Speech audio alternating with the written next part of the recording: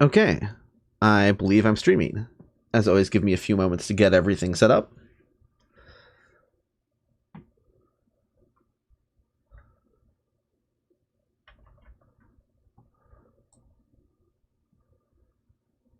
Oh wait, no, that screws that up. Okay, so I gotta leave that there. Okay, let's put OBS over here.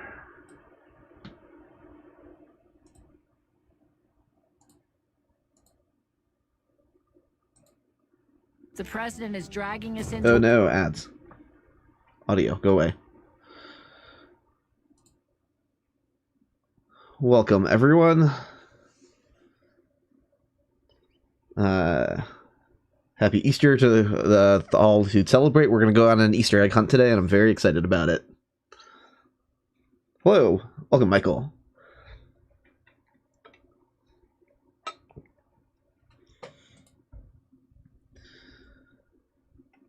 I figured I would make a special, like, splash image for the event.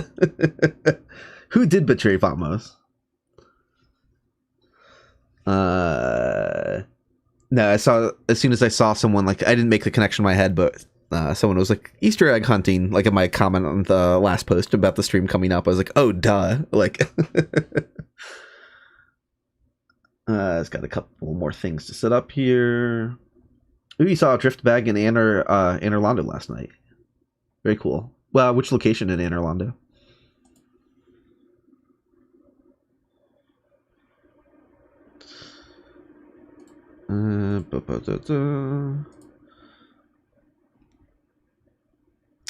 Hello, welcome back, Dark Lord Disco.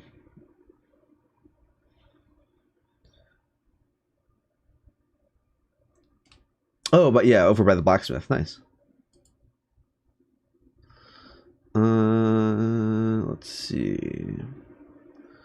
I think it looks like everything is good here.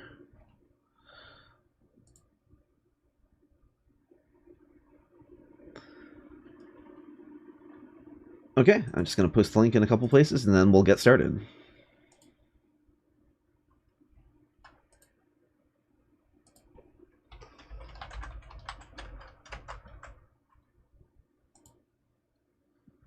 Hope everyone's been having a good day.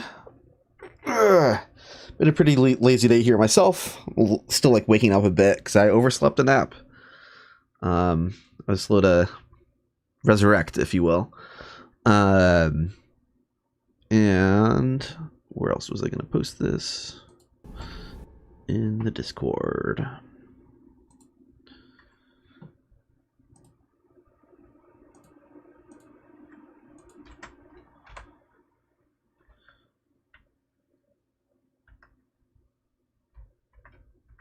All right, I have everything finally set here and good to go.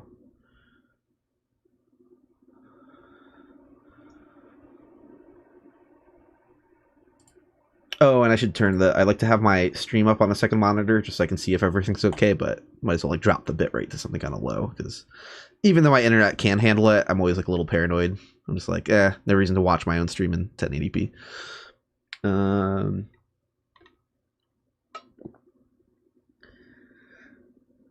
All I know is that Vamos died for our first sins. Hello, welcome back, Jizu. Alright, let's get that out of here. We can get that fun little Easter image out of the way. The idea of like painting a good Vagrant to look like an Easter egg was very silly, and I had to do it. And then as soon as I realized like I could just T-pose, I'm like, okay, Vamos, that works too well. Yeah, you don't want the treasures inside a good Vagrant are pretty cool. You might want them. Like you'll get like a gold coin, silver coin. I mean, you might get like, you know. Oh, I did Sabo Tower. Yeah, you can find that image there. Yeah, I don't know. There's good stuff inside a good Vagrant. Evil Vagrant, I don't think you want what's inside it. Yeah, it's probably not great. Let's see if I can undo. Yeah, fix that position. Get rid of that. And bring the checklist back up. And the count. Where's the count? Here it is, the count.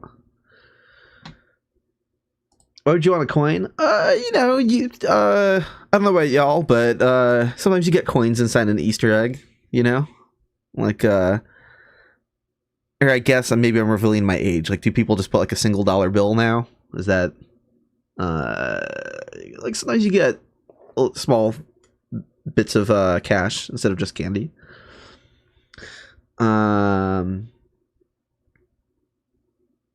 Yeah. Very silly. But yeah, Easter rules. I'm not religious, but like that's okay. Grew up with the secular holiday of Easter egg hunts, and that is a lot of fun. Oh, why in Dark Souls? Yeah, gold coin. So you can drop it and spawn other good vagrants.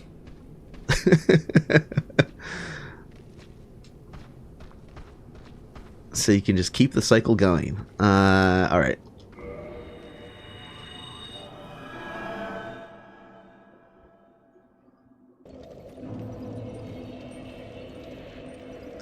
We're doing good. Like the run is 36 over a third of the way done.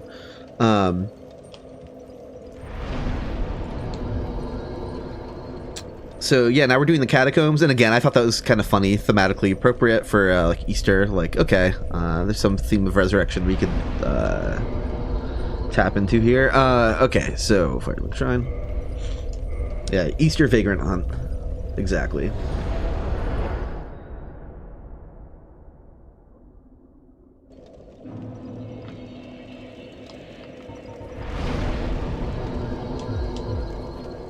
How am I? I'm probably in a good state of... Yeah, I think I restocked stuff not that long ago. So,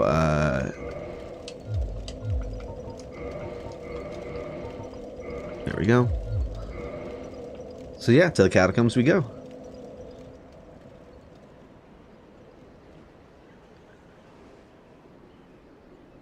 Unfortunately, I did not find and retrieve or recreate Vamos talking in 1-bit audio, but I'll make that again at some point.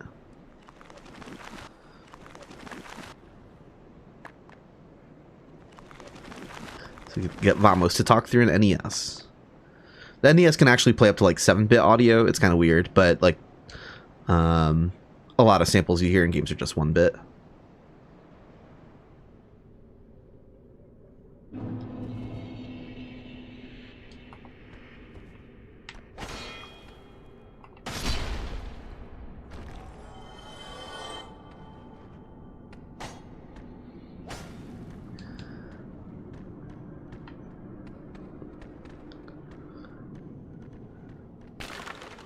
Hey, welcome, Ocelot. Ocelot, we are going to work on grinding vagrants in the Catacombs.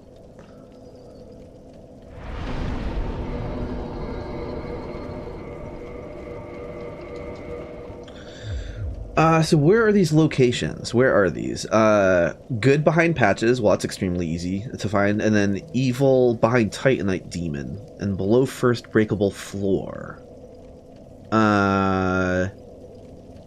Okay. So, yeah, I think we'll work on the first good vagrant and first evil vagrant simultaneously, perhaps. So let's get set up at a different bonfire. No, we haven't done Duke's Archives yet, so that would probably just be a coincidence, which is super cool. You got 2 vagrants there. 1 in your world and 1 while invading, so it could just be someone doing their own vagrant spamming. That's awesome. Yeah, Vamos does have the beard and everything, you know? I suspect. I know he's a blacksmith, but like, I don't know, probably also a carpenter.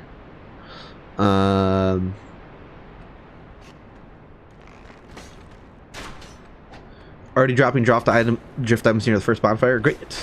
Excellent.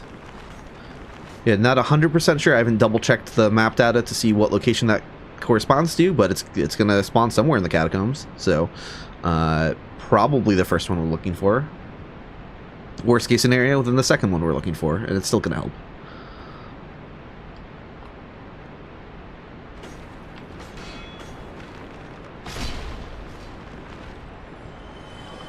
Yeah, Vamos' dialogue is it's so funny sounding.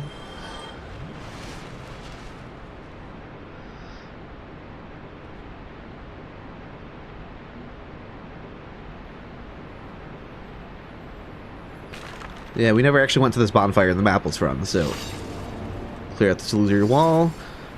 And we are going to make someone's ghost in full detail, because they're right out of bonfire.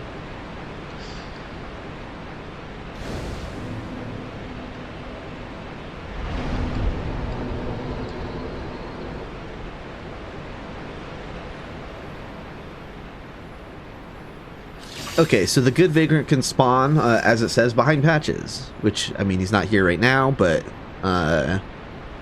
behind patches? I don't know if that's... technically, I don't even remember where patches is, like, originally placed exactly. Probably right next to the lever, because that would make sense. But, yeah, somewhere up on this little platform, a good Vagrant can spawn.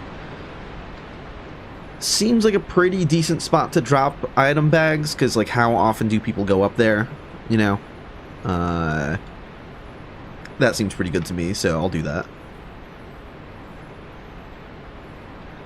If I see a ghost using a shield as a weapon, that's you. Ooh, cool. Yeah, we'll only be able to see that detail by a bonfire, but hell yeah. So, I'm going to drop Transient Curse.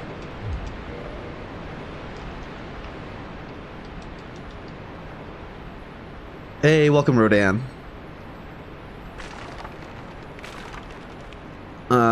And then... Evil Vagrant below first breakable floor.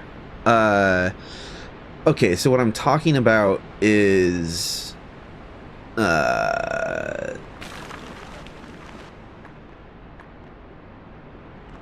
you go up behind the Necromancer, that's by the two skeletons at the end of the bridge here.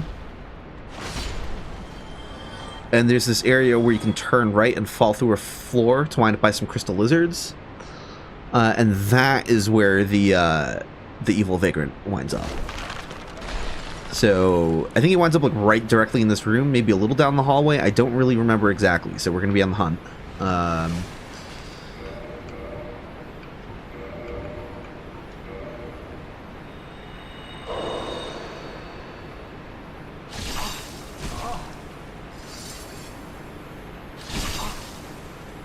I doubt you'd have to go all the way here to die specifically. I don't really know the best place to die or how this area is zoned exactly, though.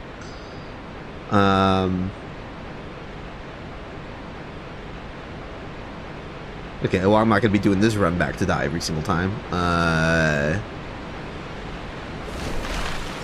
Okay, yeah, that was pretty not great. But we'll play around. We'll lose our bloodstains in different places and figure it out.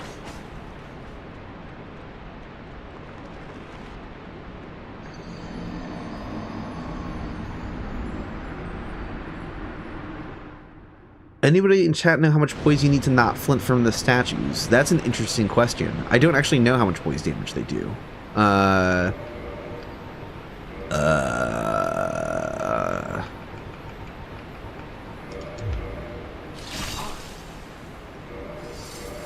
Is it like a forced reaction? Okay, it's definitely not a forced reaction. But it even broke 40. So it already got a drift bag. Awesome.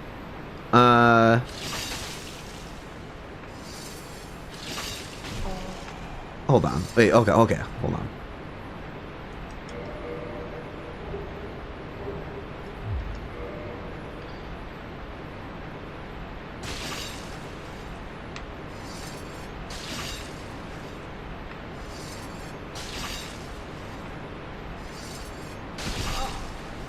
I haven't learned anything from this process. Hey, wait, no, I poised it with 40 there. I thought I didn't poise it with 40 before. What was going on? That makes more sense. I would expect 40 because, I mean, this thing shouldn't do like a billion. I don't know. I'm guessing maybe, I really don't know.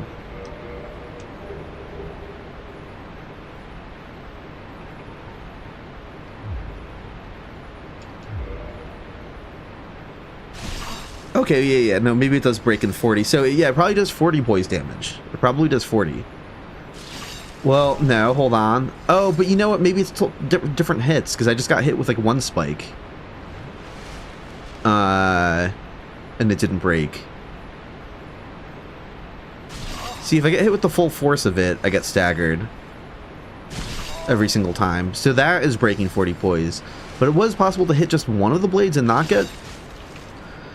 Alright, yeah, so it's like the damage is actually divided up. I'm gonna have to look closer into that sometime. But okay, the full force of it, I think, removes 40. Probably.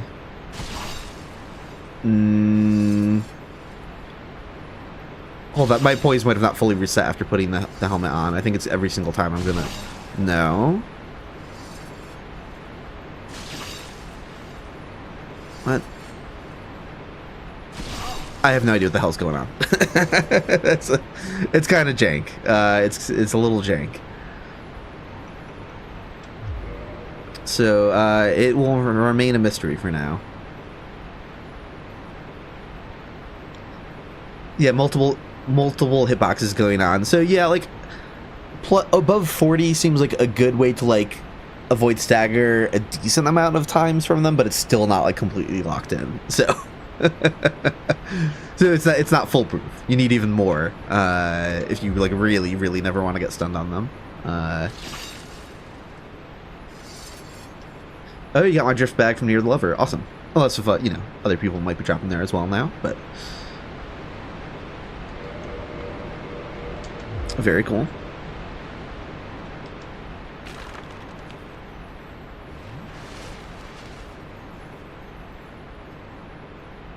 What's the best thing to do about this evil vagrant? There's a really annoying run back once you drop in that hole to look for him.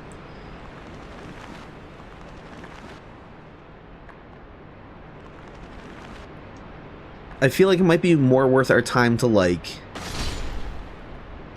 create evil vagrants every other run. Well, no, but then I wouldn't check for it. Dark Sign doesn't create evil vagrants, unfortunately. Because you don't lose bloodstains when you use a Dark Sign.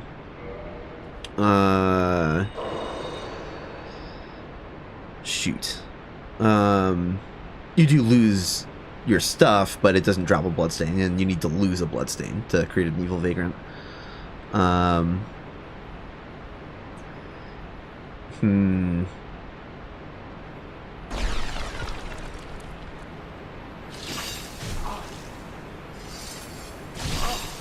Like, this would take forever. This would take...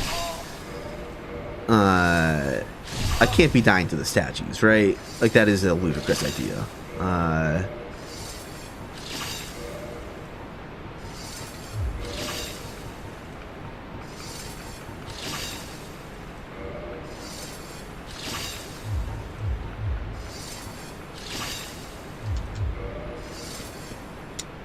You probably can send out more than one at a time, but I don't really know how that gets handled on the network. I don't know if it knows how to divide it up between two players, or if it just like sends them all to one player, in which case it wouldn't make much of a difference.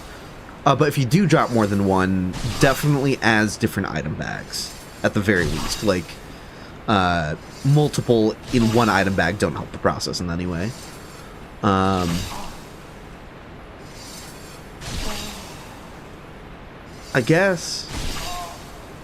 I guess we can do this.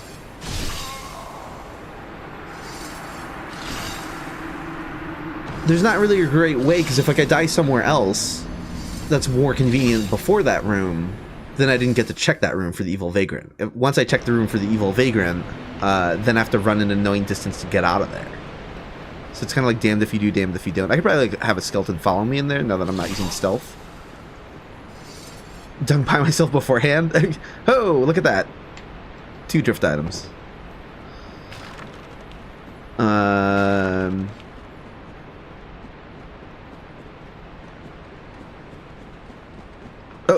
well.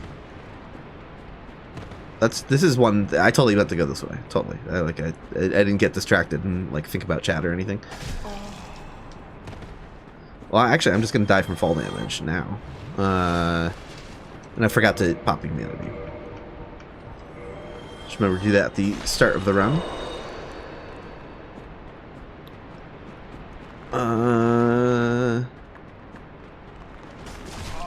Okay, I mean, if I take a hit like that, then I take some fall damage, I think I'm good to go. Oh, yeah. That skeleton, I'm not using stealth, so skeletons are going to follow me. Yeah, this won't be so bad. Oh, I didn't get that just from that bonfire.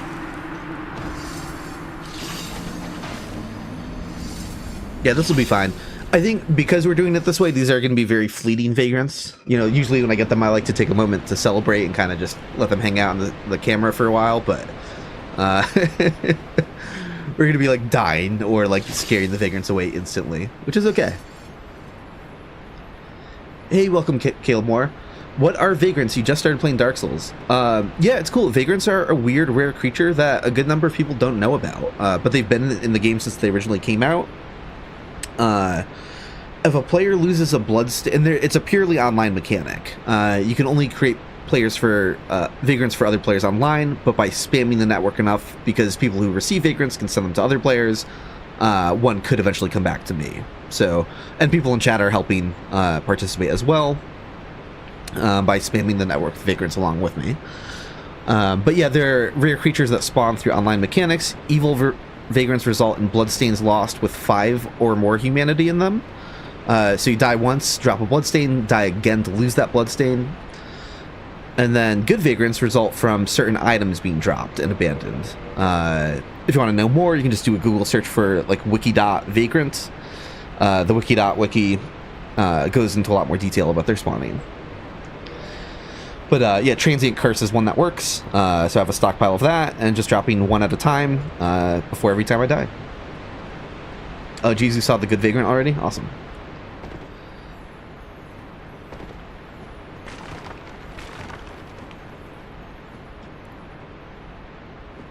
Yeah, I gotta remember to not save my humanity for later. Who wrote that wiki dot? Yeah, that was me. I'm linking you to a page that I wrote.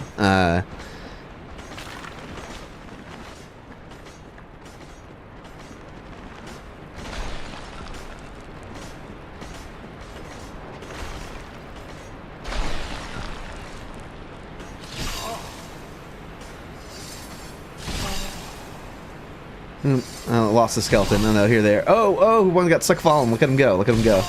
Nice.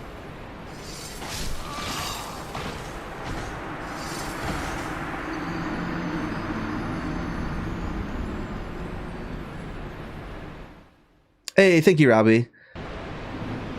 Yes. I mean, I think it's probably akin to hunting shiny Pokemon. That sounds like a good analogy, except I don't really know what shiny Pokemon are. Even though they've been referenced on the stream a couple times. I just, hey, there's the good vagrant already. And just like that, in an instant, he's gone. Look at that. That was...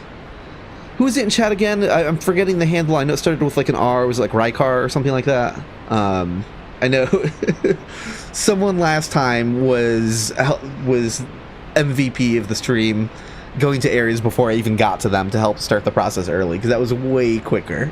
That was way quicker than that should normally happen. So it wasn't you this time, Rykbar. That rules. Yeah, crazy. I don't know what shiny Pokemon is. Yeah, I'm not very in tune with Pokemon. I've played Pokemon Yellow on the original Game Boy. My cousin had it on Game Boy, so that's how I played that. Because I didn't own one myself, and that's about it. So I can't name that many Pokemon. I'm not very in tune with it. Let's get this updated. We have Catacombs good behind patches already checked off. And then update the master list. 35 out of 92 have been spotted.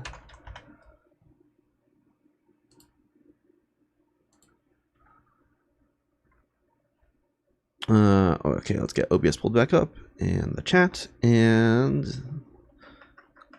keep working on this evil vagrant. And I guess we'll update the route to check for this. There's no good way to check for this good vagrant in the same run. So I think we're just going to stay focused on the evil vagrant. Yeah, there's no way to... I can't include these. It was nice in other runs being able to like adapt on the fly, but that doesn't make any sense here. So...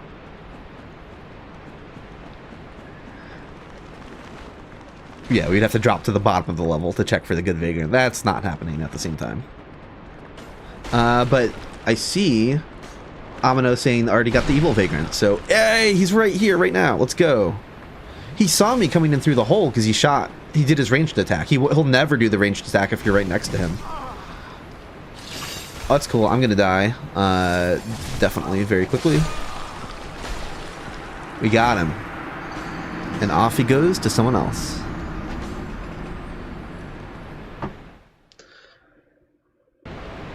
I don't know if I'll compile all the Vagrant sightings from this into a YouTube upload. It's not a bad idea, because in my Vagrant video, I didn't do a list of all the Vagrant locations, but part of me is kind of just like, maybe I'll redo the Vagrant video at some point in time. Let's see.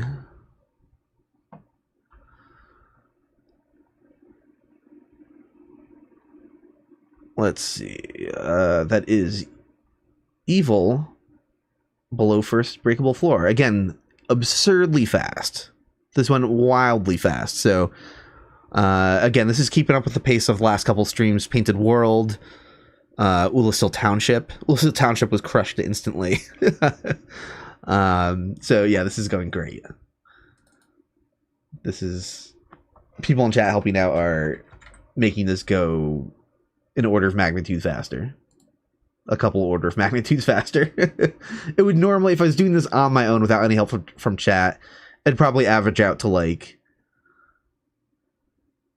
almost an hour per evil Vagrant, probably like an hour and 20-ish minutes, or like somewhere in that ballpark for like a certain good Vagrant. So yeah.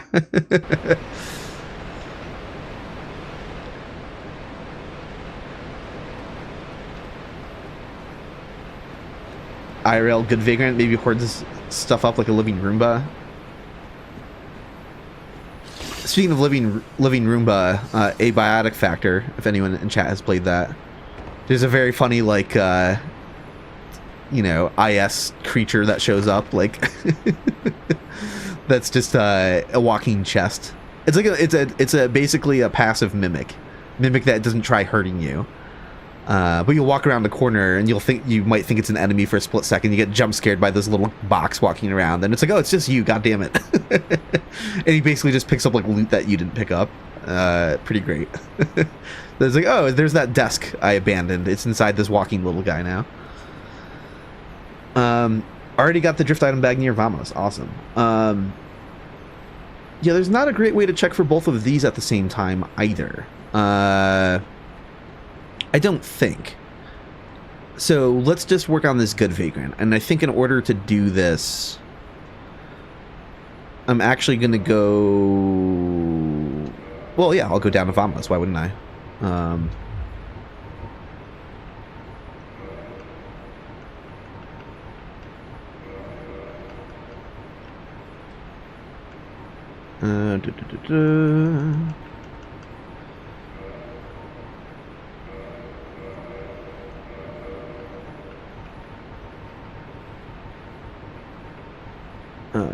Hard leather. I couldn't remember what I was wearing. Okay.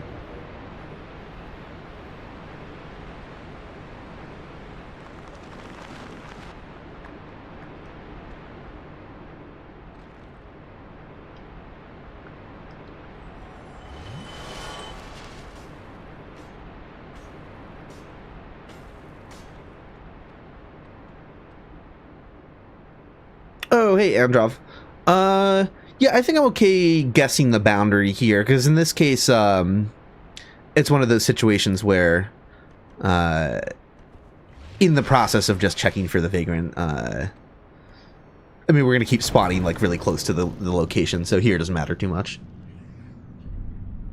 But yeah, I am curious how it's kind of, like, really divided up on a granular level earlier in the level, because it's kind of like... That first evil Vagrant we were spawning in that side area, it's like, it's not completely obvious how it's divided versus the evil Vagrant behind the Titanite Demon. That could just be like after the fog gate corresponds with the Titanite Demon. Love his dialogue quality. So good.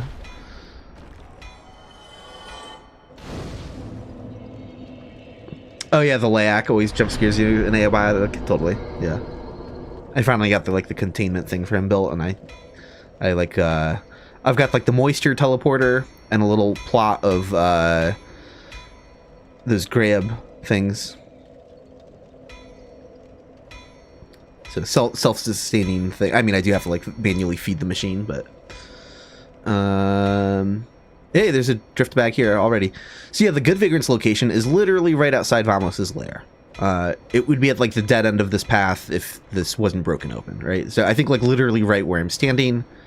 Maybe a couple steps closer to it, maybe a couple steps further, but it's not like further out into the bone wheel area. It's like it's at least where this path narrows.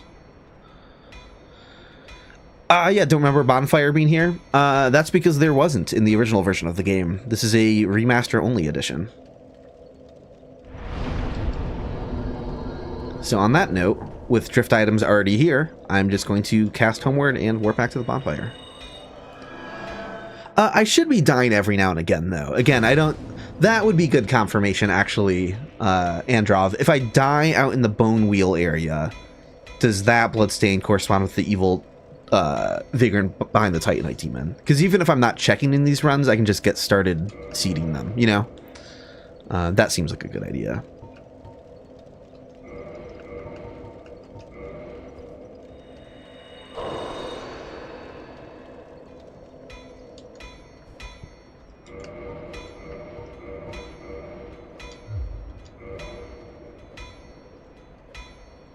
It looks like the dividing line is the fog gate. Yeah, that makes the most sense. That was my first guess, so... yeah,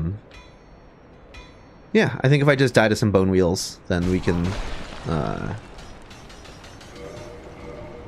So, once again, if we see this Good Vagrant, we're only going to see him for a split second before he runs off, because I'm going to forego stealth, so this happens a lot faster. So, might as well get my... quick death items back on.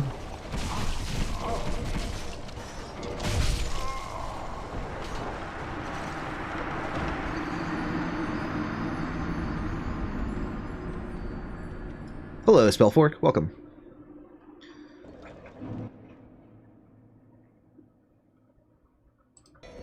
Okay.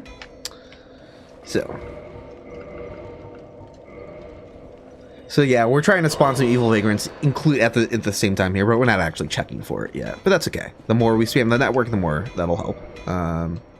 Oops, didn't mean to use a transient curse. I always do that.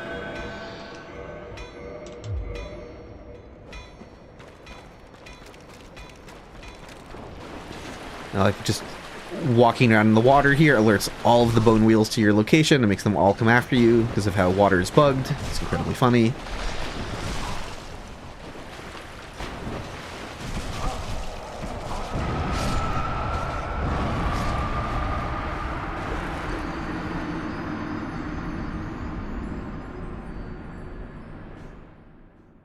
Oh, I've got the orange shard ring. Yeah, that's what I get for half paying attention to what I'm looking at while I like glance over at stream. Yeah. Yeah, I was totally doing it for the fire kicks. Totally. I should. Okay, well, you know what would be a smarter thing to do?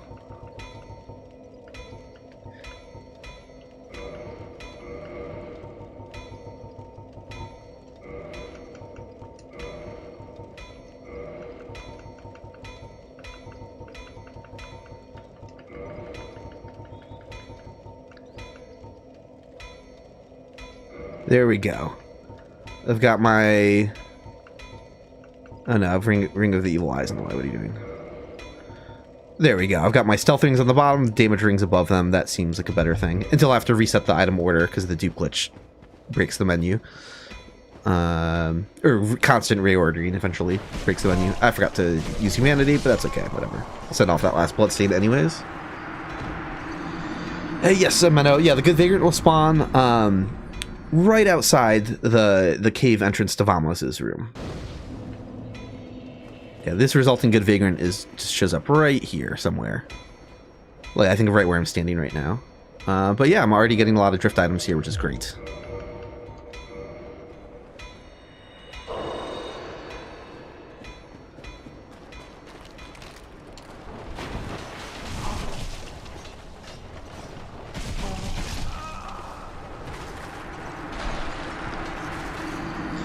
Oh, why does Vamos have lava coffins near him? It's to it's a good heat source for him.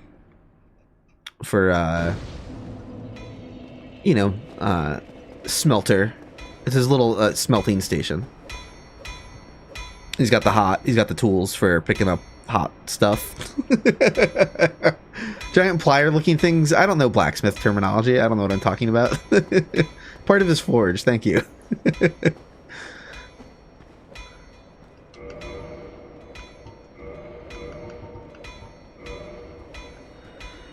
He probably also gets cold easily, if cold bothers him.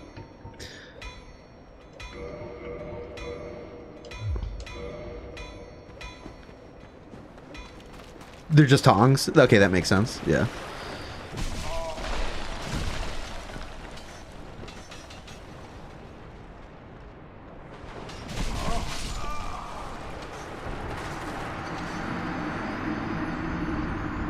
You think he's a big fan of the Tong song?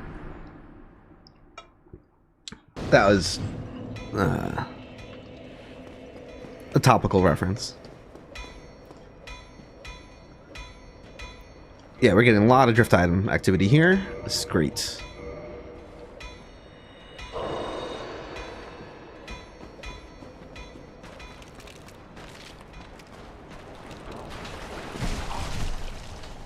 Tong, ta-tong, tong, tong.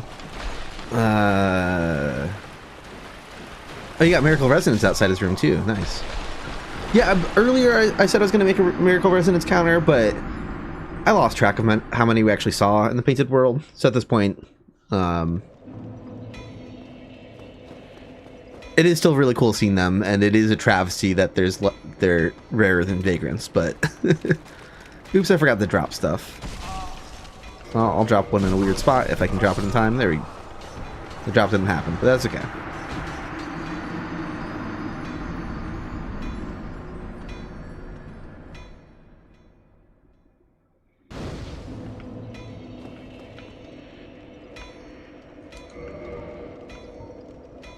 Okay, I gotta actually remember to use humanity and to actually drop an item.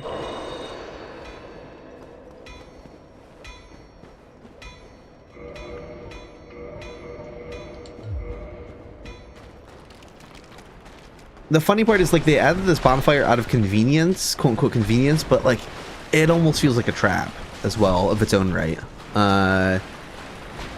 Like, I guess some people escaping the Tomb of the Giants would like to have another bonfire on the way out. I don't. I wouldn't. Hey, there's Miracle Resonance right over there.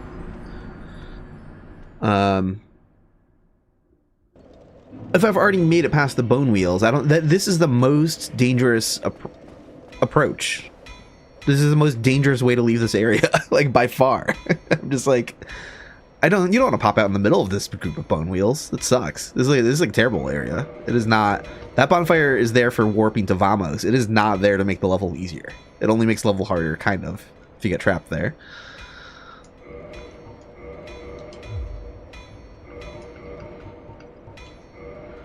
Like, it's technically closer to the boss, but once you know the drop-down paths to the boss, it's like, no, I don't want to. Going from the first bonfire to Pinwheel is easier than going from that bonfire to Pinwheel, and it's not even close.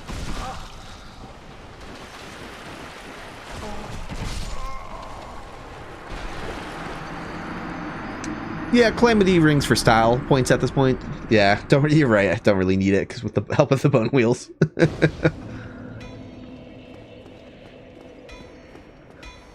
It's kind of fun wearing a ring that I don't really ever normally wear.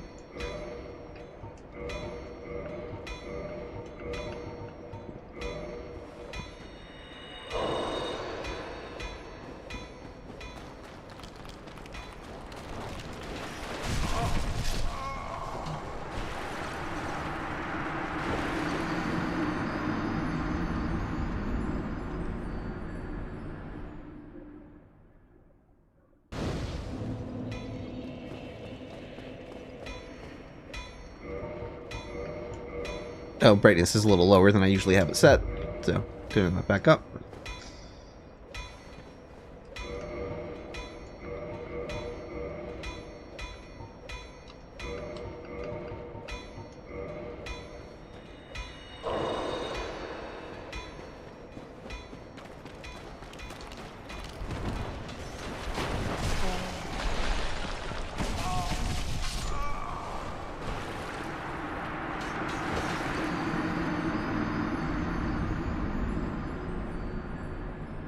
Hey, welcome. Onward Goes the Drifter. Said, hey, Illusory World chat. Happy Easter. Listened to the titular Cheap Dinosaurs album the other day. It was really good. Thank you so much. Thank you so much. I have that album. Means a lot to me. I was a big fan of my friend Dino is the person who composed it. And I played drums on it. And yeah, a lot of fond memories of that. Everything about that. A lot of drift items here already. I'll just work with the ones I have.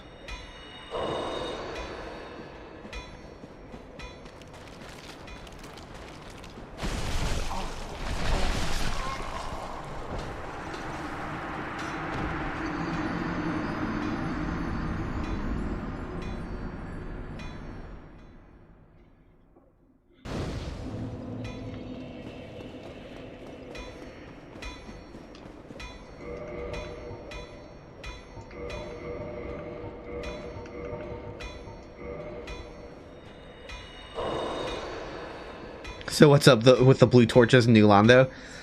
That was, you know, keylock tweaking things, I guess. Yeah, because anyone in chat wondering, they were not blue in Prepare to Die edition, if I remember correctly. Or were they? Am I getting my signals crossed? I'm pretty sure they weren't as blue.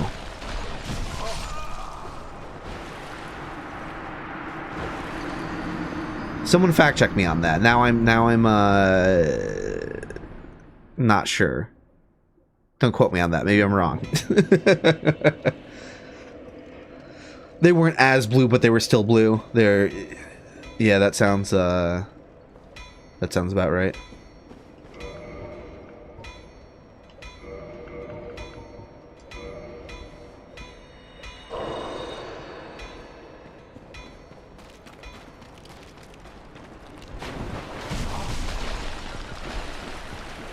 No, I'm playing on the remaster. Yeah, Prepare to Die edition would have to be modded to go online, and just kind of a weird thing to do. So,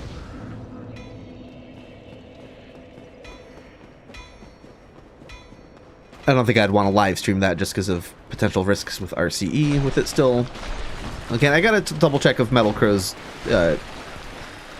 anti-cheat tool like helps with that. I don't remember if it's capable of taking care of that or not. There's no way I'm popping that in time, but that's okay.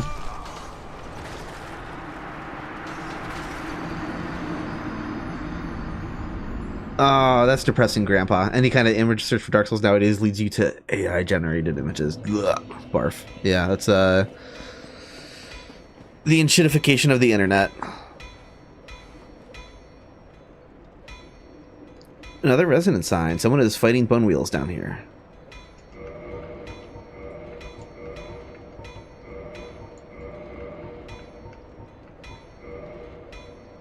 Wait, I didn't mean to. At least neither of these are drift item bags, so that's not gonna trigger the cooldown. They're not drift until they've been sent once. Okay, try that again.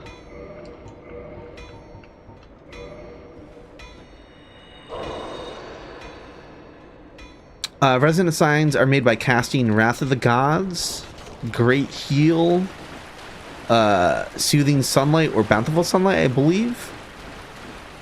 There's only like 4 miracles that can actually create them, and I think those are the right ones. And then there's something like 8 or 9 that can be buffed when you stand near the sign that it creates. So there are more recipients of the miracle than there are ones that create it. Okay. Plenty of drift items.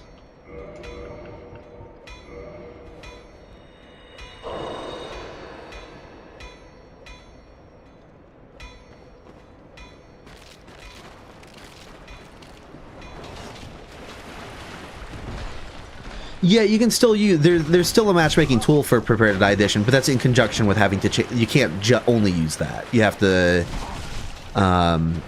There's some tutorials out there for getting online to work again with Prepare to Die edition.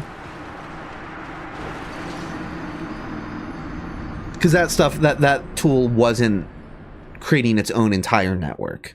So the game going offline makes that not work by default as well.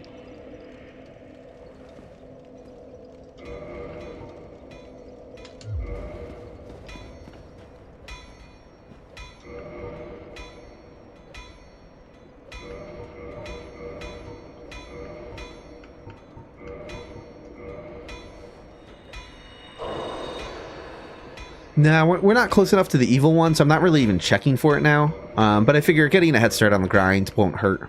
So even though we're not checking for them, we are still spawning them, trying to. I only needed to use one, not two there, but that's okay, whatever.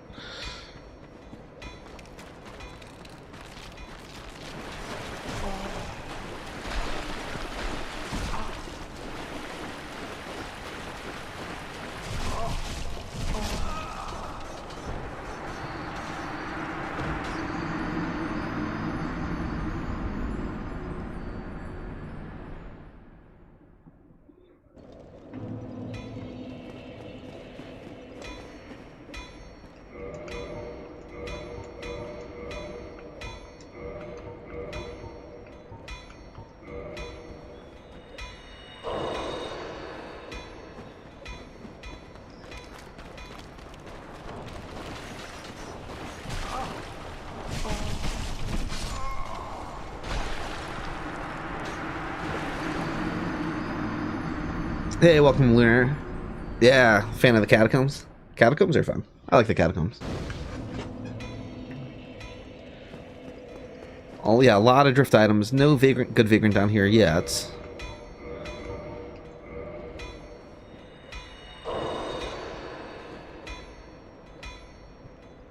That's what I'm saying, Jisoo. Yeah, the mass of the Vagrant's not very pretty. Zuli cleaned it up for me and gave it like a more fancy galaxy looking core. But yeah, the actual core is just like, ugh, what is that? That's not...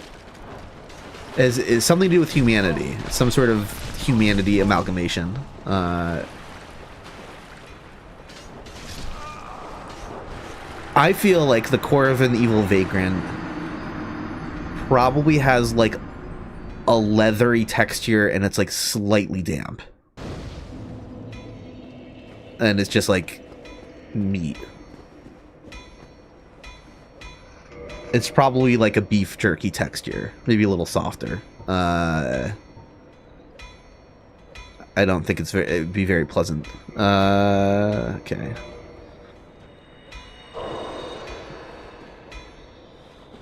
I'll get past the skeletons one day.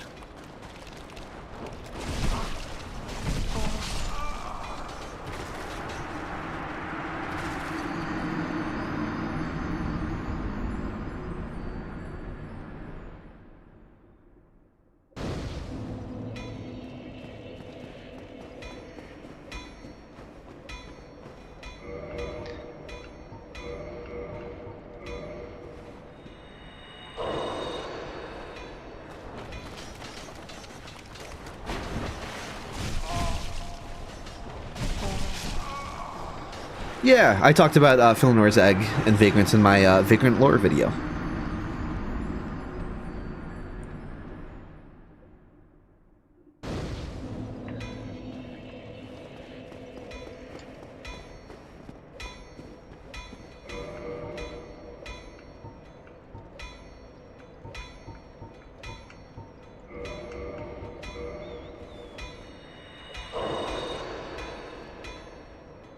Oh, you got the orange soapstone just so you could leave the imminent strange creature messages? That's great.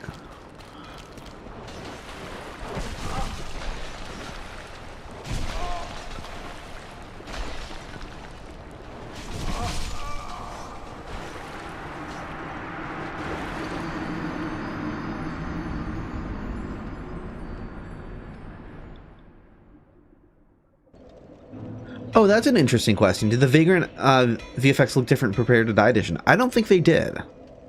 If they did, it's like incredibly subtle. That wouldn't be too hard to check. I can go back and look at footage from each version of the game. Oops. Well, I'm just going to die without dropping anything. That's okay.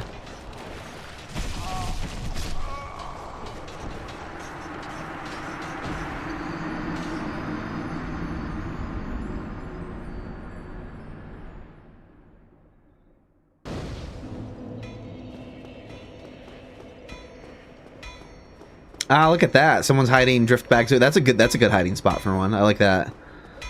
Especially because he has some glowy, like if you really hug the left corner of the wall, maybe you could tell it's an item bag, but like he already has like lava, magma coffins over there. There's already some glowy stuff kind of nearby. They don't actually like spill light out of them really, but I mean, if you have like a memory of them being over there, you might just see a bit of a glow in the corner and like distance as you quickly turn the camera and not think about it.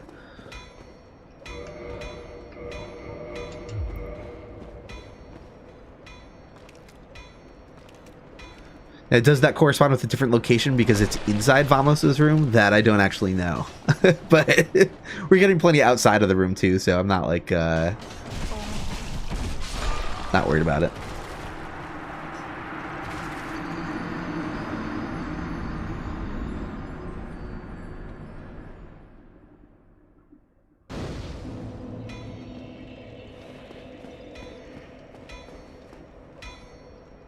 Yeah, well, don't forget that anytime anyone picks up a bag, they can't pick up any other bags for 40 minutes. Yeah, anyone who does that, they can't really interrupt the process too much. Now, a bunch of individual people they could be. But yeah, you get locked out of the process for a good amount of time. The Vagrant cooldown.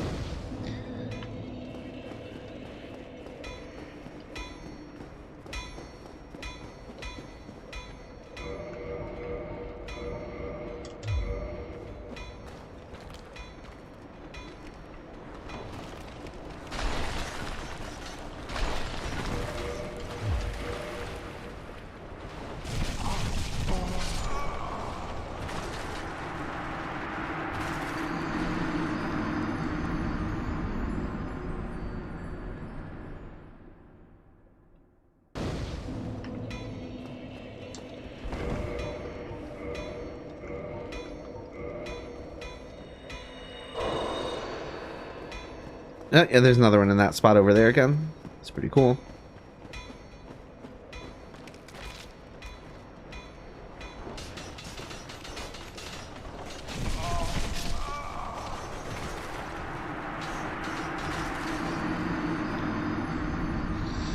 No, Robbie. Yeah, having 99 does not help the process. Yeah, evil vagrants are guaranteed to spawn from bloodstains with at least 5 soft humanity in them. And there's no like RNG associated with that, so 99 doesn't increase the odds in any way. But if that's your method of duping, you know, then it doesn't harm the process either in any way. So not a bad thing.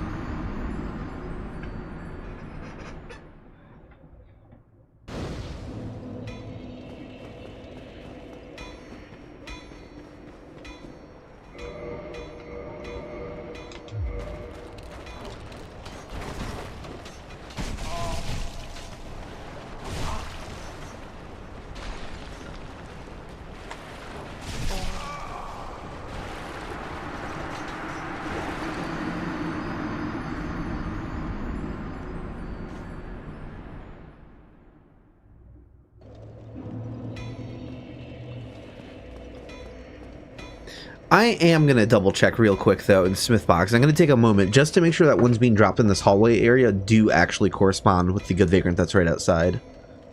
Let me just make sure it's not here right now.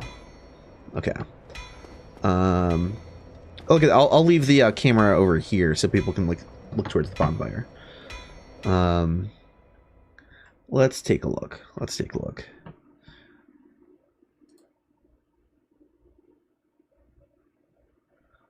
Live data mining. I should get like another pose for my talking vagrant where he's like got hacker glasses on or something. And like a keyboard. Open up Dark Souls Remastered. Open up Catacombs.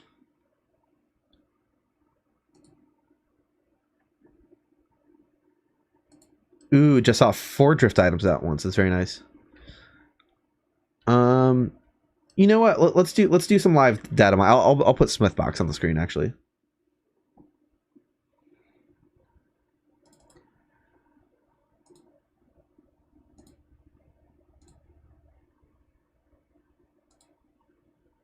Oh, let's get that resized. Where is that transform? Fit the screen. Okay.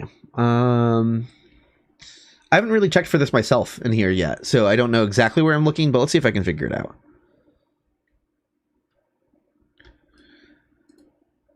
So, properties. This is a collision type.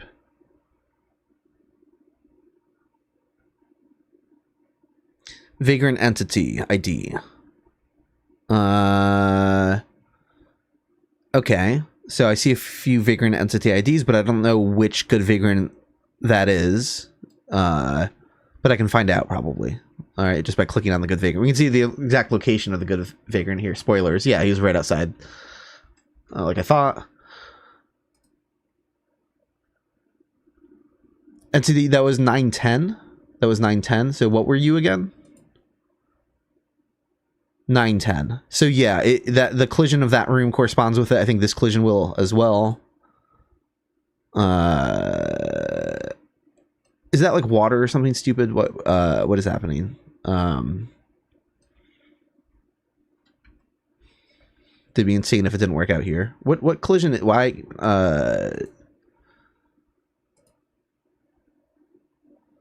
You can't tell me that it doesn't work at the bottom of this level. There's no way. There's no way. Hold on. Let me delete whatever this is. Yeah, that wasn't the actual collision. Come on. 910. Yeah, so the transition is at some point earlier in the level. As Androv was saying, probably like after going through the fog gate. But I wasn't entirely sure. Oh no, this isn't debug. This is just a Smithbox. This is a modding tool, modding program. And we can also confirm the evil Vagrant while we're doing this. I'm sure this has to correspond. This would be shocking if it didn't. Its entity ID is 912. And I wasn't even checking. So let's look at this again. 912. Yeah. So we're good. We're good. And also, because later in the run, where I'm probably actually going to start dying, this is going to be 912 as well, isn't it? It's not. Did I go to the wrong landmass? Oh, I went up to the wrong landmass.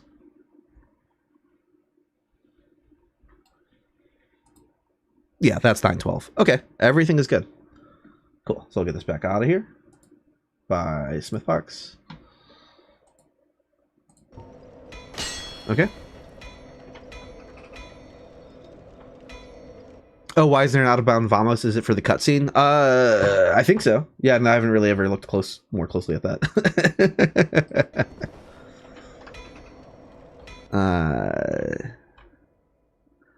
Yeah, just assume that's the case.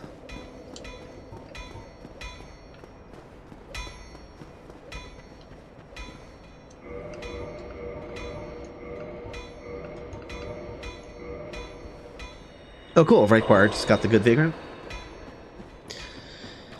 Yeah, when Androv earlier said that the boundary was by the first fog gate, I assumed that was consistent for both the good and evil Vagrant, but part of me was wondering, is this like, I could also imagine the interior of this area being, I should be careful about letting bone wheels come in here. I could also see like the wall that he smashes being like a boundary as well, though. Thankfully, it isn't. So yeah, all of the bags people have been dropping in this hallway are good. Oh, it was right there. It was right there. It ran a little bit to right here and disappeared. I saw it for a split second. That was the most blink and you'll miss it moment we've had so far in the run. So if you didn't see it, I guess just drag the you know, I know I saw it, so we were gonna check them off. That's gonna happen at some point in the run. As underwhelming of a sighting as it's just that's like the actual experience of getting a good Vagrant. And sometimes you're just like, what? Checklist. So that was good outside Vamos's room. And let's update the text count. You're at 37 out of 92. Yeah, that was gone in an instant. Saw him for very, very brief window of time. So yeah, I think I'm going to... I put both of these rings at the bottom, so it'll be easier to find. That's right.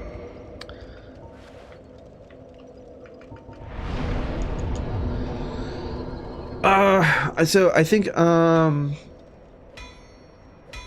going to go up to one of the upper bonfires, and normally I would just warp to Firelink and do that, but you know, maybe we'll be fine.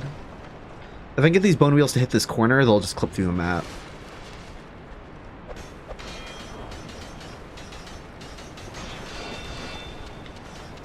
Bye.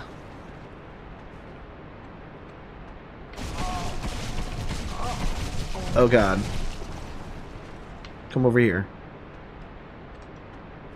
Well, not while I'm... Yep, he clipped out. Bye. We'll get their souls after like 30 seconds or something. I think he clipped out. I don't think he just looped around though. Oh, I never killed this necromancer, huh? Well, that takes care of that. Yep, there's 400 souls.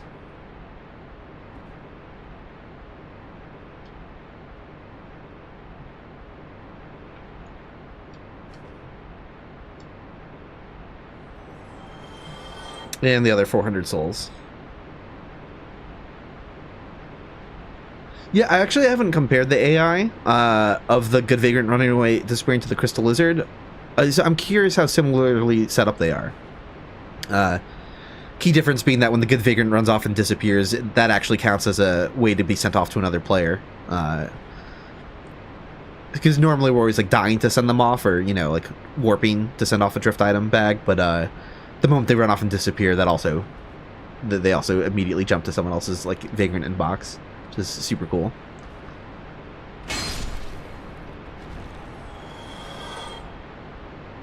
But I would be shocked if they didn't copy and paste or like do something really similar to the Crystal Lizard AI, right? Because they were clearly going for the exact same behavior, so why wouldn't it just work exactly like that?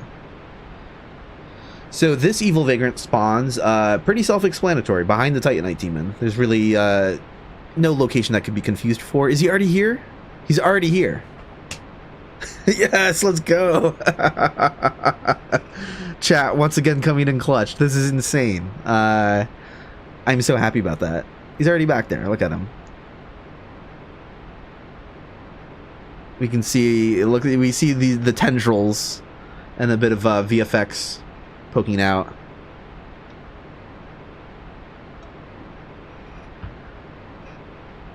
So I was worried about having to get a whole new route going and everything, and ow.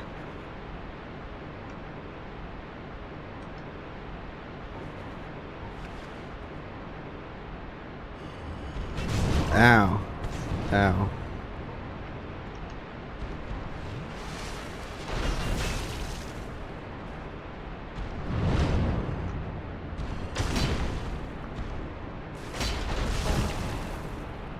Well, hold on.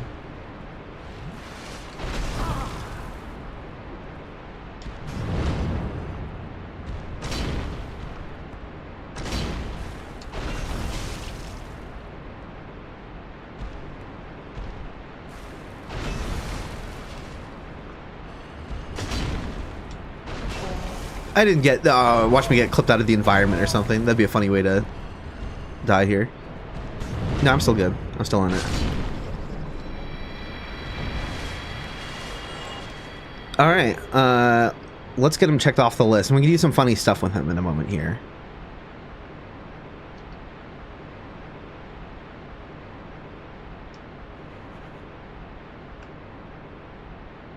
There we go. He's got an item behind him, the item corpse.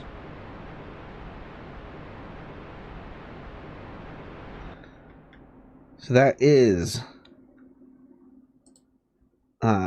Easter egg hunting in the Catacombs concluded. Bring up the master count. We are at 38 out of 92.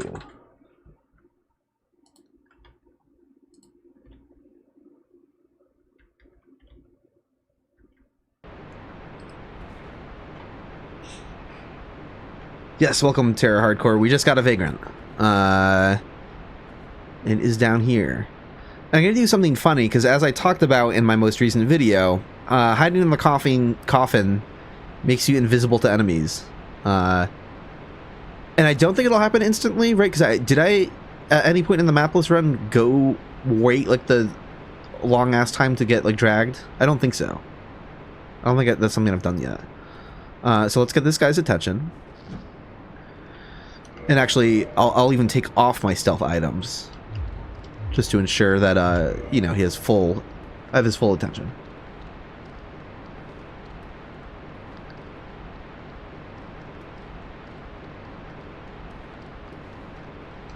Let's see how quickly he gives up.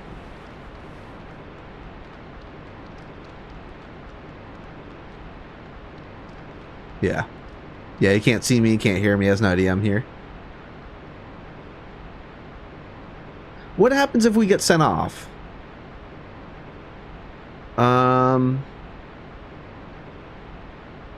That's a different map. I think if we take the coffin and take the coffin back, he should be gone.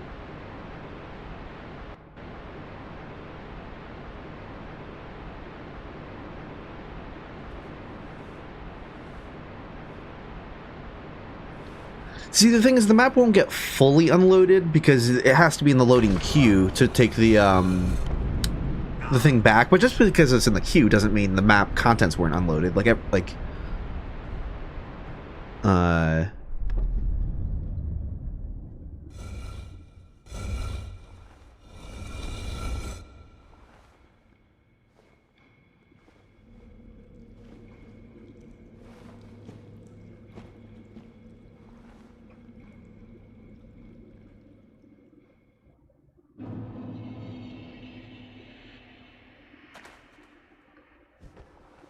Okay.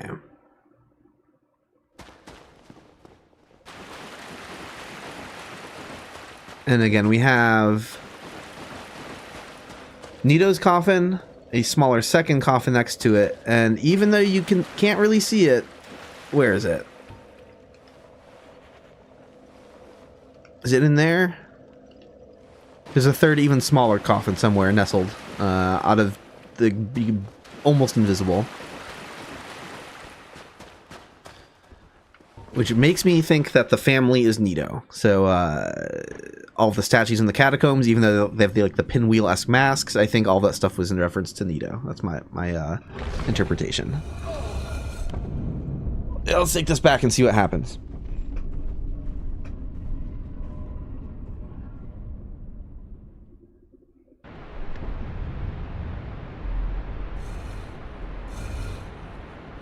And the next area will be Tomb of the Giants.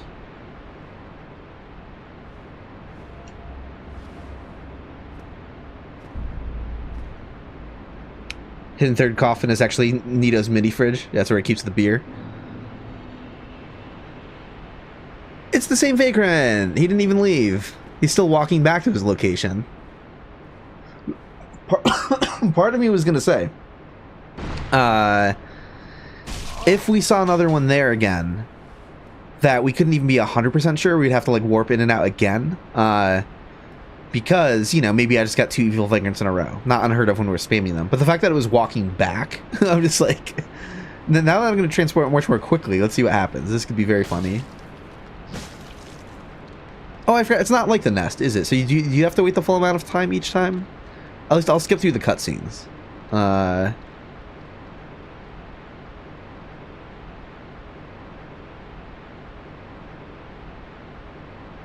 Let's see. He's by that bloodstain. He's a little past that bloodstain.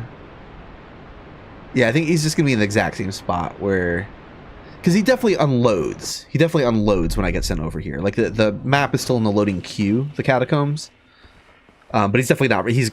like I showed in my previous video, he would have that, like, blue hitbox capsule, which means he's, like, frozen and nothing's updating with him. But yeah, he's going to be in the exact same spot where we left him. Yeah.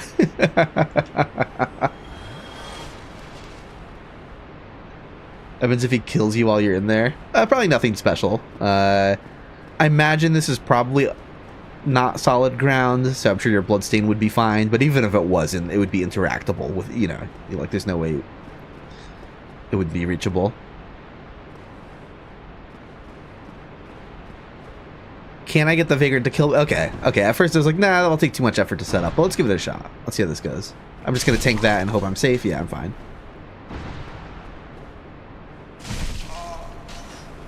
Unfortunately, we can't parry the Vagrant.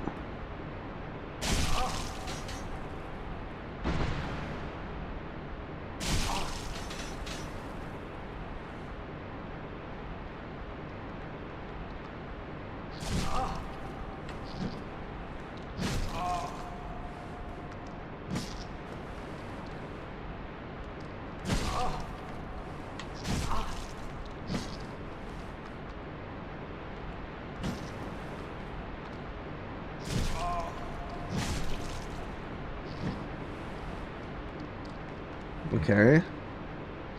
Alright, it's one more hit. I gotta be careful. Okay.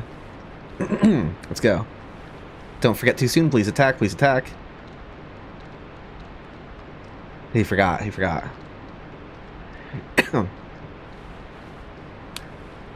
Dying to a Vagrant doesn't particularly do anything special. It just makes them, it'll send it off to another player online. Same as if we just created one. There we go. He did it. He killed me while I was technically, like, invisible and inaudible to him.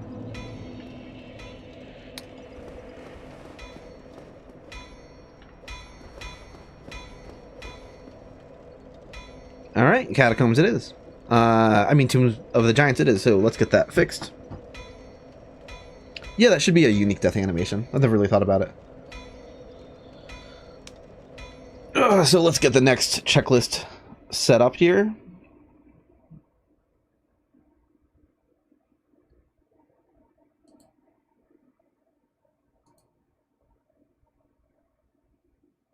I clearly must have worded something wrong here. Or did I? Hold on, let me do some Googling. That doesn't sound...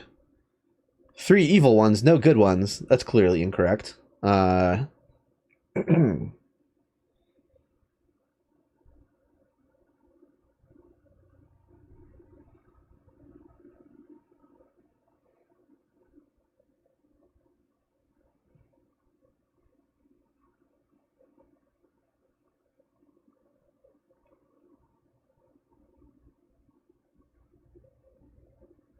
Oh, yeah, no, I completely omitted the, Is my count of 92 wrong? Is it actually 94? Let me check the spreadsheet I made. Hold on. I got some research to do.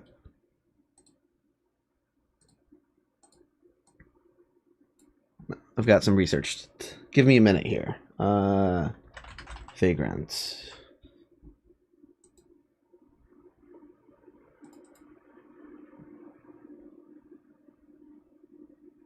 No, my master list was good. I just this particular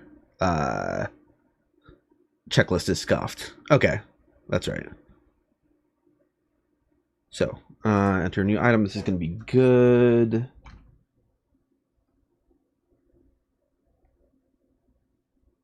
Oh,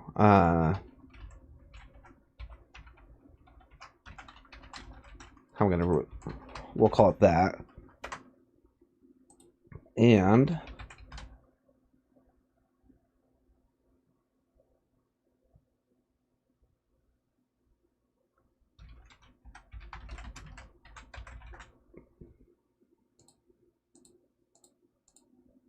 I was pretty sure I made these and put them in here. This list kind of messed some things up. Every one location has been good so far, though, so I'm not too worried about it. But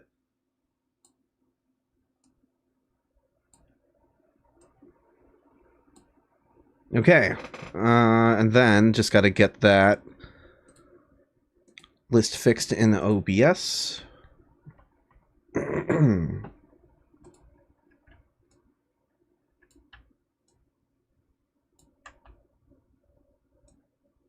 There we go. Recropped appropriately.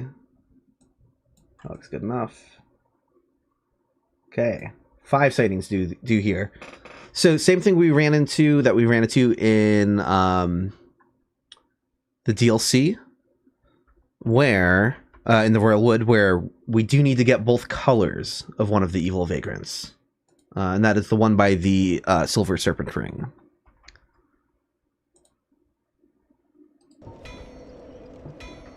Okay. Now we will make our way, without further ado, to the Tomb of the Giants.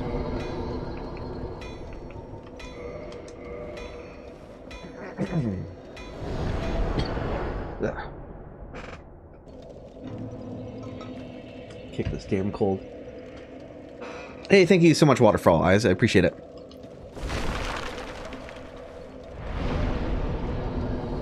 This character did get the sunlight maggot, right? So, yeah, okay. Okay, so good Vagrant. What's the best way to... Patch's Pit. This is another area where it's not going to be great for checking multiple Vagrants at a time. But we can do the same thing we did last time, which is, like, work on both at the same time. And just, like, that'll help set up one of them. Because what I need to do, well, I'll show off the first good Vagrant location. We're going to grind into existence. Worry about that first. So we're going to go up from the bonfire to the escape route. Like, we're trying to physically leave this place on foot back through the catacombs.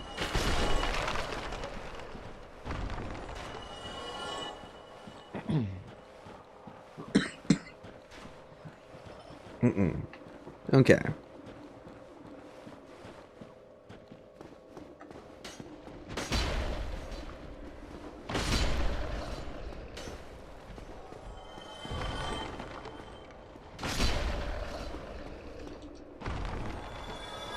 Oh wow, Dark Lord. Already seen Miracle Resonance down there. Nice. Okay, so the good Vagrant spawns up on this ledge somewhere, overlooking Pinwheel's room. So it's like, it's overlooking the very entrance of the Tomb of the Giants, but there's no way to get here quickly from there. You just have to go up all those ladders I went up. So that's what we'll be doing. What I'm going to do is I'm going to put the drift item bags like up against the wall, because you'd have no way of seeing them from down there, right? Like if you just entered the level, that's too tall. Now you can't see back there.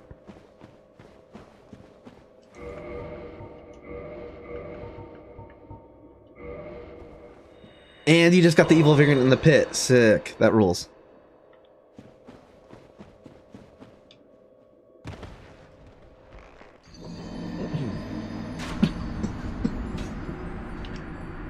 Pardon me for all the coughing.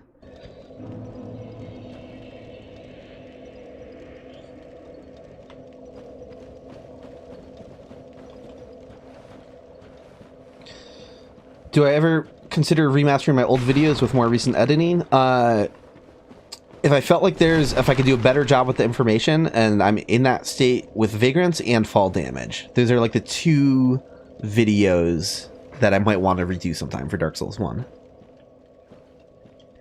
For Vagrants, I could have showed all of their spawn locations, and I also could have had information about their cooldown timer, which I didn't get ironed out until I made my video for invasion cooldowns. So I like mentioned it in the Vagrant video, but I did not have a complete understanding of it.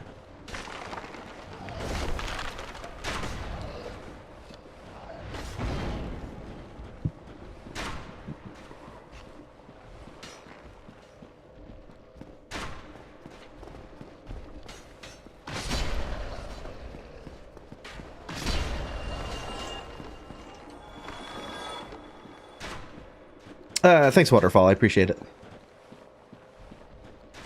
Yeah, I'll do more Demon Souls stuff eventually.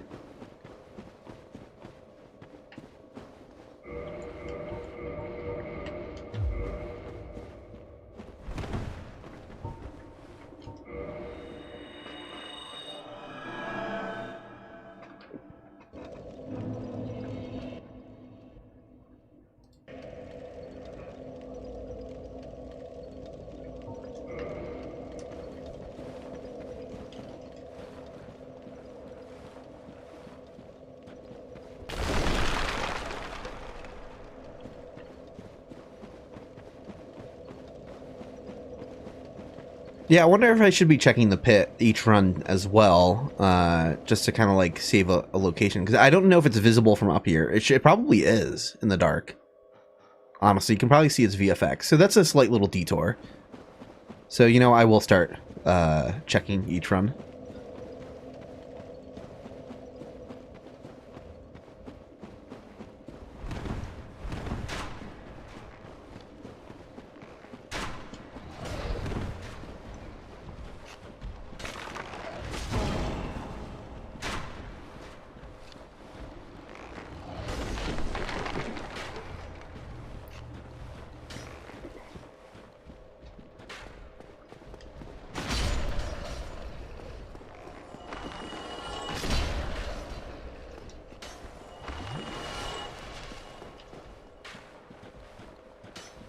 Team of the Giants might seem unfair with how dark it is, but the enemies can't see it in front of them.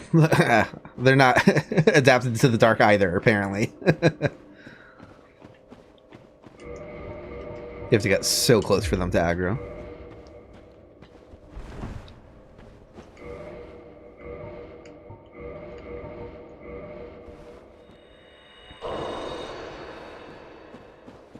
And I'm going to take a quick pee break, so I will be RB.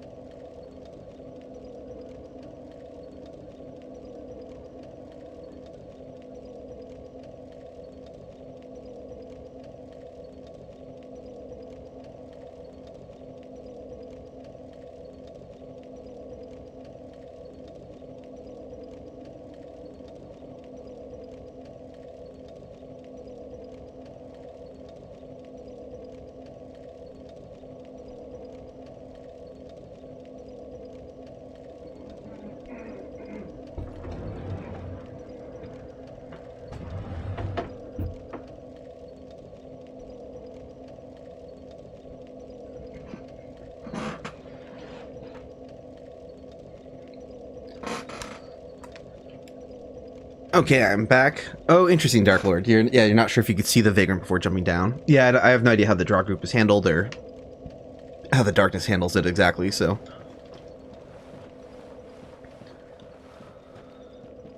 I'll continue poking out quickly, I think, because again, it's such a short detour, but...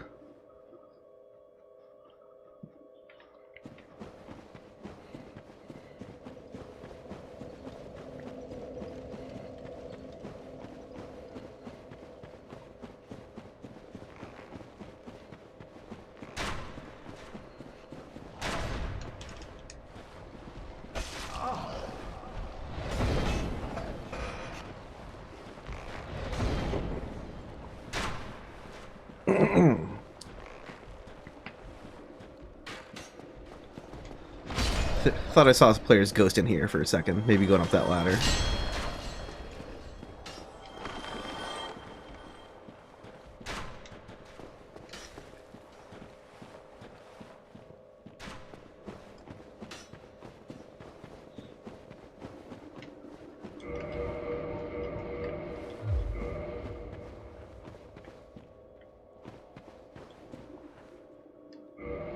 Something a lot of players miss here. Dev message telling you where to go, how to escape the Tomb of the Giants. So there's 3 dev messages that try to help you find the way back out.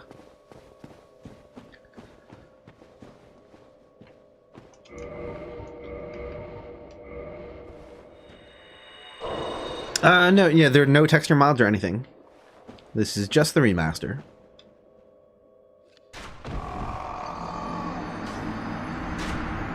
I usually have an 8ness up to like 8ness. I usually have brightness set to like 8. Look at that. Some drift items right by the bonfire. One right literally underneath the starting position.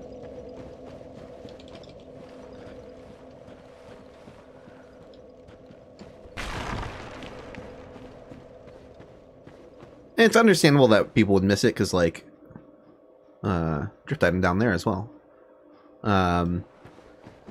You know, because there's like not an obvious tell from a distance that a player message and dev message is any different, but once you know how to tell the difference, like, oh, it has a different icon, you can't vote on it, it has no ranking.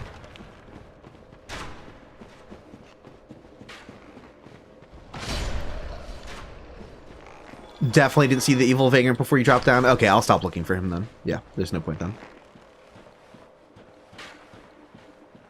Drift items galore at the bonfire for Dark Lord. Nice.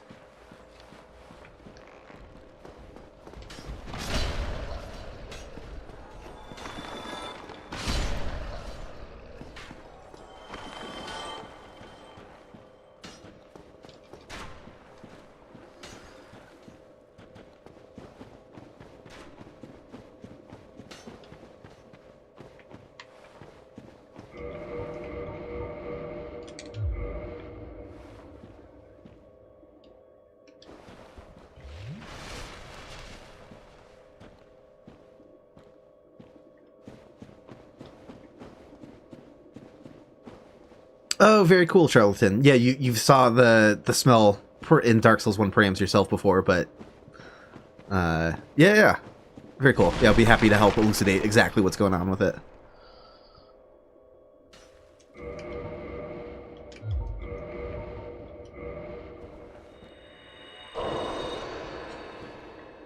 Should drop all of our drift items in a pentagram shape to help try summoning the evil Vagrant.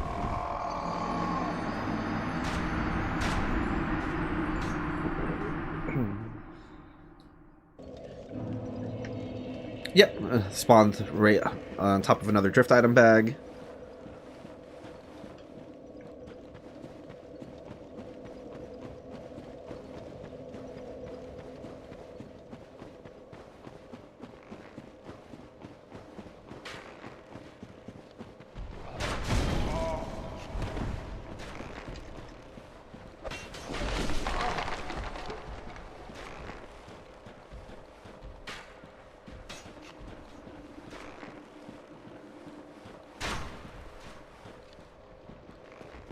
Oh yeah, Tomb of the Giants could be tricky to explore. Like if you really haven't spent a lot of time, like really making an effort to memorize the whole place like the back of your hand. Yeah, I haven't been here since a blind run. Yeah, I wouldn't know the area layout either.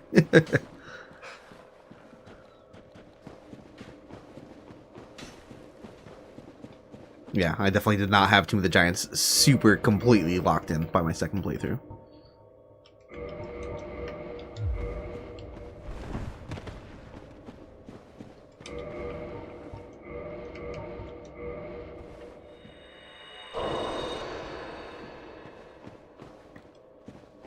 Yeah, I think the undead do smell undead, unfortunately, canonically. I think they're at least a little stinky, because we talked about this in the previous stream, but Shalquar in Dark Souls 2 comments on you having a pleasant smell, which is totally a dig. That is not... right, like, in the context of, she's a cat, talking about your smell. You know, and that follows, like, not that much earlier in the game. You have the cutscenes of the fire maidens or hand maidens, whatever you call them, talking about how you're gonna go hollow and everything. It's just like, yeah, the game's reinforcing that, like, you're dead and dying. Like, things are not great.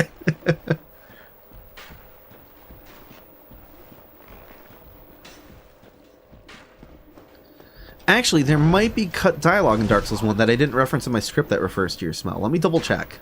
Good thing I thought of that, because if that isn't the game, I should reference that. It'd be fun. Not relating to, it's not cut content relating to the mechanic, but just kind of like a... is it smell, though? Probably not. I might be misremembering. I think it's... I'm thinking of Lautrec, right? He has a reaction like, oh, your face, you know.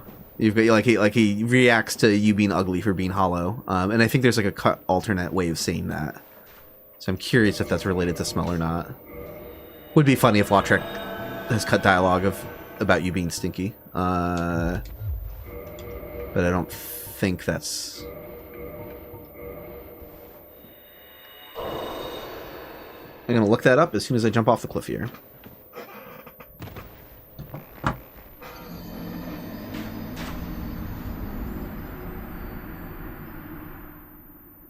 Oh, is my stream audio buzzing again? Did that shit happen again? Hold on.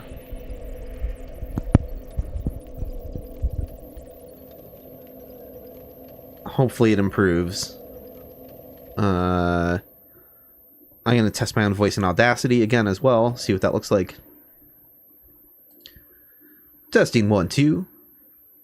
Voice check. That is a high noise floor. I don't like that.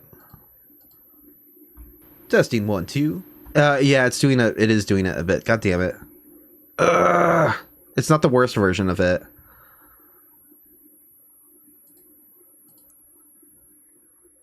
Buzzing voice. Audio check. Big buzzing for 0 is cubed. Big buzzing alert. Big buzzing. Oh, God. God damn it. Alright, well, that's fun. I wish I knew what caused this. It sucks because, like, nothing...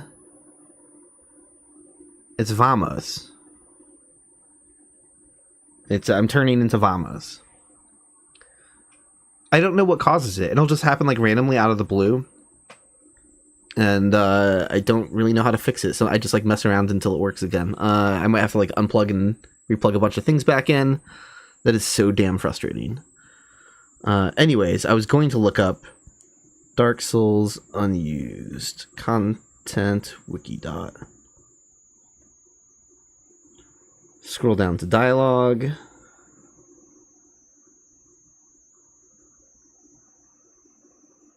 Oh, no. I misremembered. It's not cut dialogue about the player's spell. It's cut dialogue about your voice. Which is what's happening to me right now, so I must be going hollow. Yeah, he says, cut dialogue saying, by the lords, your voice. Your humanity is really slipping. Because what he normally says is, I think it's the exact same line, but I think he says, by the lords, your face. So, but yeah, the cut dialogue of him referring to your voice instead, kind of interesting. Okay. Yeah, I guess this is technical difficulties while I try to get this figured out again.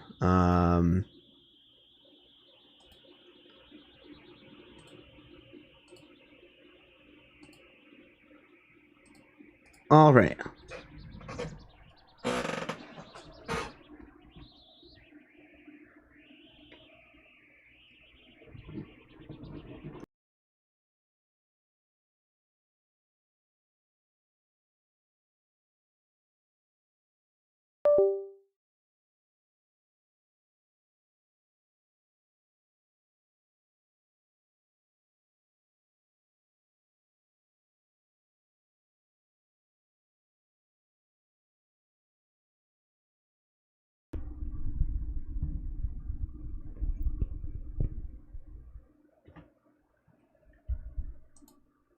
That is first test, microphone check.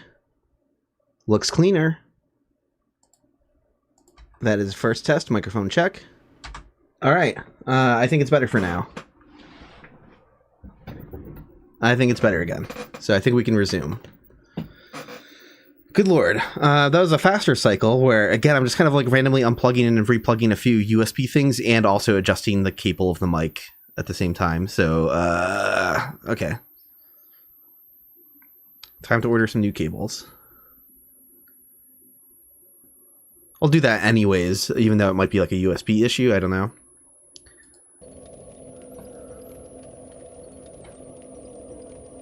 Oh, no, wait, it's back. Already back. You've got... What the fuck? What? I don't... Oh, come on. What is this shit?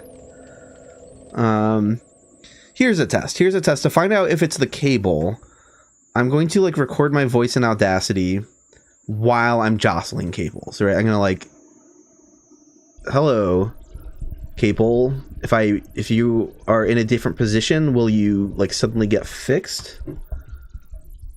Is it anything to do with this? I don't see any changes to the quality while I'm playing with the cable. There's a pop, but that shouldn't relate to it, I don't think. Another pop. Sorry for everyone listening to this crap. What the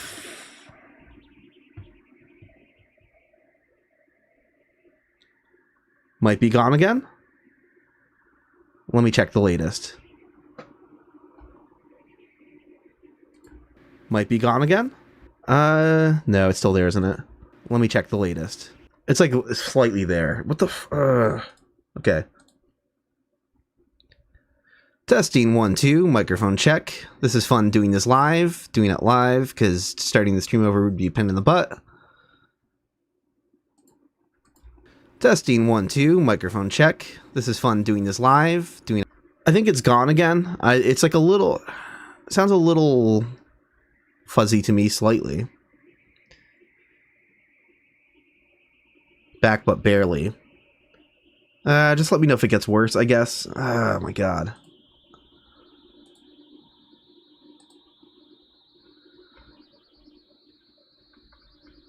This is what we get for not believing in Vamos hard enough. Okay.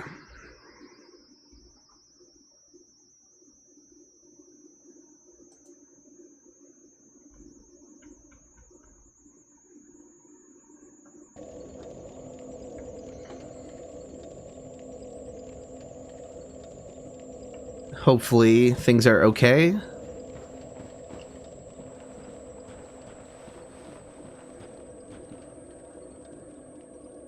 Is it getting worse again?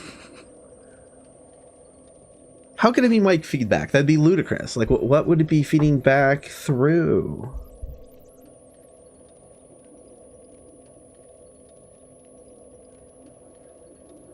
It's loud!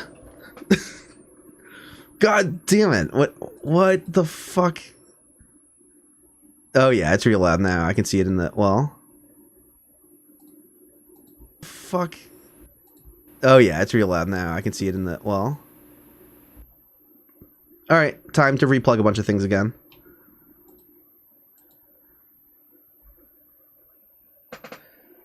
Oh yeah, let me move my smartphone further away just in case. I don't think it's that thing though. It's not like the sort of thing. But who knows?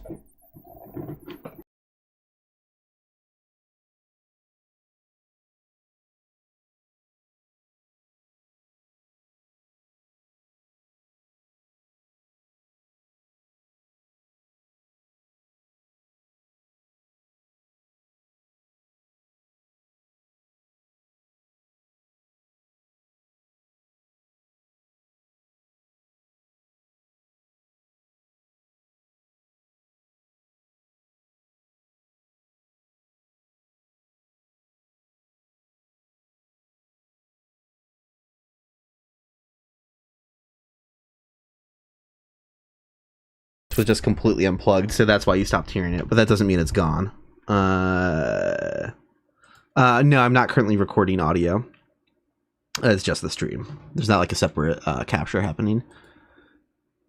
Testing 1 2. How are we doing right now? Testing 1 2. Have I tried punching the microphone? Not that. Because I think the mic is probably fine.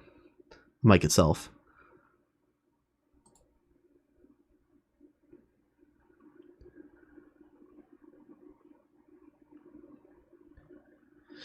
All right, seems to be gone for now. We will keep working with that and just hope it works.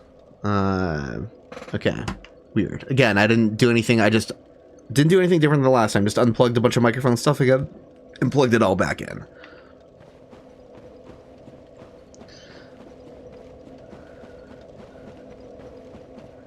Summon Leroy to bless it.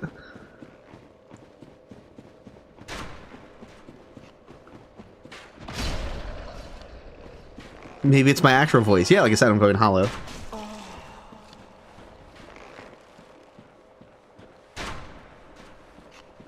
Oh yeah, that's a common thing from smartphone interference, unrelated to the high-pitched scream, but like the sort of thing.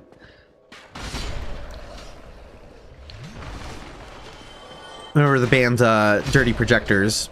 In one of their songs, they put like a rhythmic rhythm in that was like inspired by that rhythm. They didn't sample it; they just kind of like used an electronic drum pad and had someone play a weird like herky-jerky rhythm.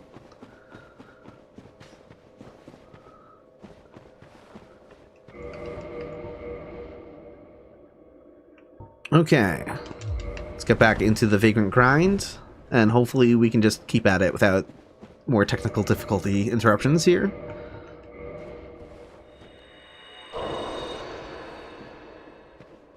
Hello, welcome back, Benevolent Beaver.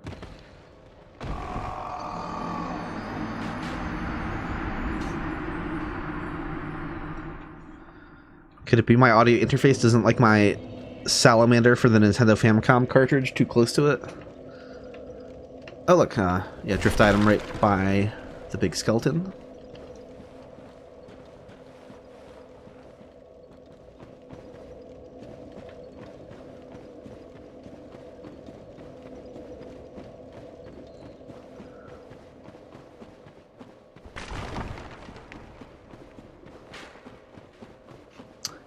Oh, hey, Beaver. No, we actually cleared out the Catacombs already. So we are in our second location.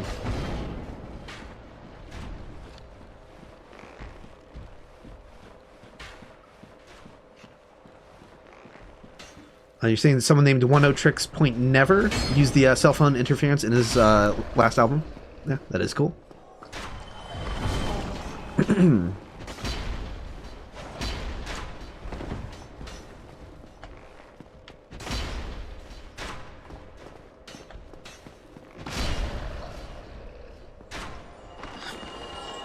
Dark Lord, I remember way back in the day you were working on some music project thing, and you had a bunch of like pedals strung together, and some radio interference was coming in.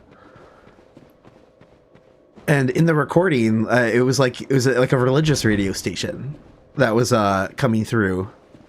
So there was like talk of like God, God and stuff or whatever, like in interference that was like intercepting the audio signal, which was cool as hell. Right? Wasn't someone talking about like seeing a bright light or something like that? It was like, yo, this is crazy. This is really cool. Yeah. Cool shit.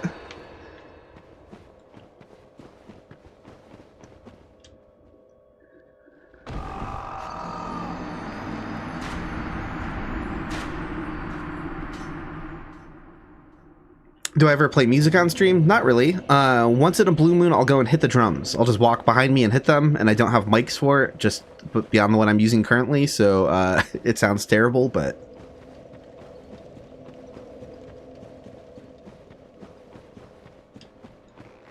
That's like my equivalent of like standing up for a minute, you know? Is to just go hit the drums for a minute. Ow.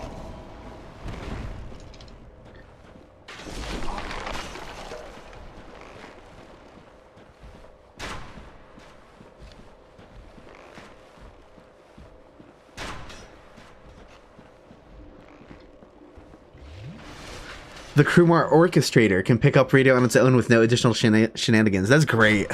I love that thing. Wait, do you still have the Crewmore Orchestrator? Is that thing still kicking?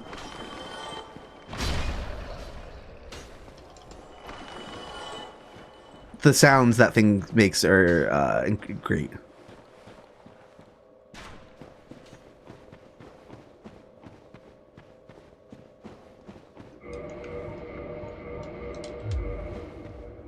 It's very like kind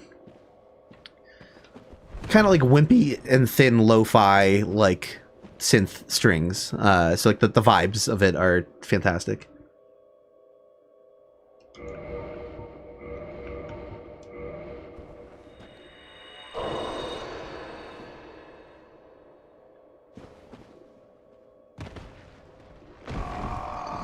Oh yeah, that rules. Yeah, very brittle. Yeah, like it's not. You don't get it because you want a high quality synth recreation of strings. You get it because you want a synthesizer that sounds like a synthesizer still, but recognizable as like early synth strings. Like yeah, so good.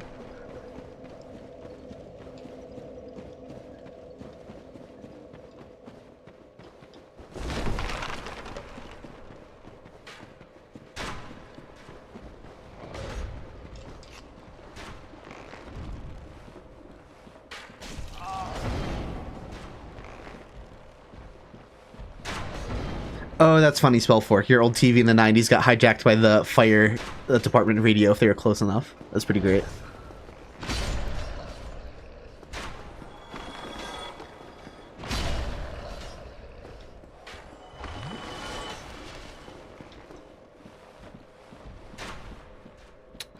I started playing drums on and off since like 5th grade.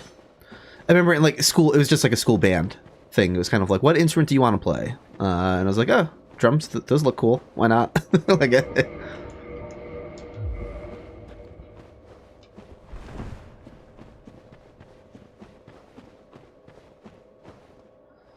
remember they had a very, well, again, this is childhood memory, so take it with a grain of salt. Memory is very fallible, but if you put me through a lie detector, if lie detectors weren't pseudoscience and you could trust them to be accurate, I would believe that this actually happened. Is that it was kind of like in my school system. How did it work? It was like orchestra. You could start as soon as like the 4th grade, and then band didn't start until 5th grade, and then choir was maybe 4th grade as well. I don't know. It's kind of fuzzy. But band definitely wasn't until 5th grade, and I remember them doing like a demonstration of the instruments of like what you could play, and I remember the band teacher being like, "Oh, we had like way too many drummers last year, so please don't do the drums." Like they just like asked the students to like not play this instrument, like. And then I wound up being the only drummer, which was great because then, you know, we would get parts where it'd be like a bass drum part and a snare drum part at the same time, you know, obviously, and I would just play both parts together. And so that gave me a bit of a heads up. So that was, so that was fun. But yeah, like telling kids to not do the drums as a warning. I think they were annoyed that there were quote unquote too many drummers the previous year or something like that. And then, oops.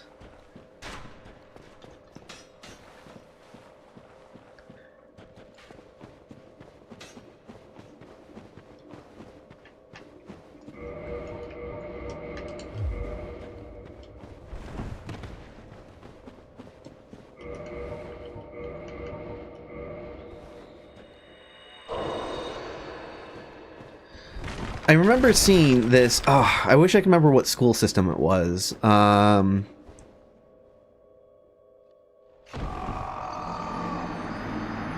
Somewhere in Maryland. It's like Towson, Maryland, maybe?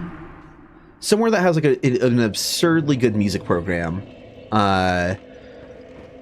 Where like their winter percussion ensemble for high school. I don't remember if I have the right school or not, but there's someone out there that has like a high school winter percussion ensemble that's like DCI caliber, right? I'm talking marching band speak, which I'm not the most knowledgeable marching band person on the planet, but DCI would be like Drum Corps International. That's where you get like the ultra crazy technical marching band stuff that's like ludicrously difficult and has like a really really high bar for the level of musicianship that's required. So there's a high school that's like performing stuff that's like kind of on that level. And I just remember thinking, like, how the hell is that even possible? Right? Like, there's numerous things that have to be going on. You have to have a well-funded school system. But I'm just like, how do you get that many drummers and percussionists who are just, like, professionally, like, at the skill of a professional player when they're just high school students? Then I learned that the person who directed them was the middle school marching, or the middle school band teacher. And I'm like, that makes so much sense. Like, that's like, like, that means they have a middle school system where their band teacher is like a legendary drummer and percussionist who, you know, manages the percussion ensemble and drumline of the high school marching band. So I'm just like, oh, he gets started early, like at middle school age. He gets to like pick talent and like set good discipline really early on. So he probably has like 6th graders practicing like double stroke rolls and shit, you know, like, which is just not like as normally like the sort of thing, you know, like I'm sure he has 6th graders working on all of the rudiments, you know, like, so that they can be that good. Because there's no, like, sure, some people are quick learners, but that high school percussion ensemble was so obscenely talented that it was just like, you don't get that good within the 4-window period of high school. Like, they have to be practicing for, you know, beforehand.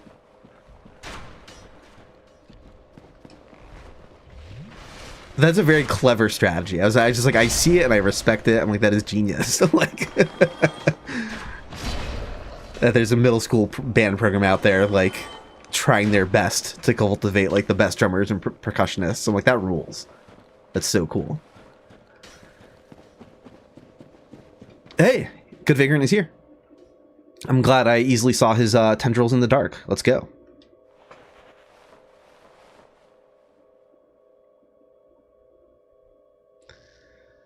Hey, thanks so much, Jared Co. Pardon me. Hey, thanks for all the good content. It was recommended to me last week and couldn't stop watching since then. Since I only played Elden Ring, can you explain in short what Vagrants are? Yes.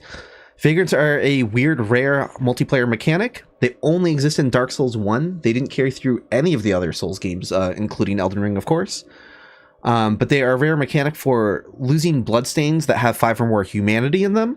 Which maybe even that on its own doesn't make much sense because you didn't really have a humanity system in Elden Ring. But there's another resource, kind of like Souls, that you can also lose in a bloodstain.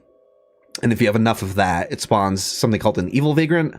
Or if you drop and abandon certain items, usually rare items that aren't that easy to come across, it can spawn good vagrants. It is a multiplayer mechanic. You send them to random players online, and it is super cool. And yeah, you can totally help if you have the game on PC. This is the remaster on PC. Just show up and kind of drop items in the same place, or you know, get yourself to 5 humanity and just die a couple times to lose that bloodstain, and you'll help create vagrants. And they all have fixed spawn locations, and you know, the boundary for each location might not be totally obvious, but as we go down the list, it'll make more sense. So, yeah, we finally got the good vagrant here. We'll run up to him and watch him disappear. Oh no, I'm gonna fall. So the good vagrants behave just like crystal lizards, so that's the only thing it is capable of doing. It's just gonna peace out. Okay, so we got one down. That is good by exit return path. Off the list. And we get our total count up to 39 out of 92.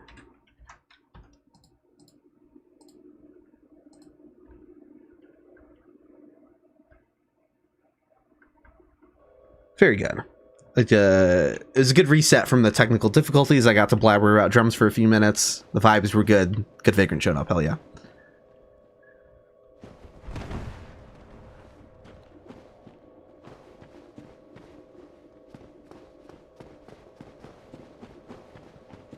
Something else I can say about the Vagrants, if you're just tuning in, is that they're not bound by any like direct multiplayer rules. Like, they are a multiplayer mechanic, but they're not like, your level doesn't matter. Doesn't matter if you're human form or not, or if you have a boss alive or any of that sort of stuff. None of that matters.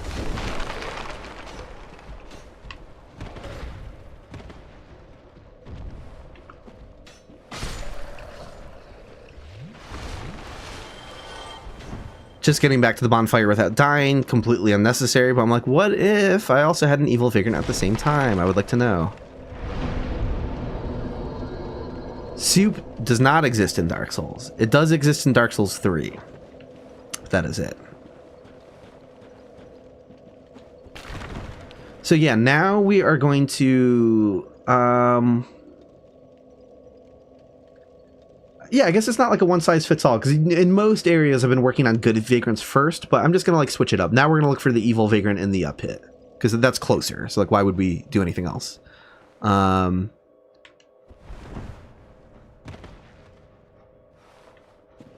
I don't remember where it spawns in the pit exactly, though. I think it's somewhere near this giant skeleton. We would see it. We would have already seen it. It's not like really far off in a weird corner or anything.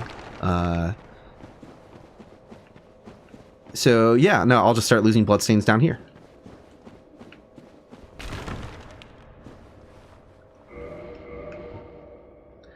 Then what's the pot in the depths entrance? Fair. There's an uninteractable soup. I take it back. There's also uninteractable soup in Demon Souls. The tutorial has a giant vat of soup in it. It's pretty great. Oops, didn't mean to use that item. Let's so I don't know where the next item bag location is, but that location is so far that I don't think this corresponds with that location. I feel pretty confident about that, so I'm not gonna continue dropping drift items here. Doesn't hurt people in chat do it, but I will wait until we get to where there's a pretty obvious spot, like where I think the boundary probably is. So two potential spots, but we've not crossed either of them. So we'll just work on this for now.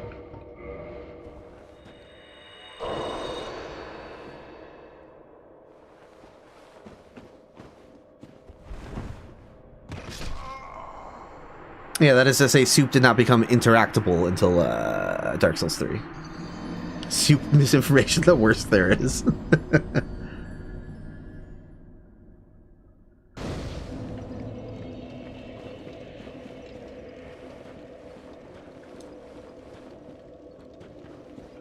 Look at that. We got putting a drift item inside the. So if you like didn't know about the system and you're just quickly rolling around, you'd be like, "Oh, that spawned inside that corpse." Look at this. So many drift items. Oh, he's here. Well, that went quickly. That's great. So. That is the evil vagrant. This one does not just run away and disappear like a crystal lizard. It instead attacks you.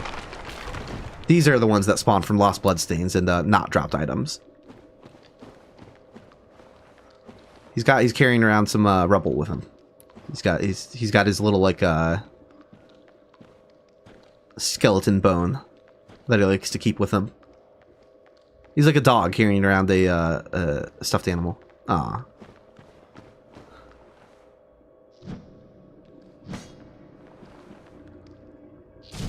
Cool. We did it. So, let's get him checked off the list. I'll let him take care of me in the meantime. That's fine. So, we have evil in Patch's Pit. And we get to update the master count.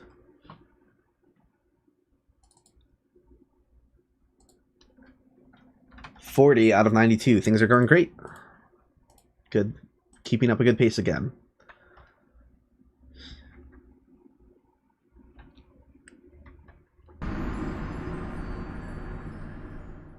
Okay. So the next evil vagrant location is going to be one of those pesky ones where the Black Phantom version of the evil vagrant has a slightly different spawn location. Very slightly different. So we need to see both colors in the next location. So that's probably going to take a good amount of work. I don't know where the soonest spot to lose your bloodstain is that corresponds with this location, but since I have to go all the way there to check, I'll just like lose my bloodstain over there, so that's fine.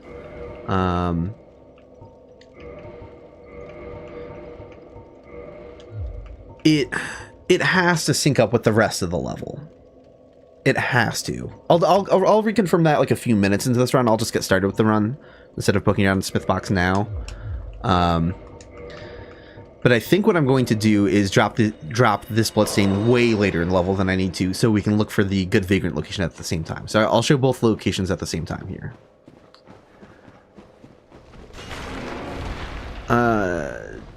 Probably don't just want to run away from these enemies, but whatever.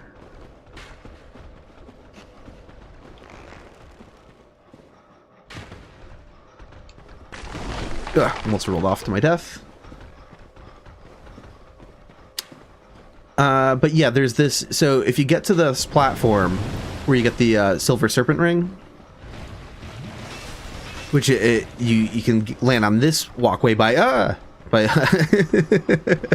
walking off behind the archer, you can drop onto one more ledge, and the evil Vagrant spawns up on this ledge, I believe.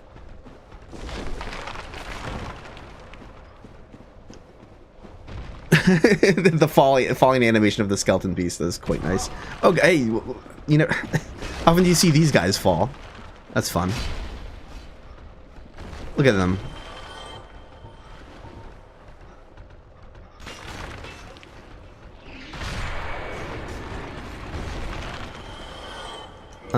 I mean, I have no stealth on, so it's like I might as well have it on.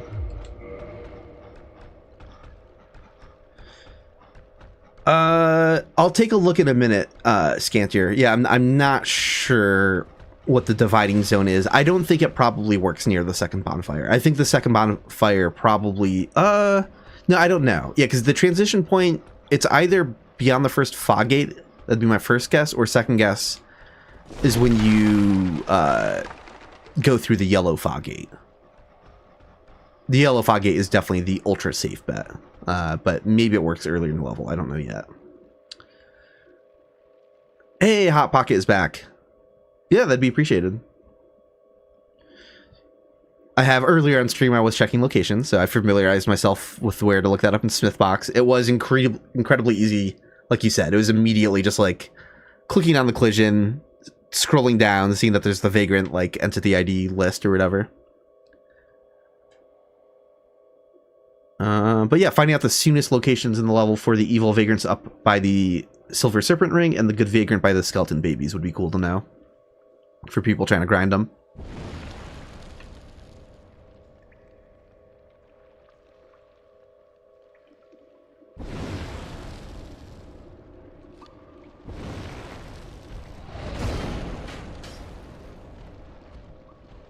But in here, the good Vagrant is all the way over here, kind of a pain in the ass. So I'm gonna try and hide item bags like behind this pillar. This seems kind of out of the way, right? If you're doing a run back to the boss.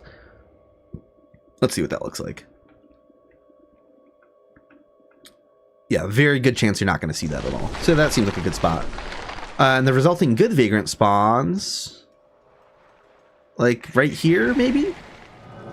It's somewhere shortly to the... You go down the ramp into the water where the skeleton babies first spawn, right at the very beginning, and you just go to the left a little bit. So good Vagrant might be like right here, or it might be around the corner a little bit, but it's not like significantly further into the water area. It's basically... I think it's right here. I think it's right here. That is to say, it should be in view as soon as we turn and look in this direction. We shouldn't have to run around that stalagmite or whatever. Oh, what do you call that structure? That's not a stalagmite or a stalactite, right? What is it called when they converge?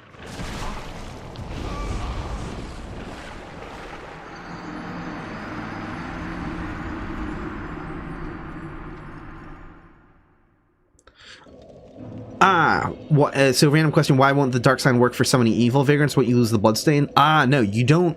You do lose souls in humanity when you use the dark sign, but you do not create or lose a bloodstain. Yeah, it just erases those fields to 0, but it doesn't go through the process of dropping a bloodstain and then losing a bloodstain.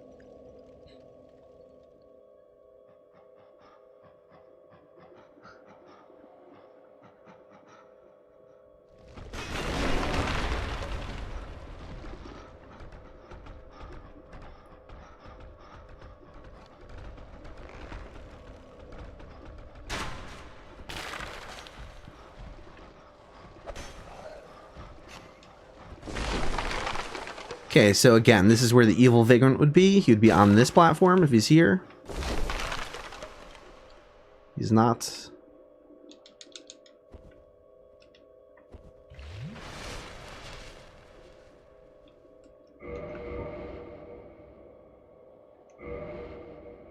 I should use these before I run into the next area.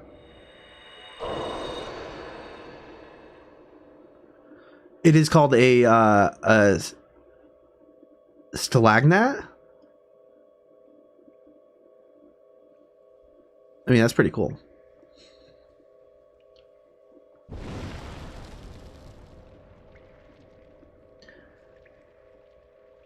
Oh, thank you so much, Grizzly Incandescent, for the super chat. Appreciate it. Thank you.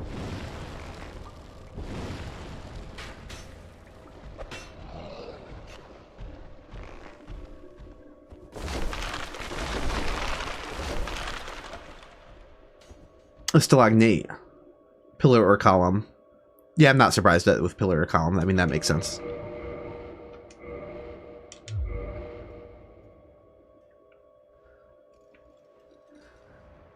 And now I can just die.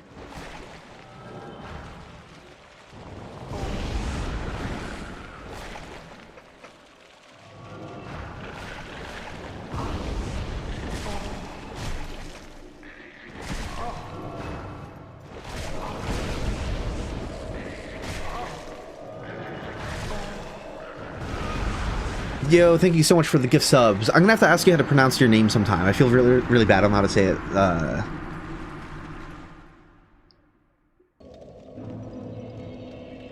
I'm afraid to try. I'll try, but it'd be embarrassing. Ignorant American. Sizzy Mon Robleski. I don't know. I'm sorry. Thank you a lot. I really appreciate it.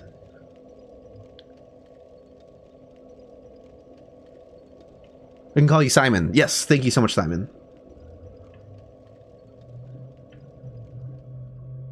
Ooh, look at that. Miracle Resonance. Yep. You can tell who what was being fought. Oh yeah, you can see that. Let me show that off again. If I don't die before that spawns, which I very much might, but you know, whatever. Yeah, it's gone. Well, the moment passed.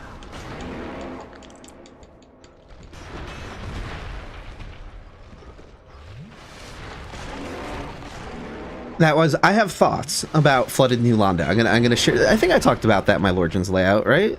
Did I? Am I just repeating myself? Sometimes it's hard to remember like what thoughts in my head like make it the script.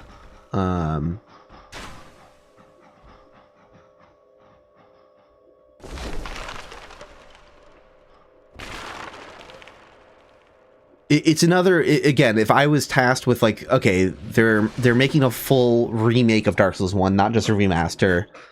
I'm hired for like environmental consultant, which would never happen, but it would be extremely cool. And I had to pitch like we are going to like, you know, really overhaul how a lot of the environments look. Like there are going to be some changes. Then I would have a list of like, okay, if you're gonna, if you know, don't try to make too many changes because you shouldn't be doing that. But if you are, here's the ones that should exist. And I have thoughts about water in Tomb of the Giants.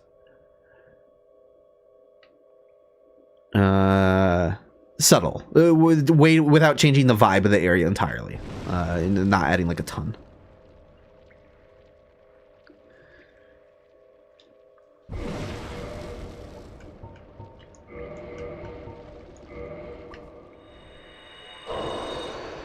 Just have a subtle thing you can do that makes Isless a swamp.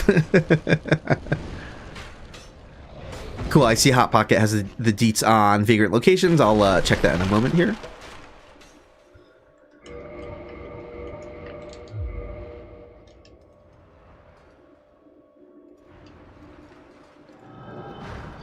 Okay, Hot Pocket says, looks like the Vagrant cutoff point is just beyond where the temporary white fog wall is, just above the Black Knight.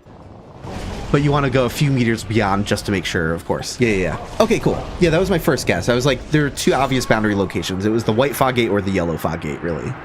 But white fog gate felt better because that would include this evil Vagrant that we're currently working on.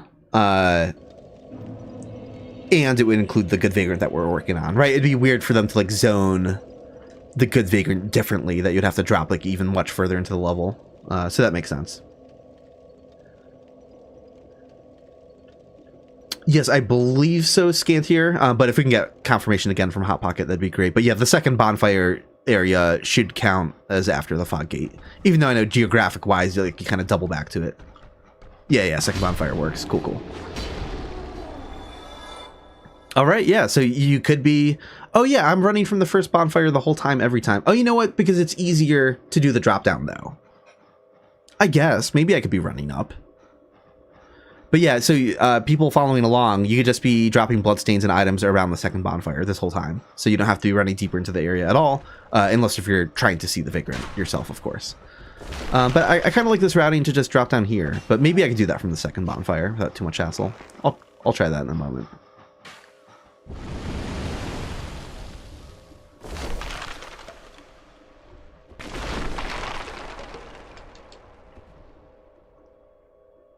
So my run will be longer no matter what, because I'm just checking every single time, but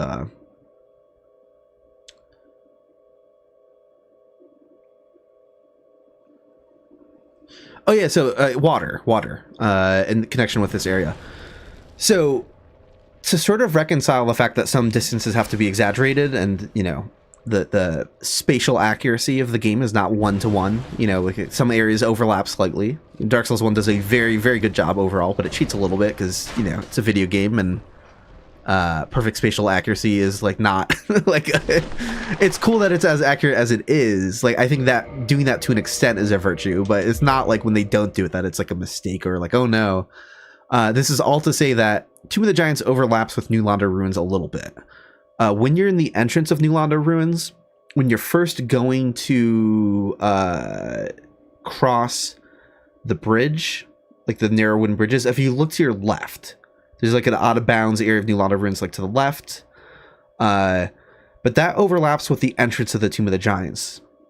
I don't know if it'd work in the remaster, because remaster has more limited draw distances for like visual effects.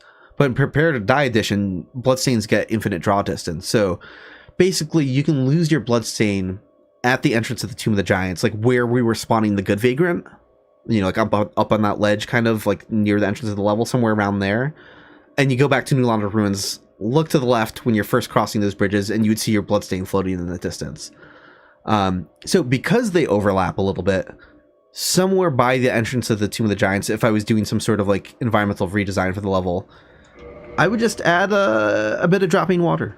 Just a few small puddles around nothing crazy, and don't make it a water zone, just a couple puddles, and a few sound effects. It'd be good, decent ambient audio to have, I think. Just a little bit of sparse droplets of water, you know, one little droplet every few seconds, maybe a little bit longer of a loop.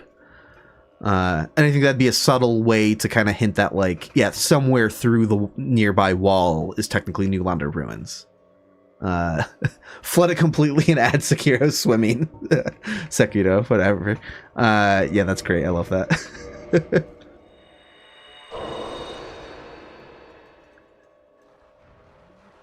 And you already have some water down here too, so, you know, some flooded back into here, so it wouldn't be thematically, like, inappropriate for the area, you know?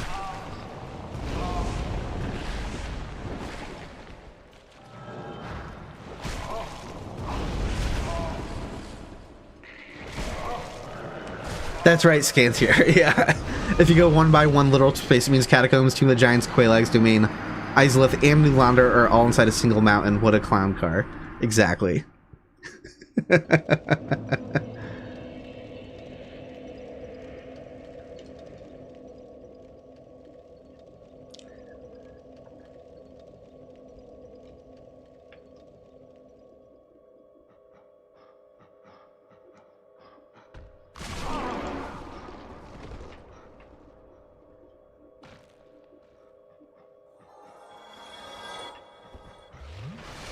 So yeah, is routing from the second bonfire actually an improvement for me, or does it just like not even make any difference? Like, what's the... Or is it worse? Oh, drift item down there. I think it's slightly better. I think it's slightly better. I think this will be a slightly quicker run.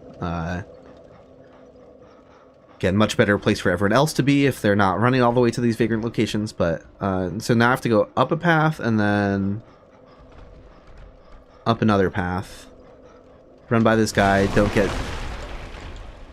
See, that's what I was a little afraid of. But I think it'll be fine.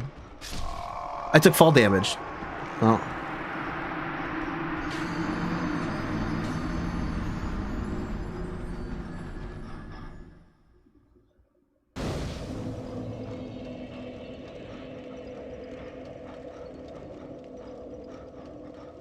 I think this is fine, though. Yeah, it might be slightly more dangerous than the other route. But the thing is, I can just, you know, react accordingly. Wait. Okay. Like, I could just kill this enemy. Oh, that doesn't one-shot him, though. Well...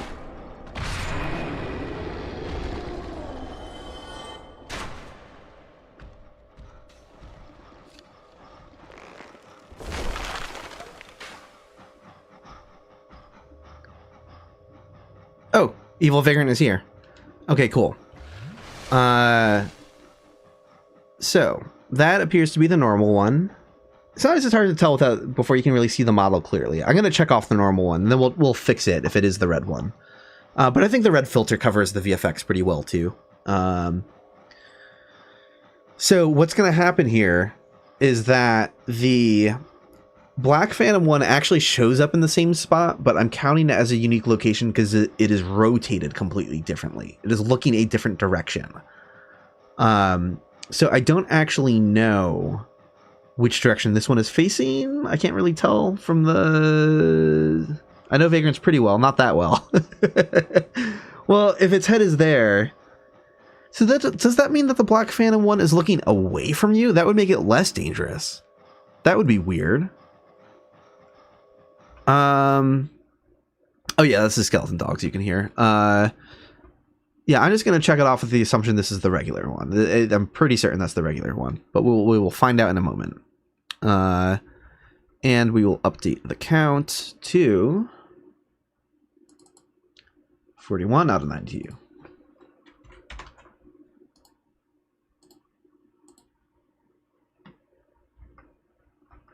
So, we're not done here yet. Like I said, we have to get both colors of the Evil Vagrant in this location, because this is one of those locations where their locations differ slightly, their placement differs slightly, and in trying to show all locations, good thing that I did not cast that on the Vagrant. Yeah, so what is your deal? What direction are you facing by default? Yeah, you were looking over... He was looking sideways, I think, right? He was kind of looking this way, so he would see anyone coming, because that'd be a pretty wide viewing angle. I'm going to let him kill me here. I don't want him following me and potentially falling to his death, so we'll worry about the good Vagrant on another run. We'll check for the good Vagrants every time the Evil Vagrant's not here.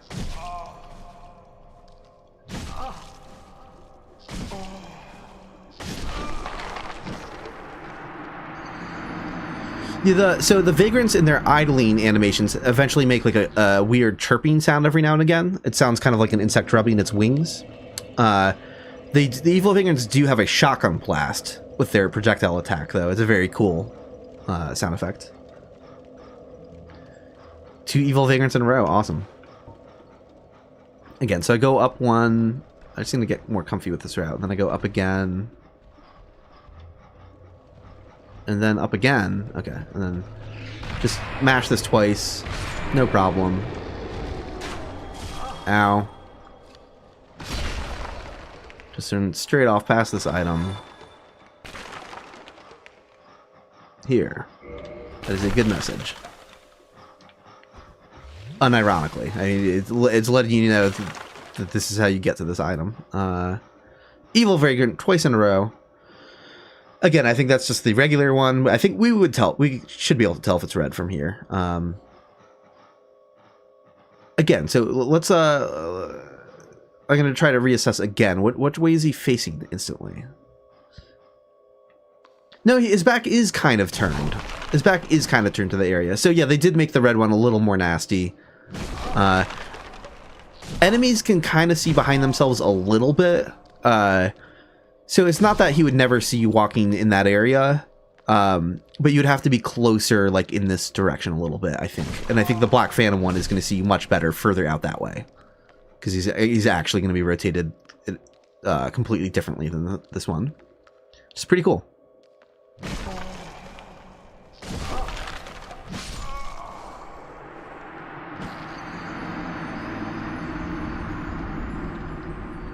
Oh, that's right, Simon. Sorry about that. Yeah, I'll get that fixed again for you.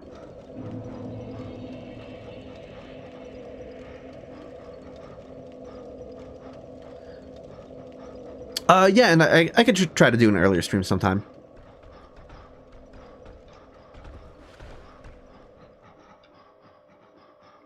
Oh, no, you actually picked up an item. You're out for 40 minutes. Hey, not the end of the world. You know, you've been helping immensely. I forgot to actually attack this enemy. I should probably do that.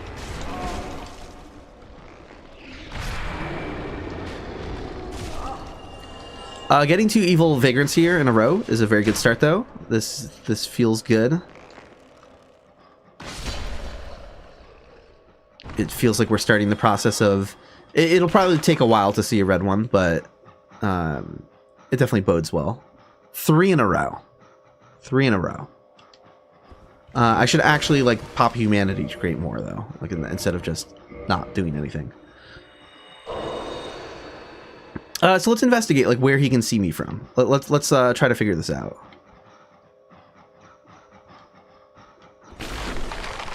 How do I not die?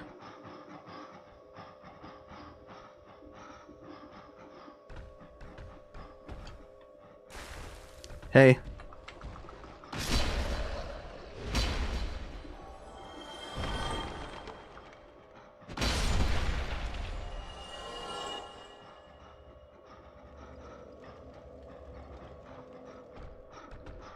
I realize I still have stealth on, but I'm just gonna approach kind of carefully and normally.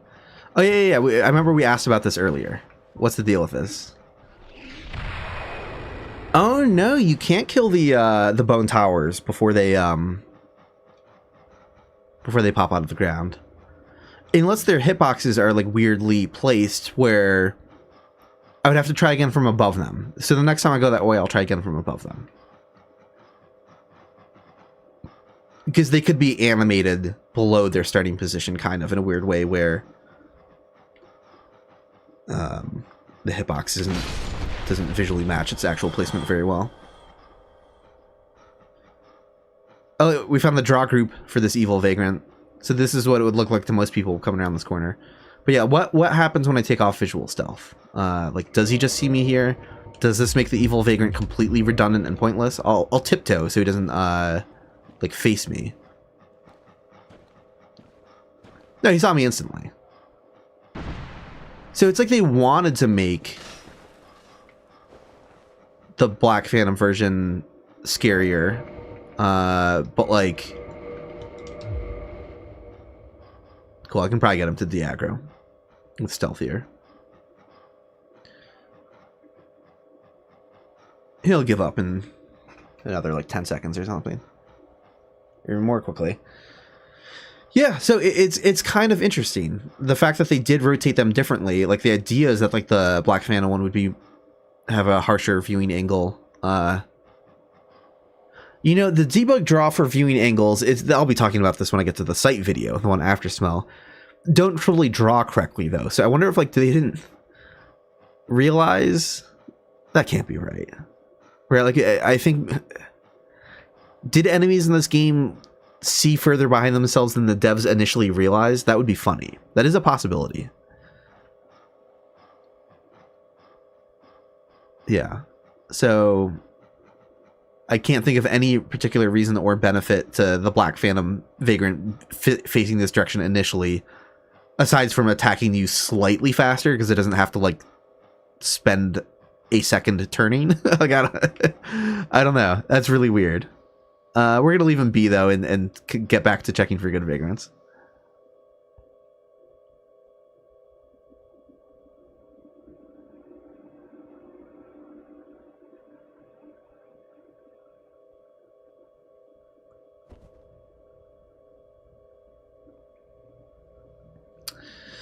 Scan through, the evil Vagrant just becomes its Black Phantom version when it gets passed around 20 times or more. So you don't have to like die in any particular way, but you just have to like send it back off. So you could die, you could use Homeward, but it doesn't have to like kill you.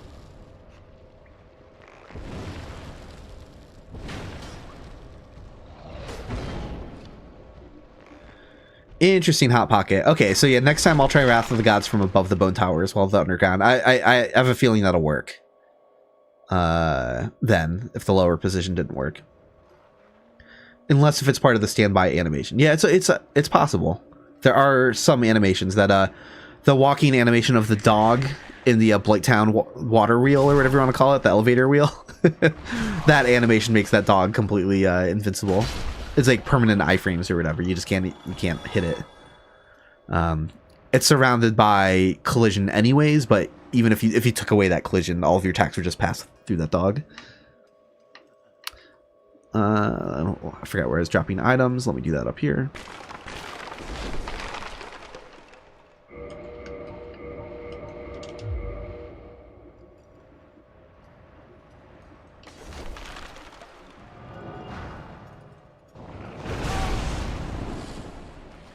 Yeah, that's what I was thinking for long. It just didn't work when I was on the underside of them, so I'm kind of like, okay, maybe when they're like recessed, their hitbox isn't like updated to where it should be. Like it might just be closer to like the top side of their model in that context. So we're about to find out.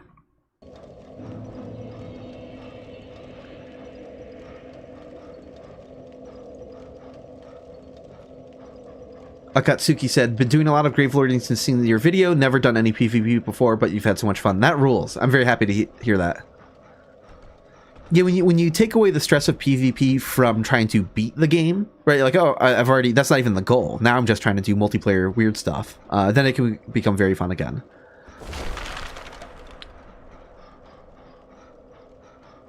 There's a Vagrant again.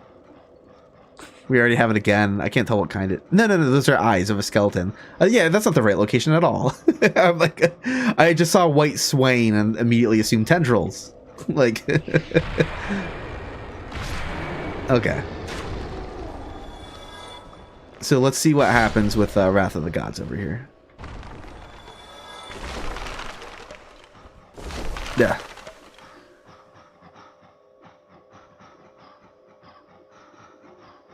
So, how do I know if I'm really close to one of their locations? I think, I just gotta guess. Well, if it's possible, I missed them, so I'll try again another time. I know there's one kind of sticking out. Another evil Vagrant. We've got so many of them here. This rules.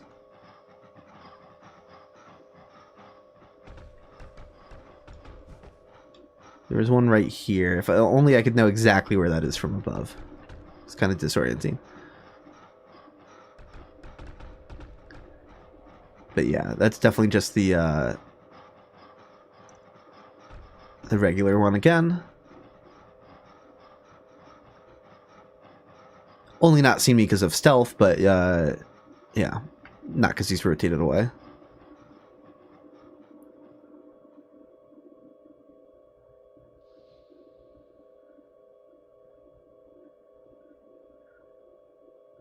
Yeah, if the water wheel is powered by a dog, yeah, it's not a water wheel at all. It's a dog wheel. That is correct.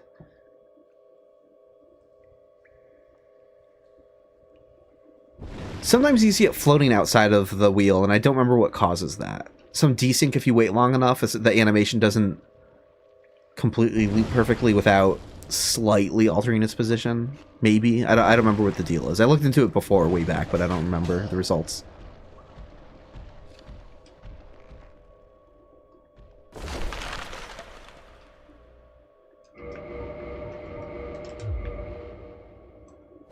I have a vague memory of, like, speeding up its animation a lot and waiting a while to test if that's what happened. Because, yeah, I'm pretty sure that's the case. I think if you go AFK for long enough in Blighttown, I think just the dog position gets a little speed up. He gets sick of the wheel and he escapes. Exactly.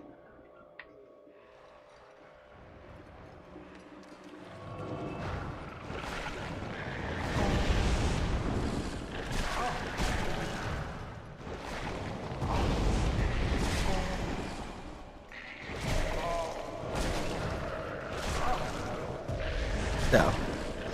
This should be in view of this pinwheel.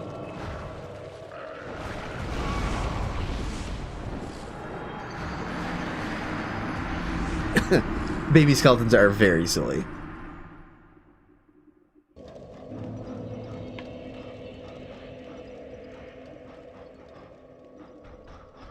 So go up, up, and up again.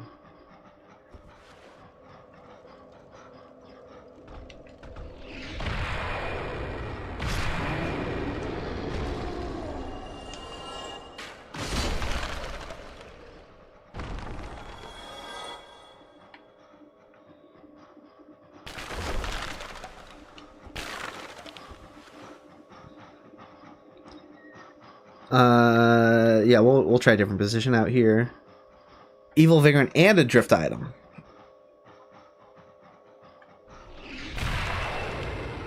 Yeah, I think the bone towers must be invincible while they're like that. Just the state of their idling animation probably has iframes turned on the whole time. Interesting.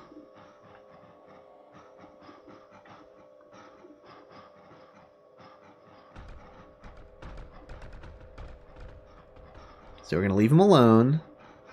Wait. Oh no, it was the glow. It was the glow of the drift item that I already knew was there. But you can forgive me for a brief second in the dark, seeing it like this, and thinking it was the color red surrounding its like claw arm. I thought it was the red one for a second. I was like, wait a second. No, I think red will be very apparently red. We already went through this in Chasm of the Abyss, where like I was always double checking to be like ultra sure, but like I think it's extremely obvious. So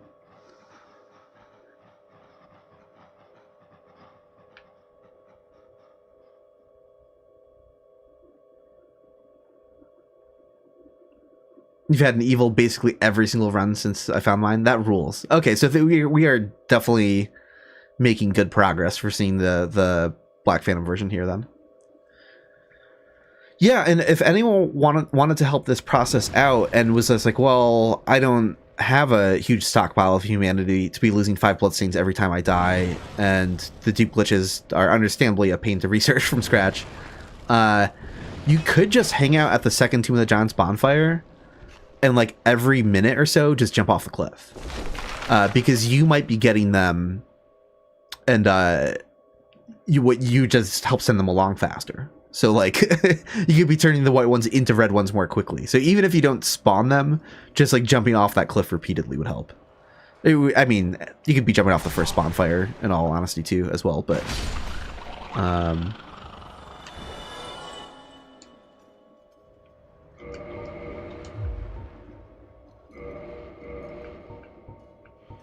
oh cool, you got it right in white and red at the same time. Yeah, you would see it. Okay, cool. Yeah, so people can still pass them on even if you don't have the resources to grind them. So yeah, just hanging out and constantly reloading the area every minute or so would would help a lot.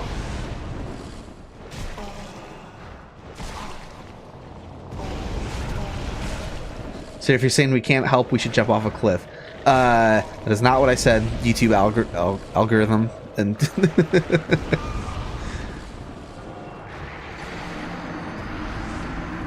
I mean, look, you have a lot of experience falling off cliffs in Tomb of the Giants. Hell yeah.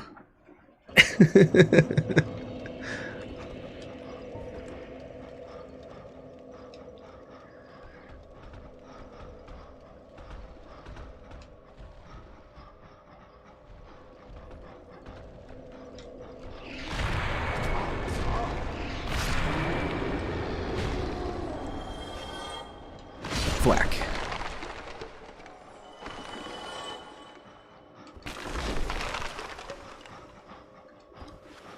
I'll try again in a slightly different spot. Yeah, totally invincible in their idling animation. Okay, no evil Vagrant this time. So we can just continue on. The shortcut I'd be preferring to take to get to the good Vagrant.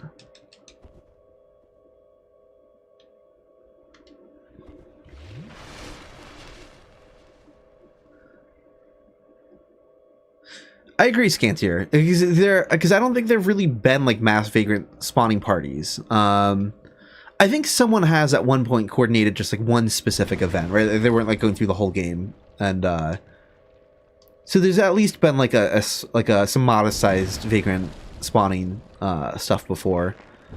Otherwise, during Return to Lordran, I and a couple others might do it a bit, but yeah, this is like on I think a different level that probably hasn't been done before. Hey, there's my location for a drift item.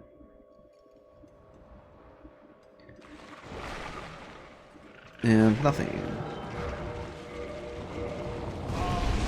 Oops, I forgot to get humanity. I could be sprinting to get instability damage. That'd be an improvement. There we go, yeah.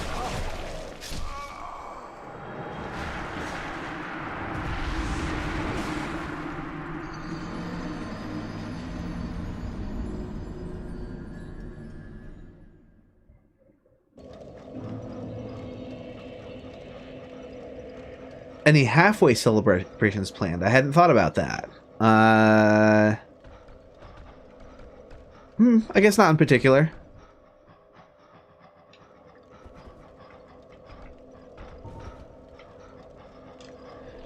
Ugh.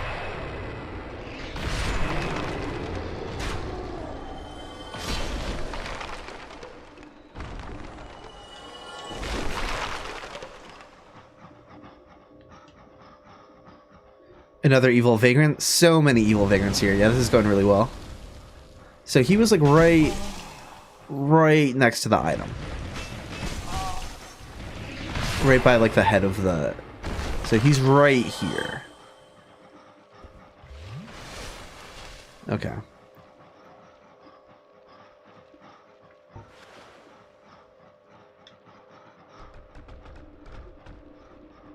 If there's a drift item already in my game, I usually just send that one back out instead of adding a new one. Even though you can send multiple items at once, technically, but I'm just kind of like... It's almost superstition on my end. I'm like, yeah, I'll let one that's already maturing, I'll let it be.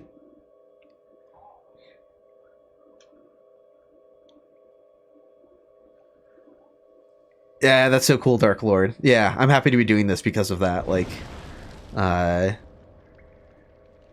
it's fun for me just on my own end, being able to like say, oh yeah, I finally did all it, you know, got all the vagrants at all locations in a single run. But the fact that chat gets to like participate and in turn get to see a ton of vagrants when that's not a normal thing that happens to anyone, you know.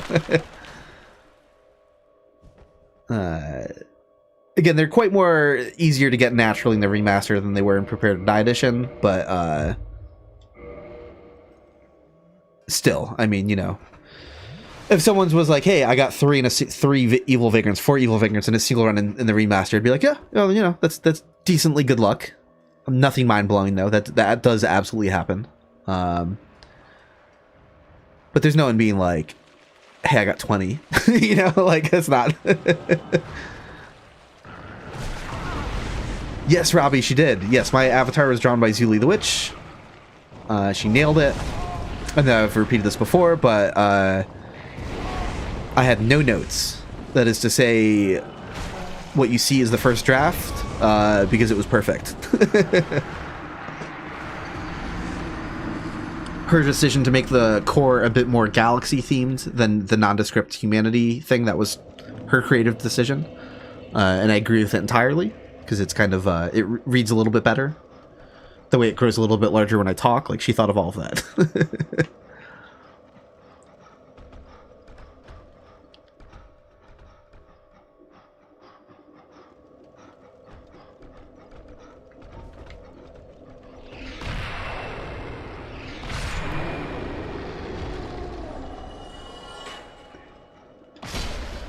Yeah, and she made 2 poses for me.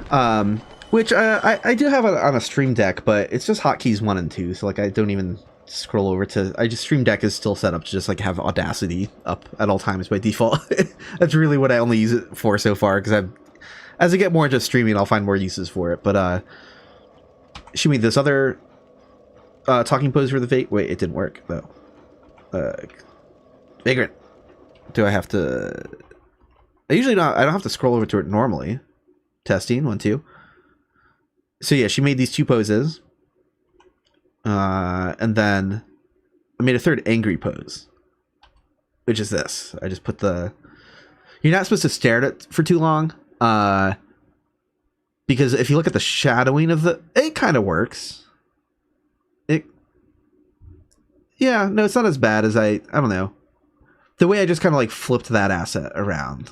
I didn't like redraw. I can't draw anything. I just kind of flipped the claw around and lifted it. So I was like, that's supposed to be angry. Okay. Which occasionally, very rarely, sometimes during the mapless runs, I remember to hit 3 like on the keyboard.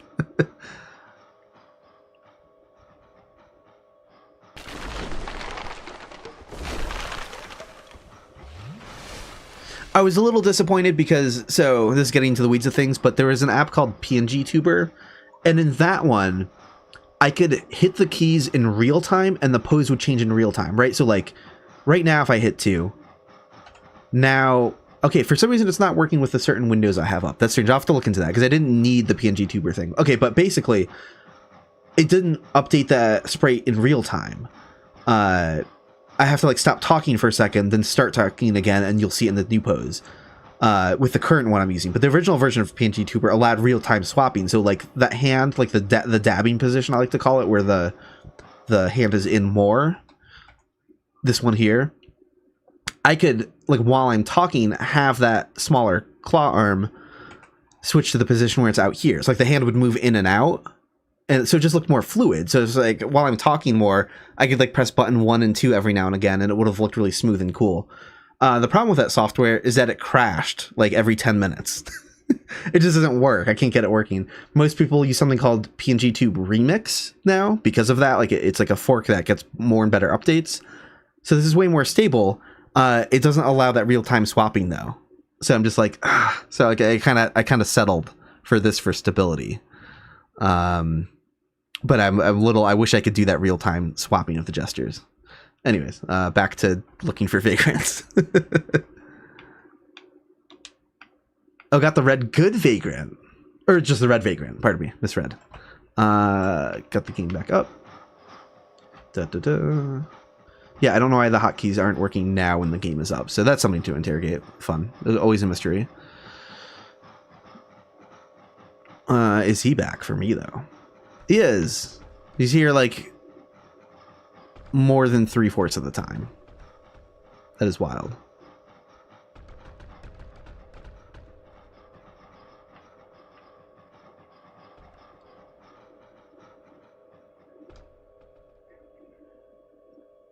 VideoTube, I'll have to look into that. Is that a different thing for VTuber models, though? Because I think people tend to use different software if it's like a 2D sprite versus a 3D rig.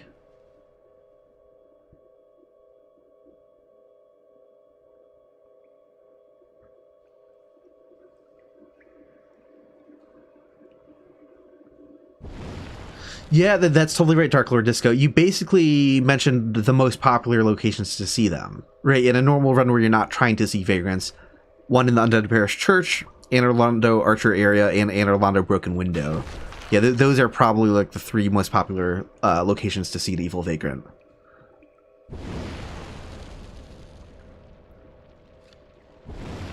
Yeah, now we're getting all like the weird locations. Yeah, I'm not a VTuber, I'm a Vagrant tuber. Okay. I'll hit up the bottomless box in a second to pull some resources back out.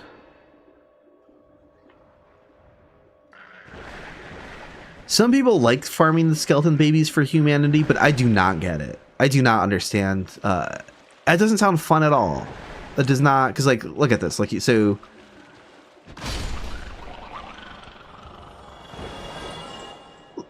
Let's get one to drop. I'm gonna complain. I'm in a mood to complain. To each their own. If this process works for you.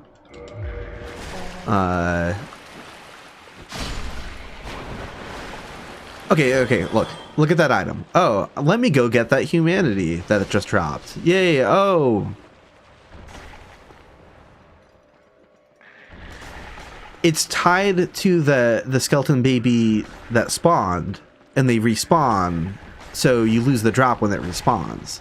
So you have to play this game of like luring them out of the water, fighting them here to get the drop, then going back into the water. Like, I don't know. I guess it's not the end of the world. Why did that one? They still... Yeah, I don't know. I actually thought they would last longer up here on dry land. Yeah, you just got to be quick. It's not... I don't know. Pass. I'm not a fan. I hate it.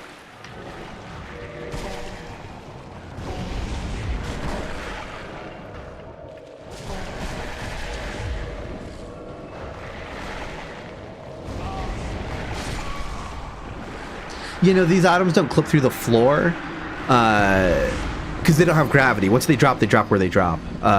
It's that it's tied to the baby that you killed, and the baby respawns because they keep coming out of the water forever. So as soon as it's loaded to be ready to appear in the water again, the drop gets erased. So it's just very annoying.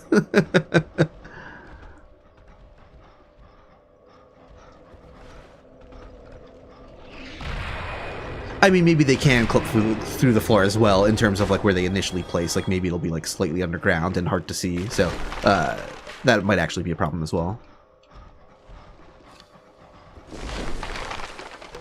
Oops, well.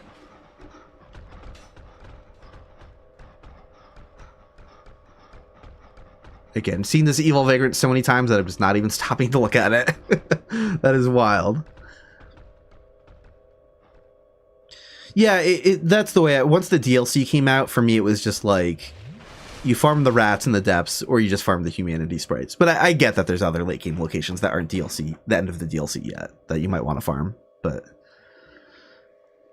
yeah, as soon as the DLC came out, I was like, good, don't have to worry about any of these like mid farming locations. Rats are good because it's early, and then once you're at the end game, it's like, well. And of course, the humanity sprites can be a little annoying to farm as well, especially depending on what weapon you're using, just because like their hitbox and the way they flow into you. But yeah, preferable over the disappearing drops to me.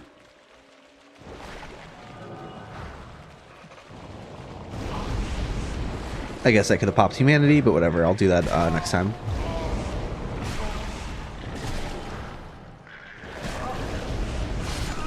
Hey, thanks for stopping by. Are you prepared? Appreciate it.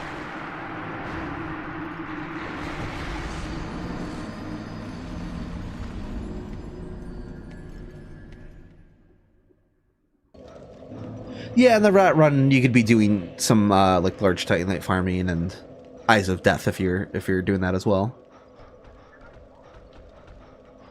That's true. In Prepare to Die edition, you could just dupe Firekeeper Soul more easily. There's like the much easier use dupe, where you just use it without using it.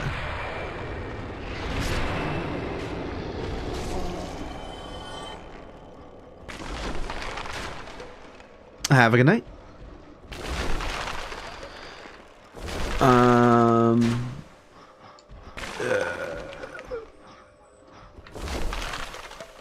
Okay.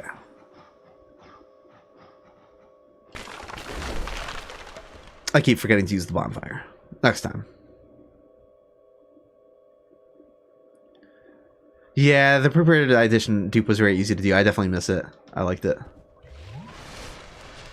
But the remaster, as Carl was explaining to me, allowed for some new ones in funny ways because of like they fixed that dupe, but created new ones by accident, right? Because Prepare to Die edition didn't have bulk item use, right? It wasn't like how many of this item do you want to use at once. You have to very painstakingly like pop one of every regular soul item or humanity at a time. But the bulk item thing is just like that got exploited by like doing menu glitches where you double up the menu and have it apply to the wrong item, and yeah, all sorts of fun stuff. Having a mouse added into the interface mix also is opportunity for more bugs, where they're not expecting you to do stuff with the mouse.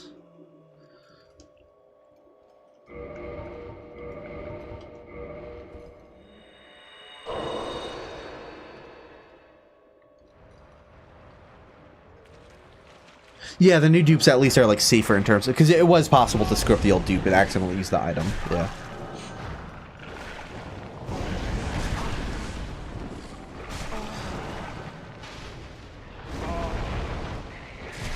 Cool, cool. See you in a bit, Hot Pocket.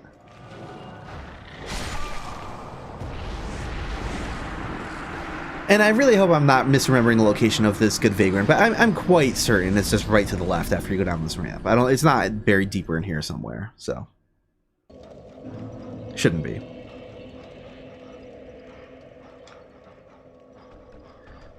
Sometimes I forget which bonfire I'm at. Just kind of on autopilot here.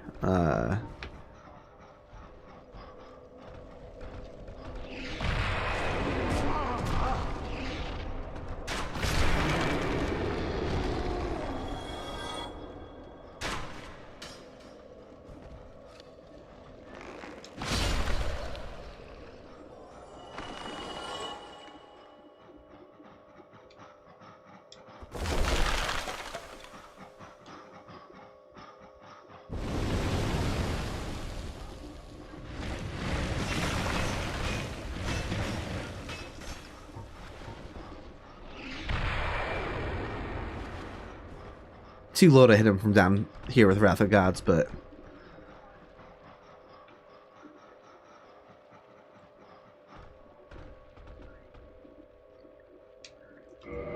And I keep forgetting to use the bonfire for more humanity. Although, we're at the point where, like, I'll still keep creating evil Vagrants, because, you know, it'd be just my luck to, like, not get a red one, and then spend so much time waiting for one that, like, it's like, damn it, I should have been creating more this whole time, but we're kind of at the, I think more realistically, we're at the stage, though, where it's probably not about creating new ones, and it's just reloading constantly until one comes back after being passed around enough.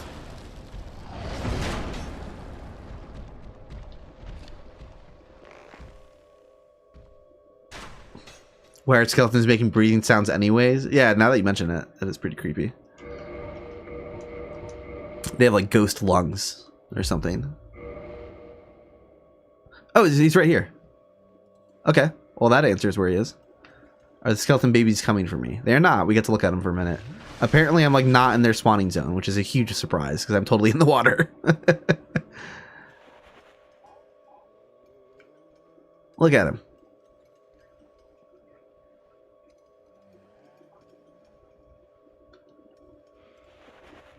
Cool. Yeah, no, I knew we would see him right away down there. I just couldn't really remember like how far around the pillar he was exactly, but I knew it wasn't on the opposite side. Another good Vagrant. Yeah, he looks so pristine in this lighting. He's got water to like clean himself if he needs to. I think that this is a very pure good Vagrant. And he's in good company. He's like a baby, right? So he's hanging out with other babies. It's all good. Let's get him checked off. And that is good by the skeleton babies. Done. And now we have master count. 42 out of 92. And that is fixed.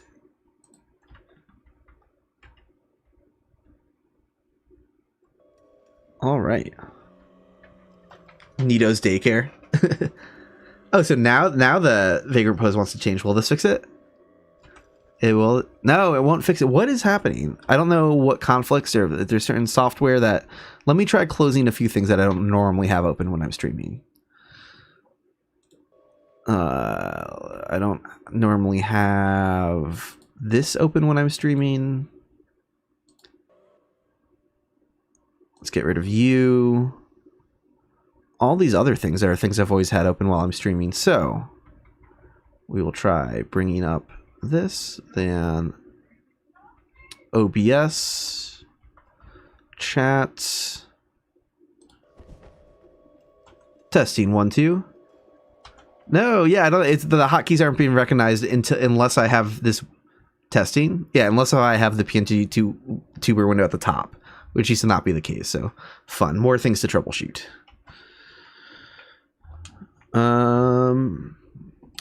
Okay.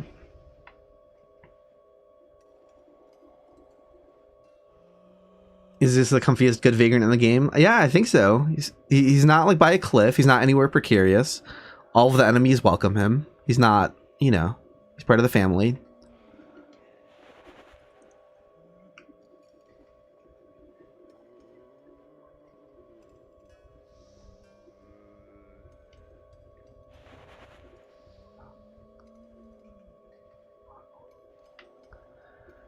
I didn't realize this is not the baby spawning location.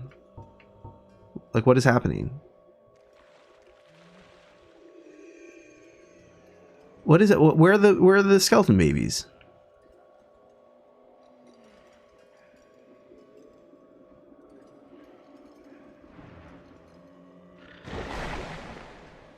There's no way the good vagrant being here like confused their spawning for a minute, right?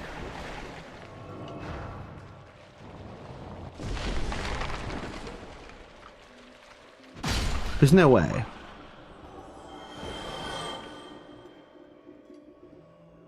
I mean, that's like my first hypothesis now, but I still don't like it.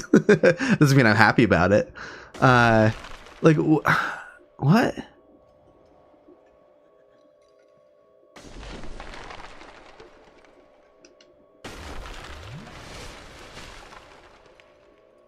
No,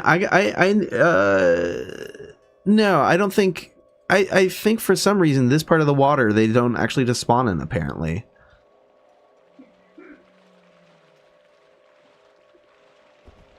That doesn't feel right, but maybe it's like much closer to the path. Or something. I don't know what the babies break. What is happening?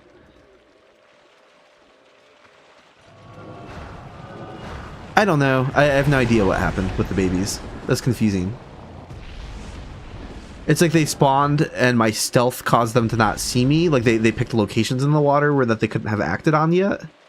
Yeah, it could be stealth. It's probably stealth. There's no way it relates to the good vagrant. There's zero chance that they would not set up some sort of like event script for that. There's no way.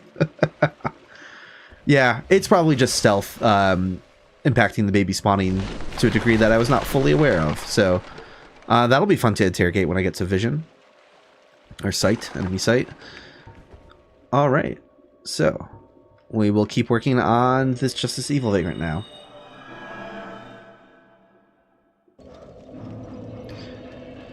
Yeah, I'll play around more. There's some debug tools that I can use to help double check what's going on with the skeleton babies. So.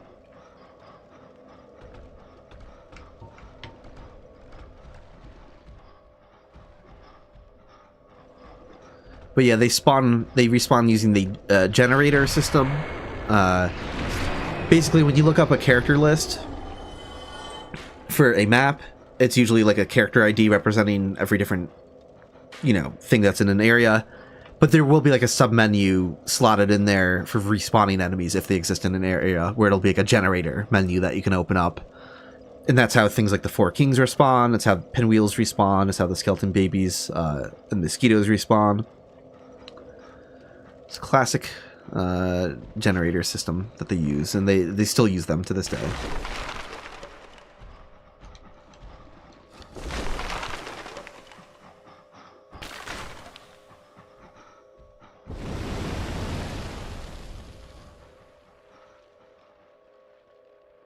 Zuli the Witch had a recent video about Everdark Libra having cut content where it would have resummoned enemies into the fight. Instead, they did a spawning of like NPCs instead, but it was like those weird Oracle enemies. Those would have respawned into the fight, and I think the cut content that gave it away, or at least in part, was like a generator system for that. Oh yeah, I should be reading those messages. Yeah, that's a good call. I'll do that next round.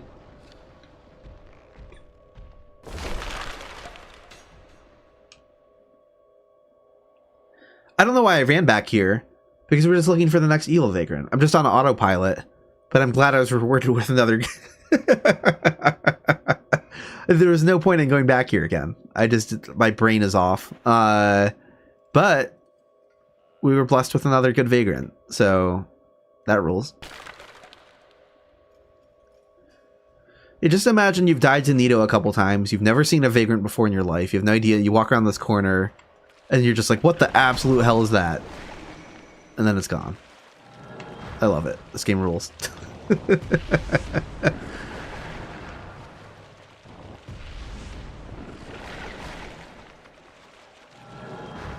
I can't remember if I actually dropped humanity my last bloodstain.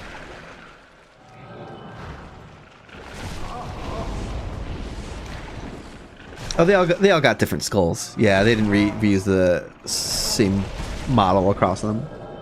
I don't know how different the skeleton beast skull is from the giant skeletons. I'd have to compare and contrast again, but the baby is definitely different.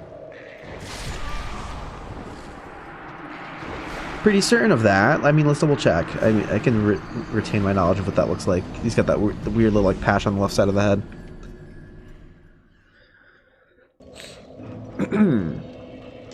Okay, bonfire. The thing that I keep forgetting to do. Let's. Oh no, it's dupe time. Yeah. I didn't realize I was out of stuff. Okay. I'll take one more look and then warp out.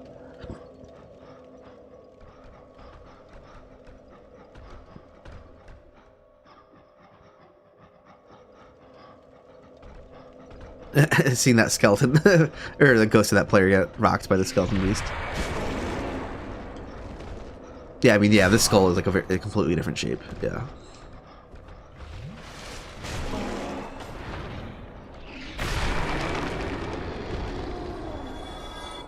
Oh yeah.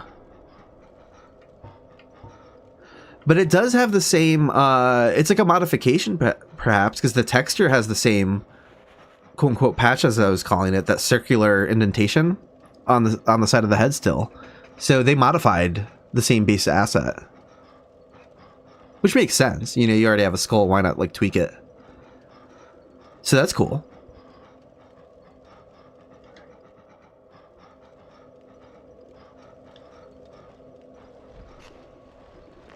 So this guy probably has it too then. I say as I'm standing right next to him, he's just gonna kick me. Yeah, so there's some modification going on. They have similarities in like their texturing, and probably modeling as well.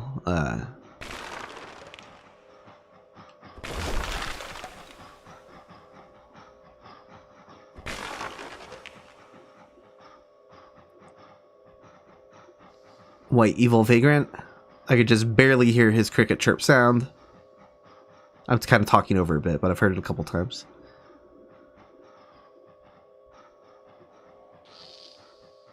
There we go. That was a lot clearer now that I put the camera near it.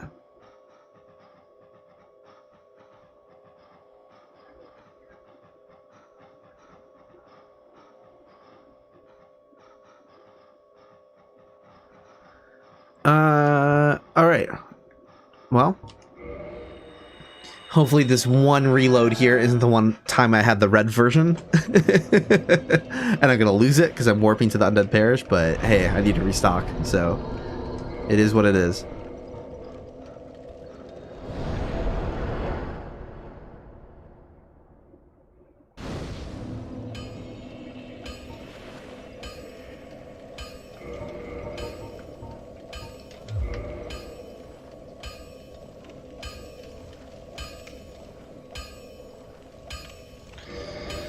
Okay, so we're gonna move this to the top of the list. Pretend to buy the sword.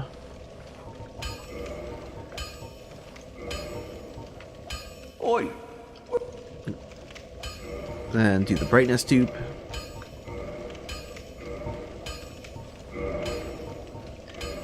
Drop 99. Pick them up.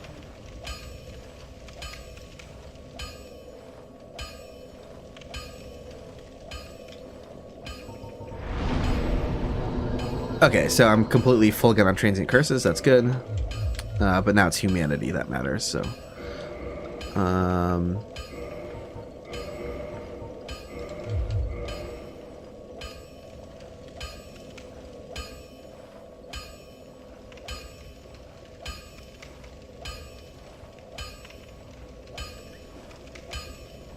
Oh yeah, there's all sorts of weird little like errors and textures and stuff like that. Well, use it neat. It's cool. Yeah. Oi. Oi.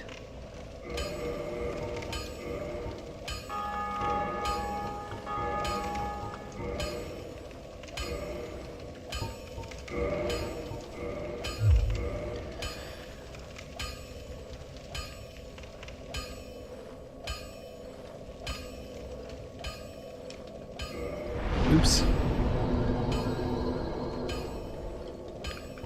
Access bottomless box. Yeah. Let's do it again.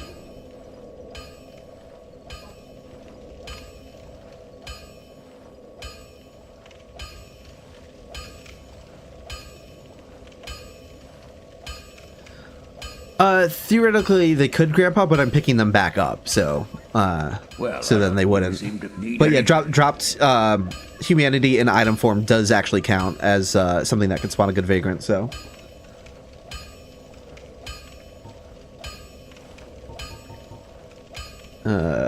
Purchase. Sword. Walk away. Oi.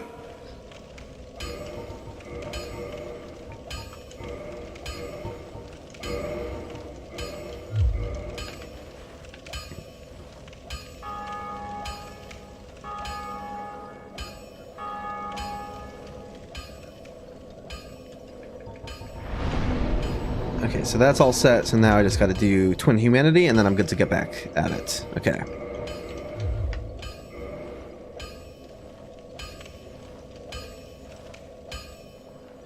Oh, yeah, the bug with a tunnel no man's wharf gets, like, detextured, that cave area. I don't know the deal with that. I remember seeing, like, screenshots of that once on Reddit, but I have no idea, like, how replicable that was, or if that happened on a certain platform more often than not than others.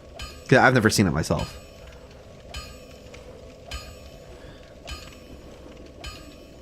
Okay, so let's dupe the Twin Humanity.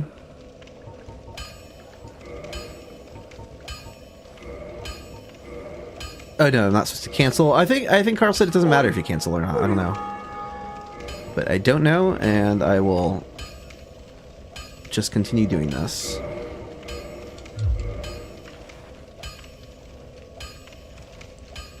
Hey, welcome, Maddie. I'm in the process of duping a couple items, but the overall point of the stream is to spawn vagrants at every possible location in the game. We are on a vagrant hunting mission. Okay, let's see. And one more dupe, and then we're good to get the hell out of here again. Which I could be doing a lot more efficiently, but I'm just like... I don't really do this dupe glitch a lot, so I'm like very slow thinking about every step. Okay. Well, you... Purchase item, pretend to buy the glitched longsword, walk away. Oi. Brightness dupe.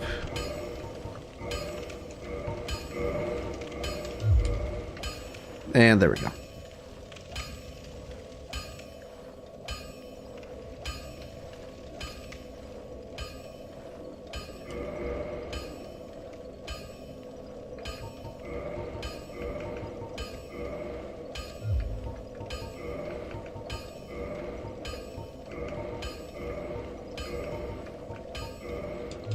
Okay, we're good to go back to Tomb of the Giants.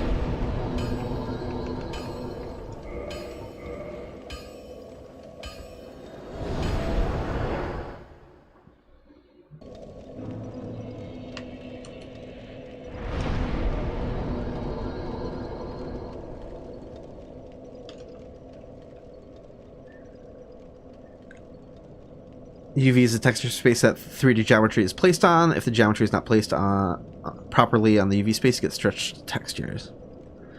Yes.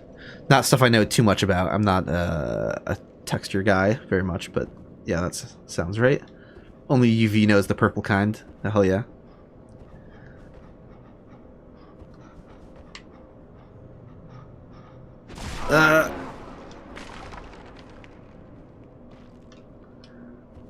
The story of how ultraviolet light was discovered is super cool, right? Because like prisms were invented before we knew like that much about light, you know? We invented prisms first. So like when people are just like, oh shit, they scatter light into different like colors, like that's cool. You know, like what the hell's the deal with that? Until someone, I'm forgetting which scientist it was, who was it again, had the brilliant idea of putting thermometers into the different bands of light. And he had a control one that was outside of the visible color spectrum. It was supposed to be a control, but they wound up getting a little bit hotter than he thought it was supposed to. Oops, turns out your control wasn't good enough because there was an invisible light source hitting it. That's how they figured out it was there. That started to guess that it was real because they saw temperature go up and like, that's not. So cool. Love that. Oopsie.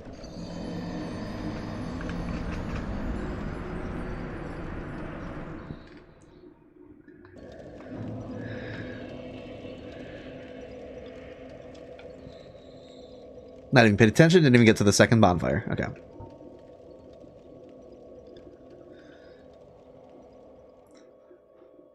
Yeah, it wasn't Newton. I was learning about how much of a man-child Newton was, apparently. Like, just like a complete pathetic, like, asshole. There's a cool podcast called The Rest is Science, which is hosted by the Michael Vsauce guy and this British mathematician Hannah Fry. And a couple times now, Hannah Fry has had to drag Newton a bit, which is very funny. But it's like, dear God, that guy was... I can't recount the stories properly, but like, holy shit. He said that if you could like teleport him into the future, into the time of Albert Einstein, he would have been finding ways to like stab Albert Einstein in the back and like start smear campaigns to like, you know, he would have been insanely jealous and trying to like spread rumors about him and like ruin his reputation. Like, it's just completely like evil piece of shit.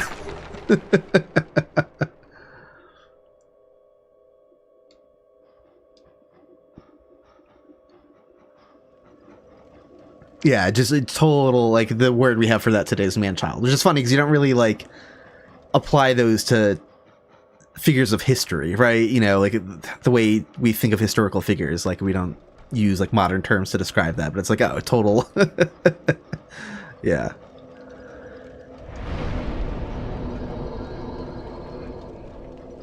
Welcome back, Hot Pocket. We are just down to working on the Black Phantom Evil Vagrant here, which probably shouldn't be too difficult. We've gotten so many Evil Vagrants here, the regular kind, that it's just bound to happen.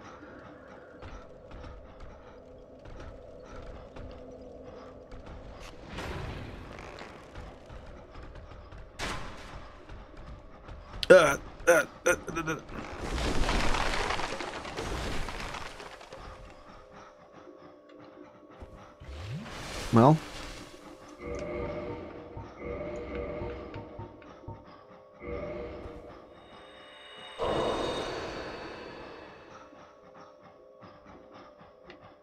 I'm stressed. That's funny. Managed to lay it in the hole.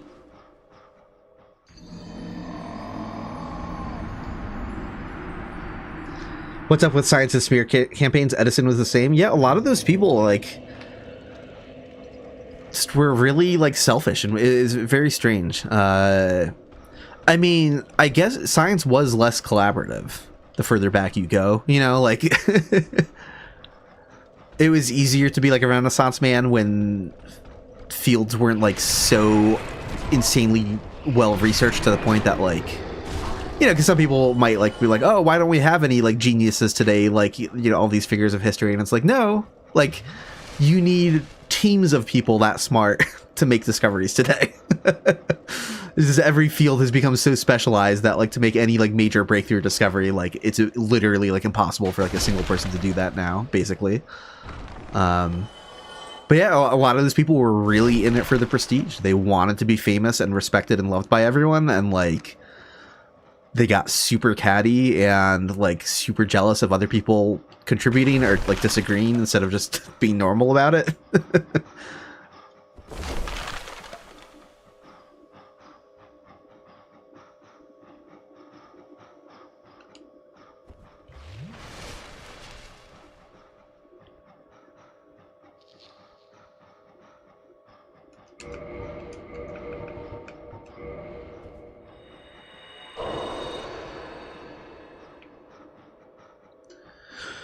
Do I have a favorite Dark Souls 1 level area that really resonates with me? I'm always a big fan of opening game locations. I think they always do a great job at setting up the game, like the loop between, you know, the loop back to Firelink through Undead Burg and Undead Parish is hard to top. But Sen's Fortress, anything beyond the beginning of the game, Sen's Fortress has got to be my favorite location of the game.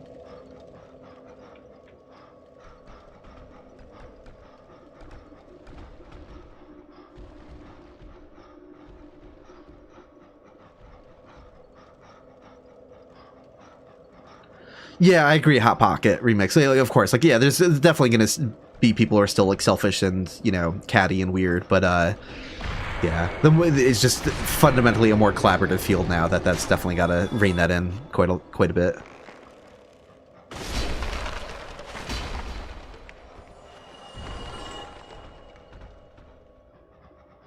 But also for like a lot of people who are like kind of fall into like pseudoscience sort of stuff and get like distrust of academia and science, like people really don't really understand or appreciate like how much room for disagreement there actually is, right? There'll be some crank coming out who like they'll claim to have some unified theory of gravity or something just completely off the wall, and they'll complain that science like won't listen to them, and it's like, no.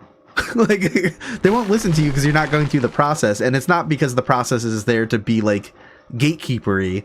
It's because without the valid process, it's not real science. Like it's not legit. Like, there's no way to know if like what you're talking about has any merit if you didn't write a proper paper on it and can't be like studied properly or like debated properly. Like there'll be someone just being like, oh, like they're so stuck and rigid in their ways, and it's like, dude, physicists are constantly thinking of all sorts of ideas to try to explain reality. Like, they are very open to different ideas and taking them seriously and, you know, bringing them into the fold as things to possibly test when they can figure out ways to test them. Oops, I don't know why I homeworded. That's okay. You know, send that Vagrant off. Yeah, Terrence Howard. Yeah. There's a type of crank that just unfortunately a bit of like, I don't know. I'm not a therapist. I can't put a title on it, but delusions of like grandeur or something, like thinking that they've solved this thing and no one just wants to listen to them. And it's like, I don't. No, these fields are open to disagreements, and people literally disagree and argue within them all the time. Like it's not. You're just. No one's listening to you because just none of it is passing the sniff test, because none of it is correct at all in any way. So,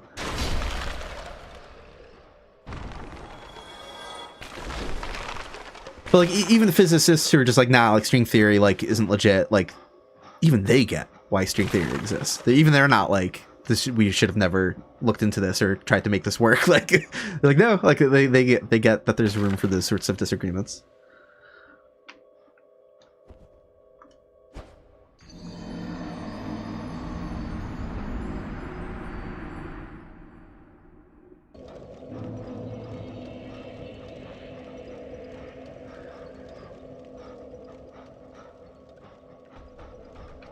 Already another drift item over there.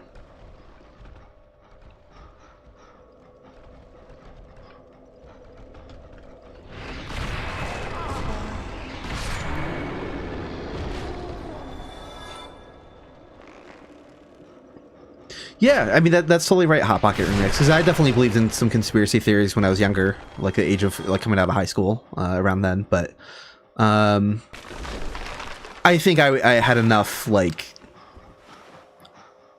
Whether it was the circles I was in or just kind of like the way my brain worked, that I was going to fall out of that naturally pretty quickly.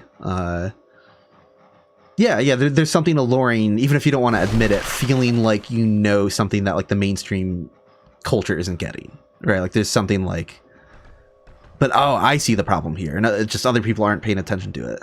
That like, I don't know if that provides serotonin or what it does, but like it does something that, you know, is attractive.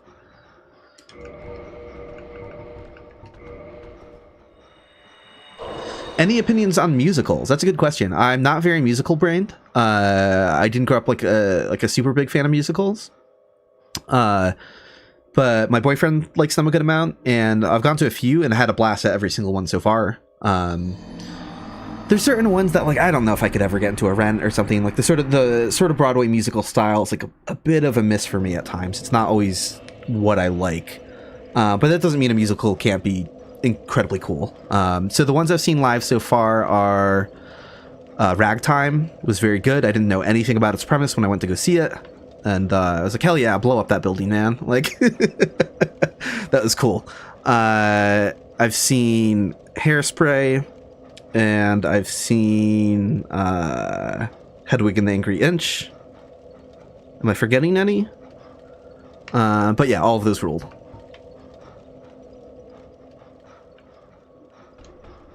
Hedwig was really good. I saw it just like a year or two ago in DC. And I had seen the movie before, so I already knew the premise and had heard some of the songs before. And a live performance was completely nailed, just like absolutely, basically like a 2-person show, and they crushed it. I mean, they had a full band as well, but.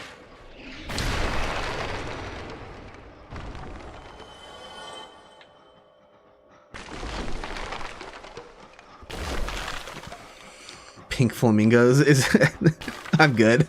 Wait, is there actually a musical of Pink Flamingos? I don't I've seen the movie.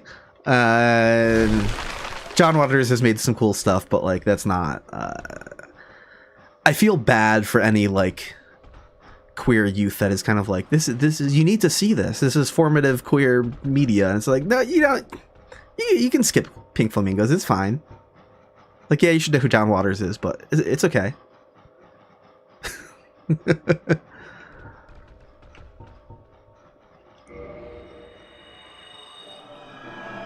Oh, if we're talking movies too, I love Dancer in the Dark.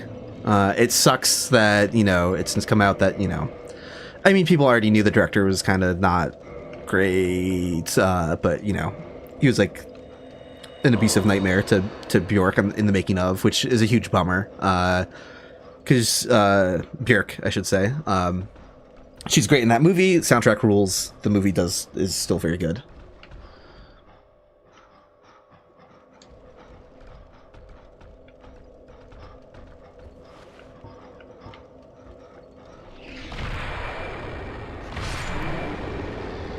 I have seen Cirque du Soleil alive a few times as well. Yeah, that's something that's kind of musical adjacent for sure. Yeah, Cirque is cool. I can't remember the name of the show, but they did something really cool in one of their shows that I really appreciated, which was basically, how would I describe it? It was like a live video puppet show, where basically they had this sort of rig on stage where they had like small cameras, and they had a big projection of what the cameras were looking at. So it was like a puppet show, but like with like live directed, where like the cameras were like moving and they were doing cool stuff, and like, something might go like in a bowl of water to give it like a fisheye lens kind of like effect at times. And so it's kind of cool. You can see how the magic was made. There's very like stripped down. You see the production of the people on stage doing it, and there's a projected version above the stage. That was just like a very cool sort of like techie way to do a sort of puppet show, and it was extremely cool. So if anyone has any idea what I'm talking about in chat, and can name what show that was, it was extremely cool.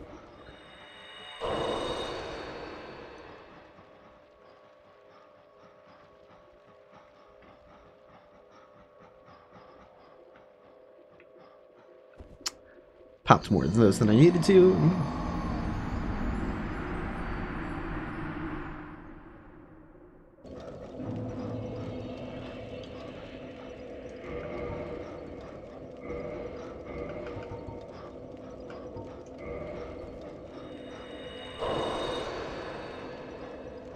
Yeah, I've seen a couple, and I'm forgetting the names of the shows, unfortunately, which doesn't mean I didn't have a great time at them, because they were great, but I just, again, like the names of the couple shows you mentioned, it was other words that probably sounded like those things too, They're just like easy to get mixed up.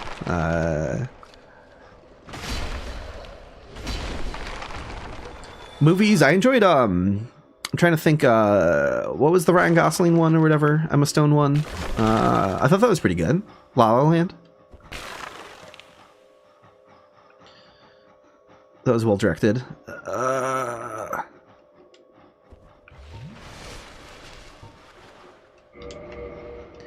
Okay, we've seen a lot of this Vagrant, so sooner or later, this should work out.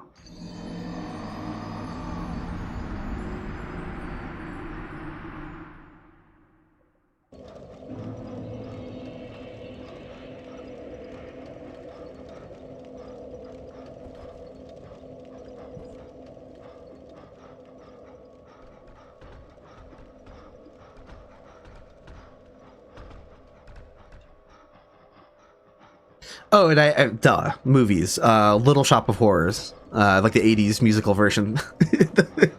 That is so good. That movie rules. If anyone hasn't seen it before, and you're on the fence about musicals, but maybe you like early Simpsons or something like that, like just go watch the movie. It is extremely good. It is very funny. It has a weird, like, live action cartoon energy to it that is just fantastic.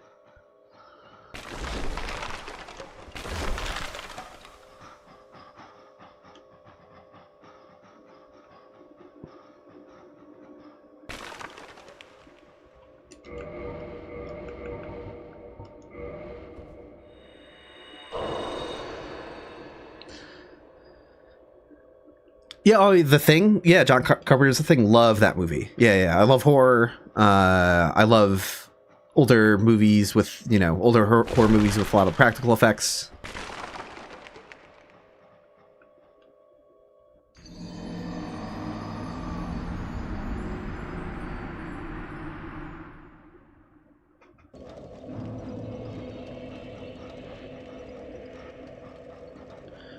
Oh, Scantier got a red one. All right, it's happening.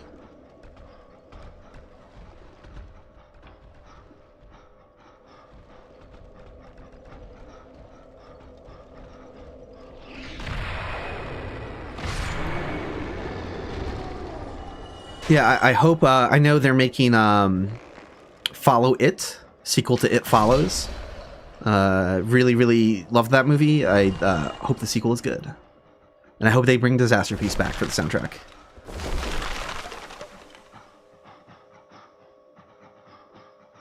Ah, so many Vagrants here. So many, but not the red one yet.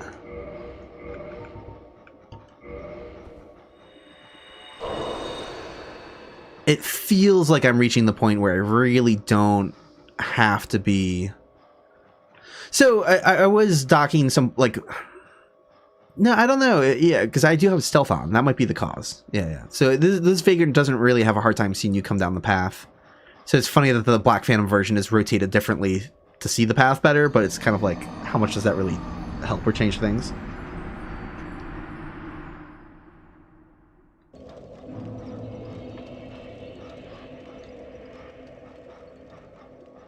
Yeah, the Thing's just got everything going for it, right? Like, really good premise, fun. You're trapped in a isolated place. Like, horror movies, it's always good when they have a strong, easily identifiable setting. You know, Dawn of the Dead takes place in a mall. You can describe it quickly. This takes place in a Arctic research station. That always helps give a horror movie an identity. Alien, in space on a spaceship. Does the whole doubt of your peers, not knowing who might be taken over, just it has everything going for it, and on top of like the insane practical effects that are just so gnarly and fun to watch.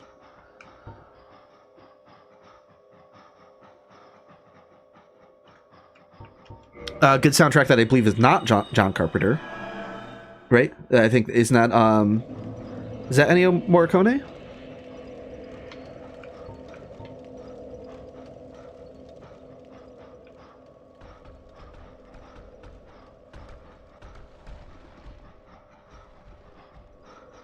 I like me some John Carpenter soundtracks, but that movie was like better for not. I think it could have used the bit more like elevated approach that it had, rather than him just coming up with cool like synth grooves, which worked great in other movies. But hey, welcome, Mike. Thanks so much. Appreciate it.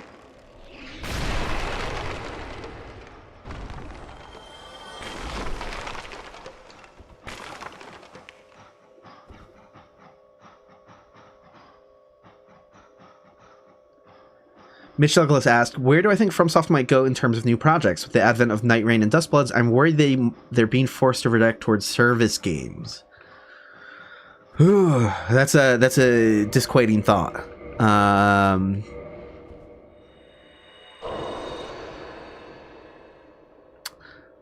don't know. It's kind of interesting. Like, it seems like these are experiments to try and polish the multiplayer experience.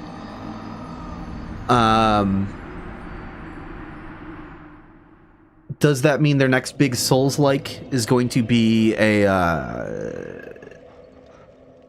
lot more multiplayer focused again? They're going to say, okay, we got Bloodborne and Elden Ring out of our system, but like, we're going to go hard with multiplayer again? I don't know. Or is it just going to splinter? Are their Souls games going to kind of like continue to sideline PvP as like a very optional, very easily avoidable thing? And just different games will have multiplayer stuff. I don't know.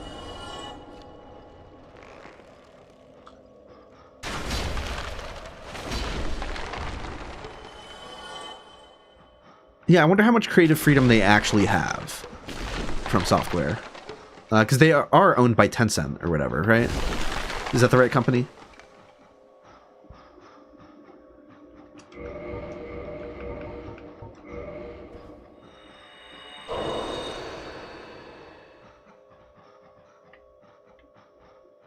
Oh yeah, messages. Illusory wall. That's great. Strange creature ahead. Hell yeah. This is just referring to the ladder, I'm sure, but yes, good to get up with that as well.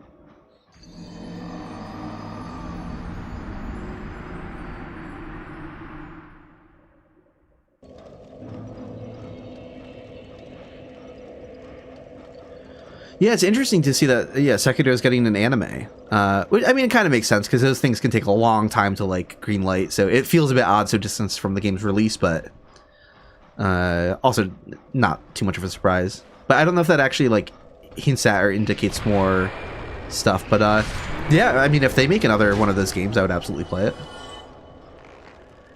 Like, do I prefer the kind of fantasy setting of the Souls games over the setting of Sekiro? Sure. Doesn't mean that Sekiro wasn't still a lot of fun to play. It was cool.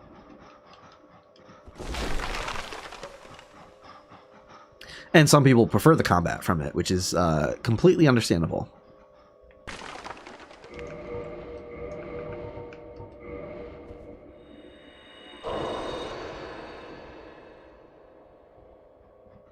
Oh, I was thinking of Kadokawa, not Tencent. Okay, okay. I mean, they must have gotten my head knowing that they do. Thanks for the figures on that, Makoto. Yeah, I was thinking of Kadokawa, though.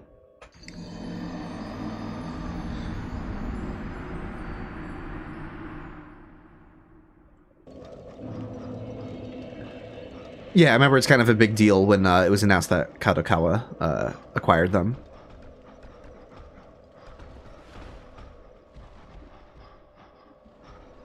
Which was a long time ago now, so, you know, good things have been happening under their leadership, but so, under their ownership, at least so far.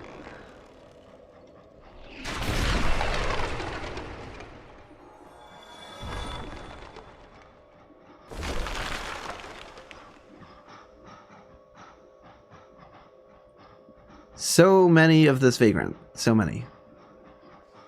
Oh, he saw me that time too. He's mad. He's not happy about that. Already lost sight. Cool. Stealth.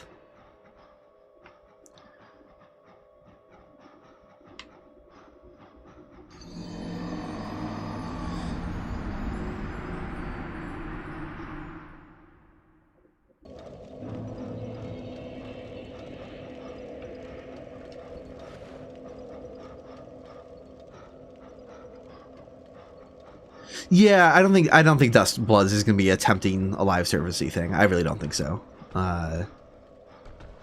It would be shocking if they attempted to do that with a Nintendo Switch game and like didn't even attempt it with Night Rain. You know, like that's the one reassuring thing is the fact that like Night Rain, like it had all of this like shifting like weekly schedule thing of like who the main bosses and all this stuff. It had like the framings of a live servicey thing, but they did not go that route at all with it.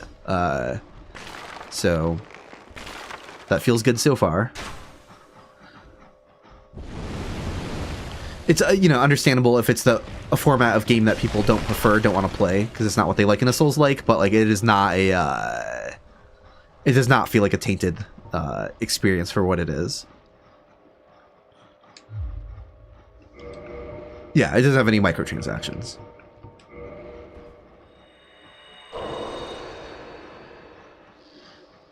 And the microtransaction war was kind of won, unfortunately, by publishers. Like, it's like most people wouldn't actually mind if a From game had minor microtransactions that were, like, only cosmetic or whatever. Like, they could get away with that. And there wouldn't be that much controversy, unfortunately. It's funny, because there were all the memes of Horse Armor DLC back in the day. Like, oh, that's so ridiculous. But, like, no one... Like, that doesn't... register. That wouldn't register today. It was memed on back in the day because it felt like they were going too far, like it felt really silly, but that's just normal now. Like, yeah, I don't know. And it's hard to know how to, because like if a game is released for free, if your model is, hey, the game is free to play, but like you can like, there's like DLC add-ons, like that in a vacuum, in and of itself, like, I don't even inherently have a problem with it. It's like an alternate model of making money. On its own, not inherently terrible. Execution-wise, terrible. Like, it's just... It is a very predatory market. So much weird shit. Like, the way those games are designed. They know, like... kids are going to get access to their parents' credit cards, and like there's just so many things designed around like and the psychology of exploiting FOMO in children. Like, it is a very sinister model.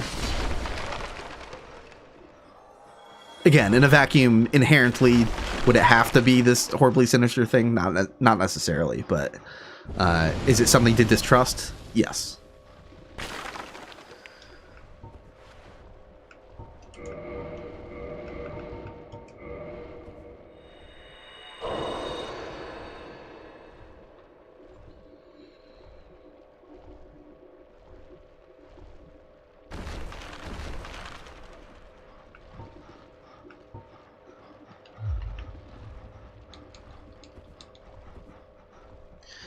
And I realized I forgot my water bottle in the other room. I'll be back in a moment.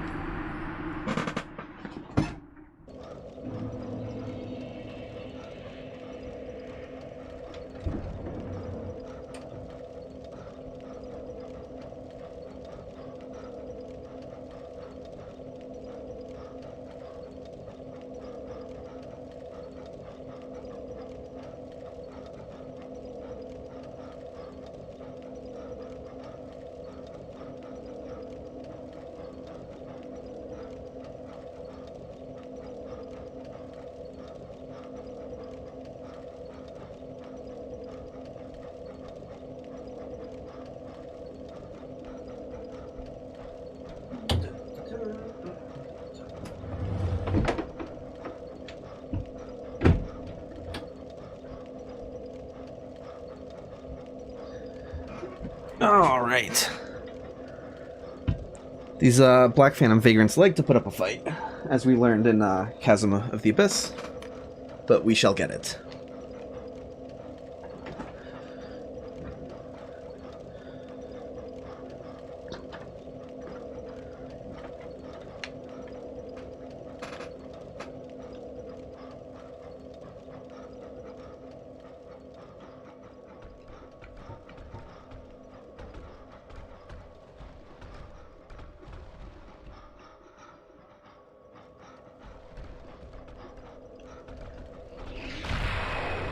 Yeah, it's a frustrating system, the whole free-to-play, and just like how tainted a lot of those games are by the experience. Because, hot take here, Fortnite is a good game.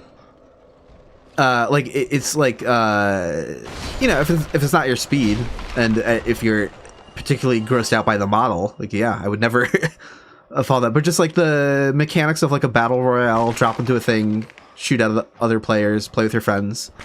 Like, there's like a totally decently made game in there. It's not hard to understand why it's popular.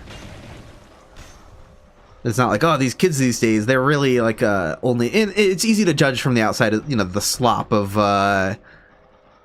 all the skins and microtransactions, and you're paying for a dancing emote or whatever. But it's like, oh, but the reason they were able to do that and make a shitload of money is because there's a good game underneath the surface, fundamentally.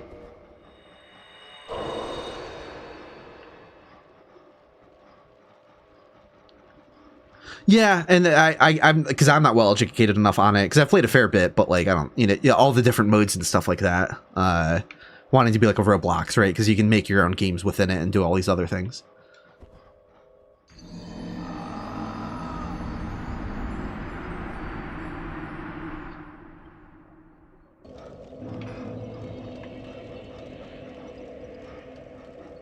Yeah, the building is like, again, yeah, because I never got really good at the building either. That is like such an insane learning curve. But there's like an actual skill, you know, like like I can see why people would get really into it, because the people who are really good at building on the fly and making combat out of it, like, oh, that is unique. Like, that is like a wild thing to do in a game.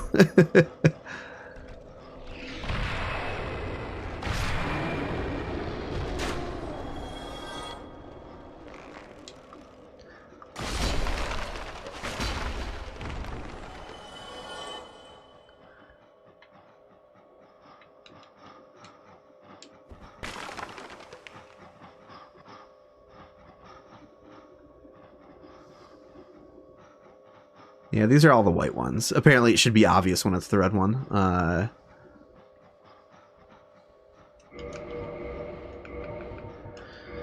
It's reaching the point where like spawning too many new ones doesn't seem like it's gonna, you know, because these are ones that will be starting at the beginning of the cycle. It's getting to the point where like I could probably stop wasting humanity. Not that it's a waste, because we're duping it, but it just... We've been doing this process long enough now that it really feels like I should be relying on ones that have been passed around for a while. I mean, that's how they turn red in the first place.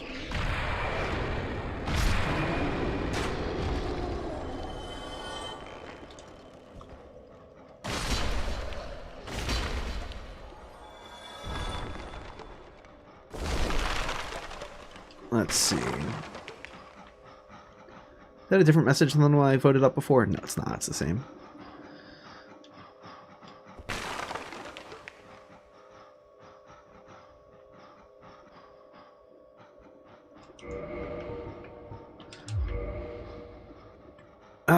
I'm kind of torn. Again, it's like, what if I have really bad luck at this Vagrant? Right? What if I have monumentally bad luck here? And it's going to take another couple hours to get it. It'll reach a point where I'll regret having stopped continuing to create new Vagrants. So let's just... As long as we look for it, I think I should keep creating them.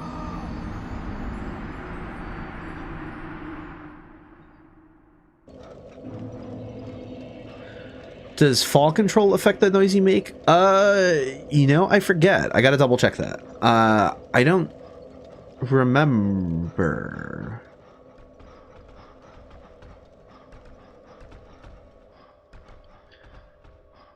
It's because, you know, in later games they've rolled them into one with Spook, which was a good idea, right? Am I remembering that correctly? Is that how that works in Dark Souls 3?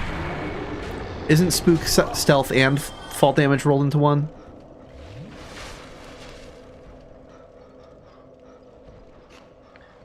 The fact that it's a different spell in Dark Souls 1 makes me think it probably doesn't do anything.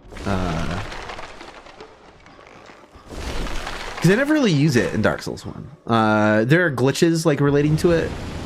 That could be a reason to use it, but, like... For just... It doesn't... If you're not using glitches, then... It doesn't help you ever. I don't know. Or if you're not trying to do like a damageless run or something like crazy.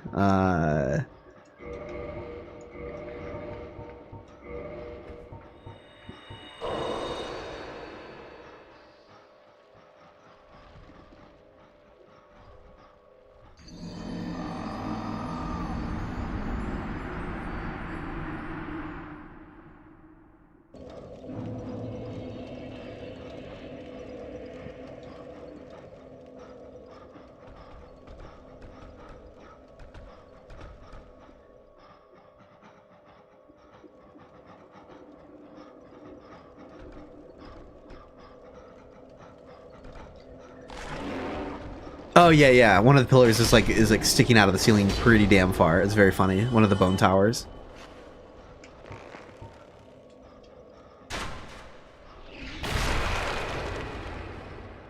Dude, if the bone towers could like have some segments of them that like spit fire at you every now and again, that's just straight up Castlevania enemy. Like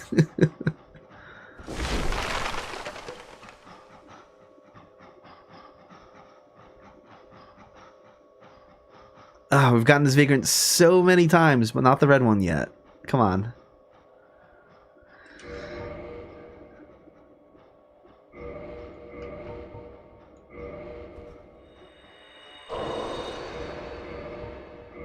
Or kind of a Mario enemy too, true. Okay.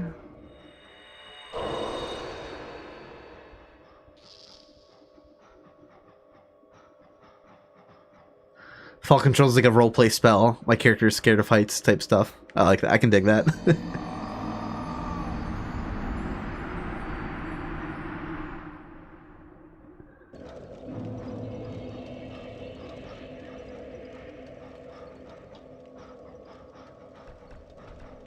Yeah.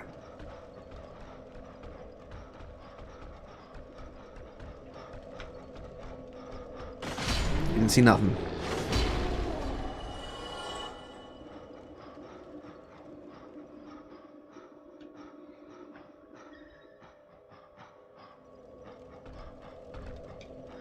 Yeah, I feel like this one shouldn't be too hard to get, because I feel like of an evil Vagrant that you get, this should be one that is more likely to kind of last and turn into a red evil Vagrant, just because, like, most people aren't dropping onto the Silver Serpent Ring platform every run to Nido, you know?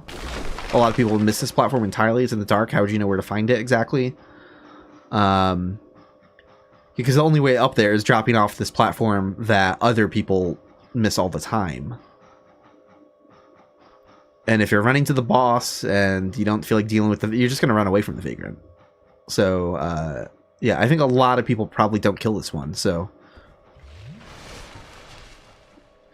I mean, if you got curious enough and you hung out enough around down here, then it would just jump down to you, but...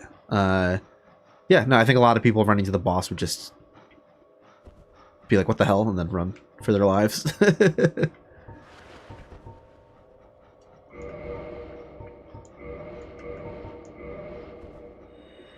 Oh, Zero's got red and white at the same time. Let's go. I'm hoping that happens to me.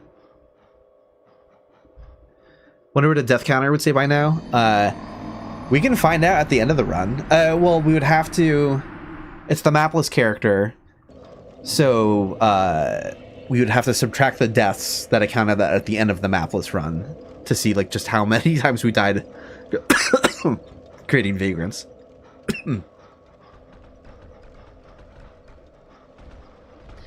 I have to reinstall debug to see that stat though, which is fine. That doesn't mess with the save. I just can't do that live while the game is running. At least reinstalling debug is super easy. It takes like 1 second.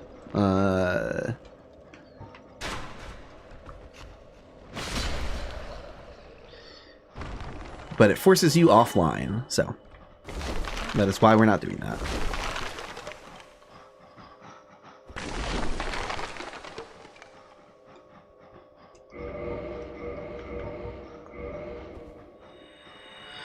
Demon Souls compare through part 4? It'll probably be a while. That is to say, I have not started it at all. I don't plan on never continuing the series, though. Like, my intention was always to go back to it eventually, but That one I'm kind of dreading because it's going to be a huge pain in the ass, I think. I think I want to get like a... Part of the hang up is wanting to step things up because like there's like modded PS5s that can run like a debug for the Demon's Souls compare through. So it's like, oh shit, I gotta like get a modded PS5. Those videos don't do as well as my normal videos to begin with. Like, whenever I make the next Demon's Souls compare through, I have it in my head that I'm going to like spend $500 to make it. Like after counting how much money I make like on the video. like it's gonna be a cost.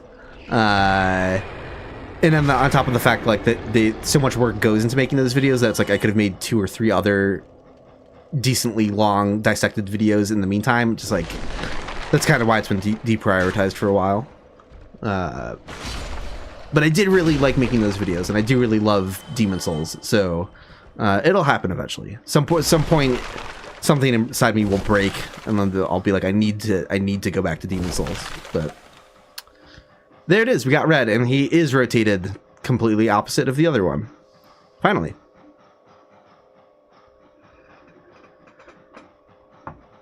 Correct. Demon's Souls has not been released on PC. Well, then don't do them. No, I'll just do them when I feel like it, though, is kind of the vibe. Like, the way I look at it, like, maybe some people will be frustrated that the wait takes forever, but I'll get to it when I get to it. You know, that's how... There's no part in me internally being like... Oh, because the wait was forever, it means it can never happen again. You know, it's like, I'll just do it. I don't care if it's a 6-year wait. I'll do it when I feel like it. It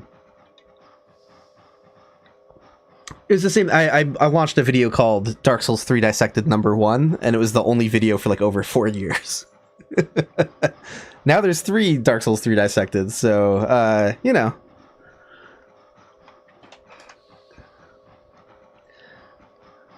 Happy to have this guy. Finally got him. It would have been cool if we got him the same time as a white one. Maybe I'll do a few more reloads just in case. Let's get him checked off. We got Evil, Covetous, Silver Serpent Ring, Black Phantom. And where's my cursor? There it is. Check that off. And then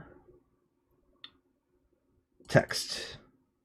43 out of 92.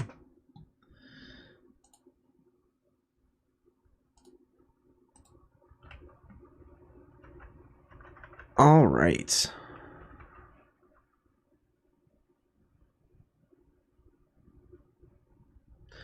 What are the white rings? Oh, yeah, all Vagrants got them. It's probably just easier to see against the better lighting of the Black Phantom version. Yeah, they have weird little rings on their head. It's actually not represented in my PNG tuber avatar, though. Aren't those both variants stacked on top of each other? I thought I saw 2 moving at the same time.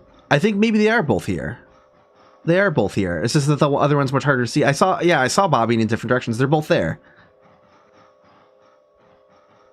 They are both there. Yeah, there's 2 big circles. 2 big of the...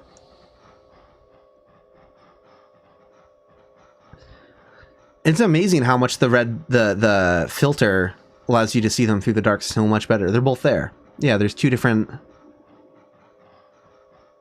I wish I could get down there and, like, see both of them well lit. Facing different directions. Yeah, well, that's how they're angled differently. We did get both at the same time. Look at that. Look at that. Ow.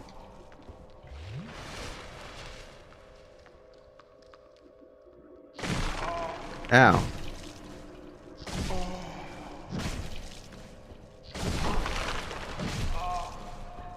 So yeah, that one's just rotated to the right more. So he's actually like facing that open area a lot better than this one is. But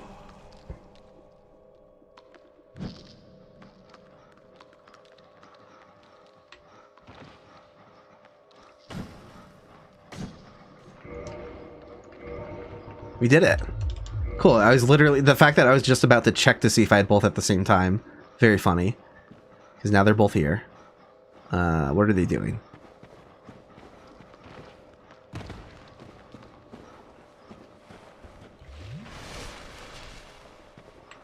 Come on, shoot. I wanted you to shoot at me, because I know the red ones do a lot of damage.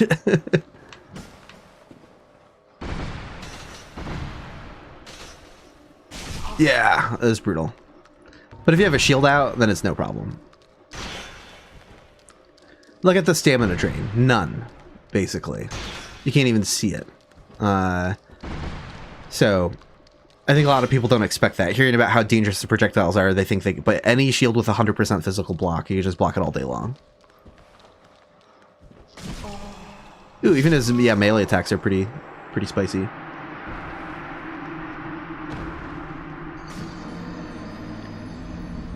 Yeah, without doing like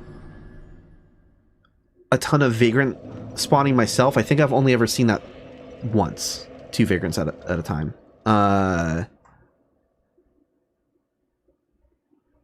Oh wait, PNG Tuber is now doing the angry pose. I was not angry. Okay, get that fixed. Get the chat back up. So, what time is it? What time are we looking at? It is. This has been going very quickly. We can get the next area started. Next area is going to be. Well, the extra might be harder because we'd have like people working on them in advance, probably.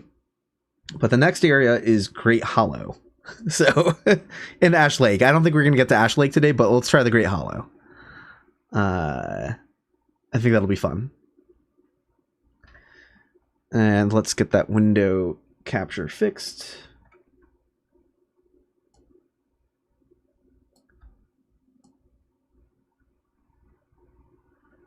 That's not how. Oh, because I'm hitting Control, not Alt. There we go.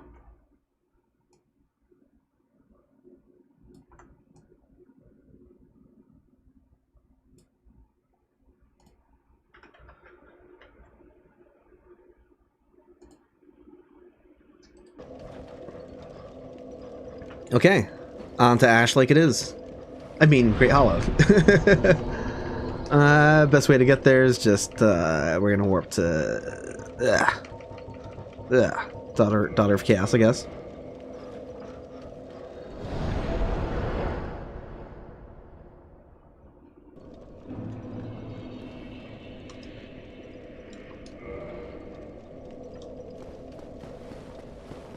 I have Kirk's gear down here, I guess. Alright.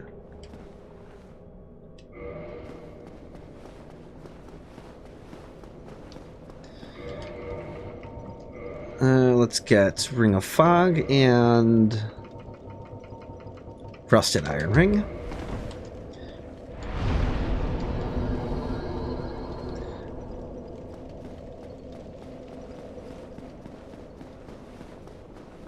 Hey, welcome, Brave. Yeah, the pace really picked up.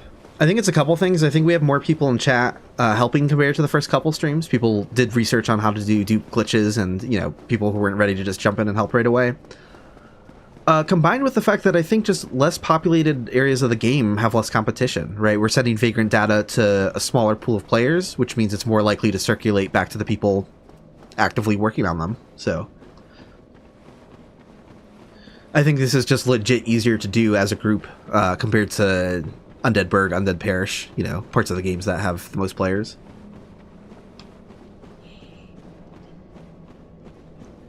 That sounds right, Hot Pocket. That's what I expect. Yeah, same SP effect as the Gravelord, so double HP, 20% more defense, 80% more damage. Yeah.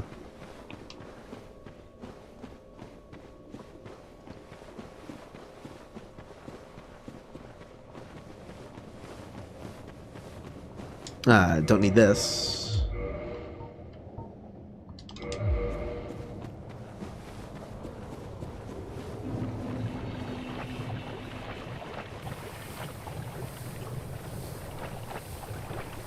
It feels funny going through Blighttown not having done Blighttown yet, but we will work on the Vagrants here later.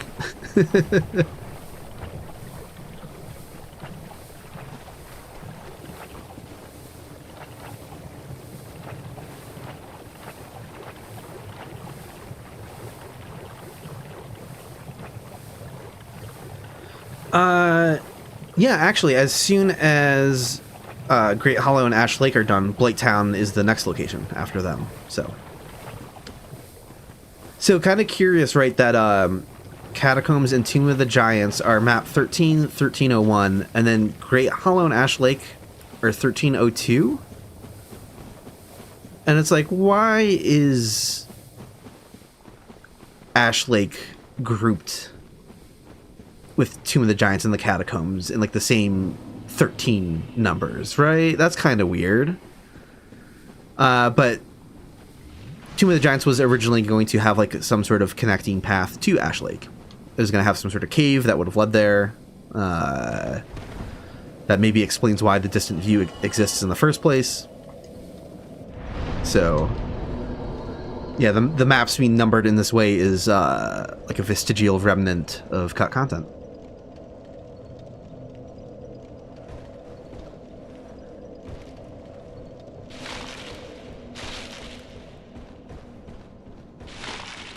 But anytime you see stuff like that, where it's just like, whoa, like, oh, I wish we got that, and that really, like, maybe it would have been cool, but, like, maybe that earlier concept was entirely mutually exclusive with the existence of the Great Hollow from Blighttown, right? Maybe they only ever planned on one entrance.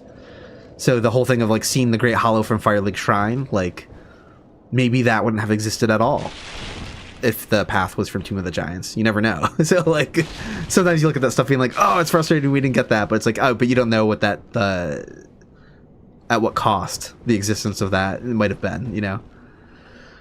Okay, so evil is near the base. Good is in the small room below the Chloranthy ring. Yeah, so. Oh, wait, I want to do something. I want to replicate my mapless run. Because I remember how I was routing this area without being able to see anything, so hold on. Let's get some of that going again, because that was very fun. That was very silly.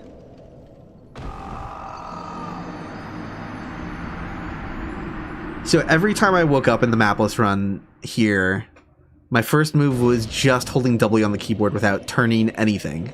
So let's see what this looks like with the map turned on. This is where I was landing every time. Okay. Alright, I didn't even realize it was right next to a pit. Well, it's funny, we're going to use the exact same routing from Mapless to get here every time, because this is where we want to go. This is where the good Vagrant spawns. Like I said, it's in the small room below the ring, so he spawns right in this room. I see no reason to not put the drift item bags in this room as well, because why not? It's out of the way as well as anywhere else in here, you know? Sure, there's technically like some cave side areas with crystal lizards, but like, who cares? This is well hidden enough for what we're doing, I think. A lot of people will miss that. Some people, if they want to put item bags in more hidden locations, knock yourselves out. You know, maybe I will a couple times as well. Oh yeah, and I should be losing bloodstains. We have to drop all the way to the bottom to check for an evil vagrant. It's probably easier to work on just this one right now, and then when I'm ready to check for the evil vagrant, start running from the bottom Ash Lake bonfire, right? Because he's down at the bottom. He's down by like all the mushrooms. I think he's technically up on like some of the mushroom paths that are like a little bit off of the ground level, but yeah, I think dropping this way every time just does not seem like the move.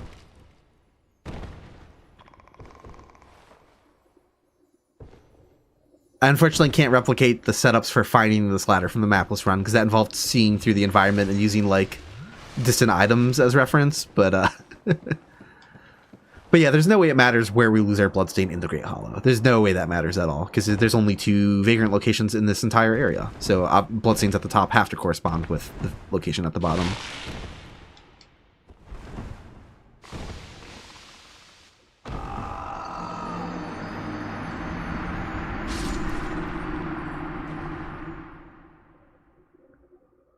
You never could set up for jumping in to get the ring? Yeah, now we know. You just hold W. Yeah, just have to be sure respawn at the bonfire and don't adjust the camera or anything. Just hold W.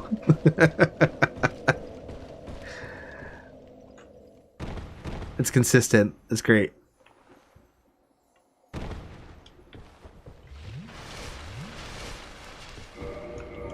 I don't know why I'm healing. That doesn't serve any purpose.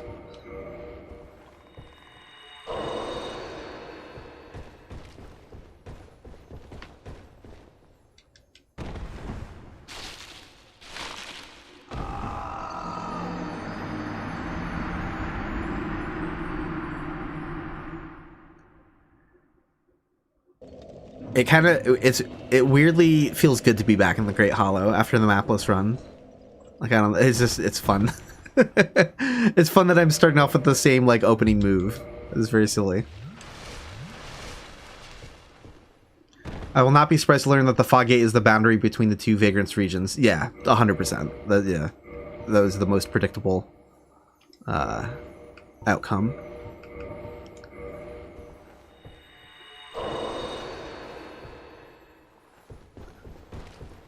Reaching the bottom of the Great Hollow and exiting the Ash Lake for the first time. Yeah.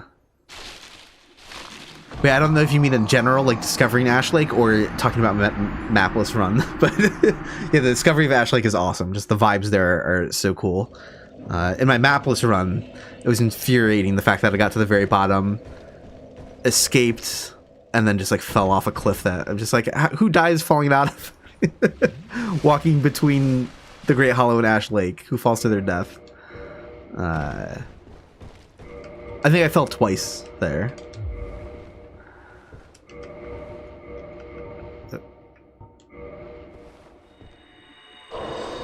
Yeah, isn't this evil Vagrant Hot Pocket? He's kind of like on a few mushrooms, near some of the mushroom children, I think. Something like that. I don't know where he is exactly, I just know he's like in the bottom of the level, basically. Somewhere slightly above the ground level.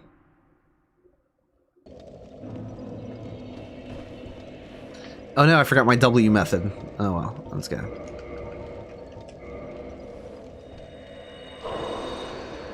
It should just be like walking into this branch and walking forward, though, I think.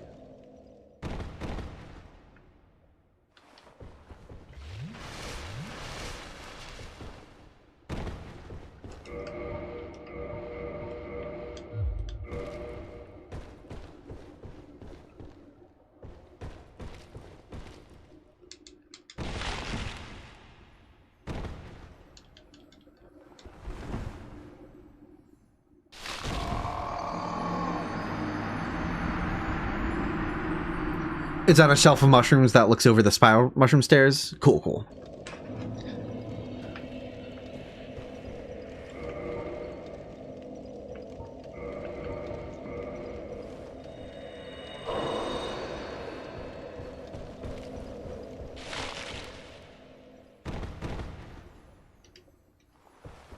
I don't know why I'm healing.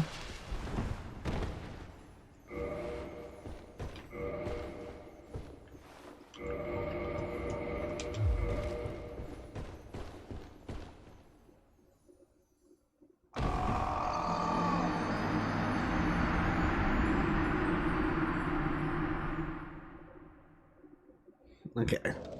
Let's use the old mapless strategy, though. Just holding W.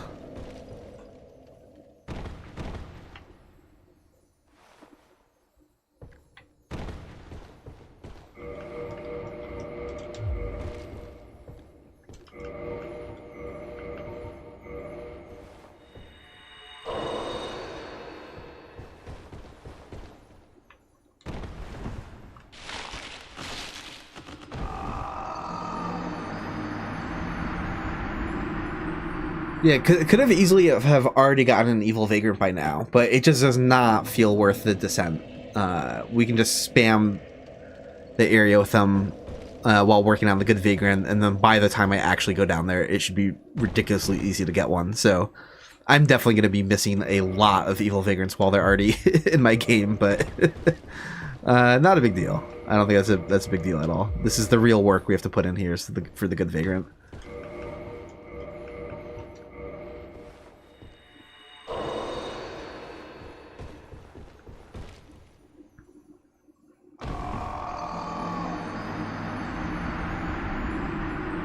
Yeah, it's entirely possible. Yeah, we might, depending on how long it takes to get this good Vagrant, we could be getting Black Phantom evil Vagrants. Absolutely.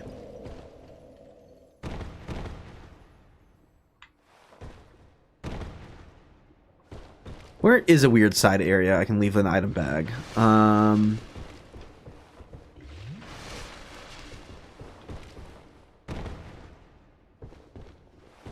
Well, didn't leave anything that time. Oh yeah, I am duping humanities for this run.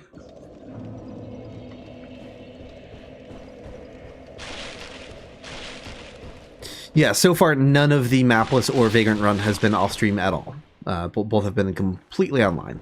Like nothing has been done off stream for any of them. That's not true. That's not true. I did do with Carl. I did the dupe glitch with Andre to set up the dupe glitch, like glitching out the longsword. That's the one part that happened off stream.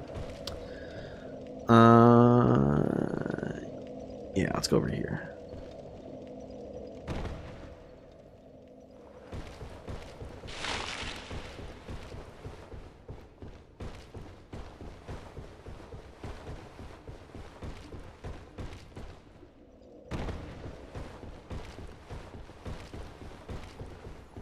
So yeah, this is a pretty out of the way place to leave an item bag as well.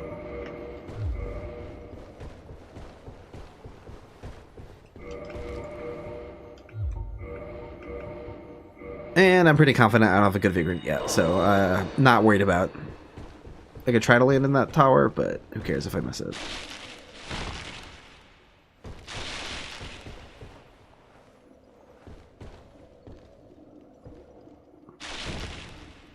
Yeah, it's fine. Stop surviving.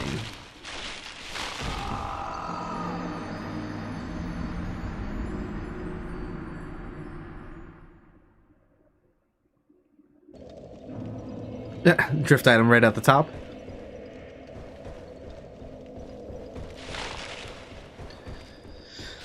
Would I want them to reattempt Dark Souls with Miyazaki at the helm? I don't know.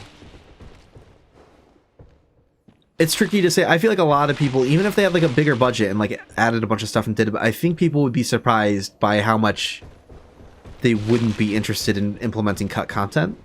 You know, like I feel like a lot of it was cut and they were just like, yeah, like that's not part of the game anymore. Ouchie.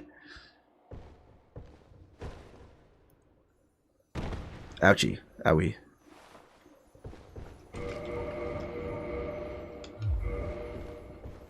If I was doing this again, being able to see, fantastic. A huge relief. It feels great.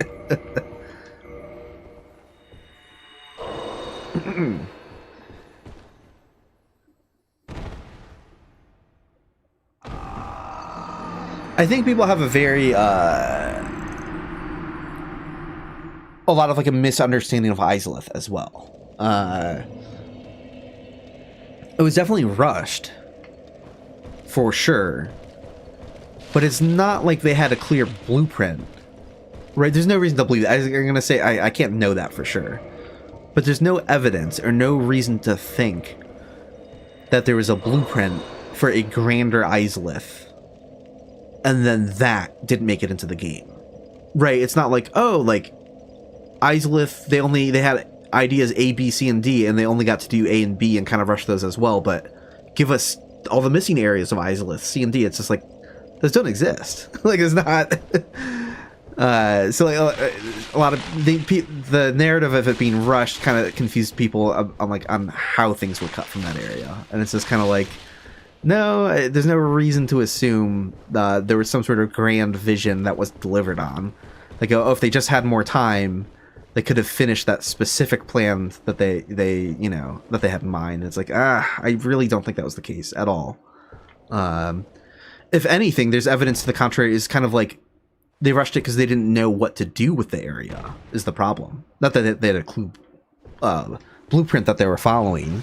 Because if they did, then they probably would have been able to execute it on better. But I remember like the old interview about Bed of Chaos was just kind of like not knowing how to handle it and stuff. So they were a little tapped conceptually and rushed. But it's not like they had Sense Fortress Part 2 mapped out and then couldn't complete it. You know, like...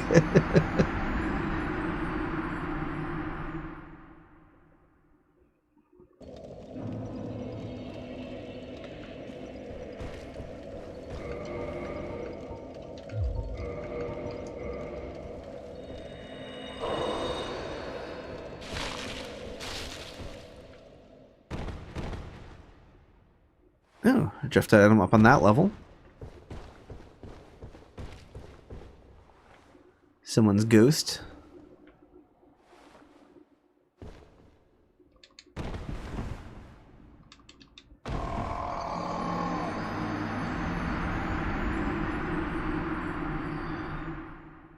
A pool of poison at one point for the centipede demon boss. Yeah, entirely possible.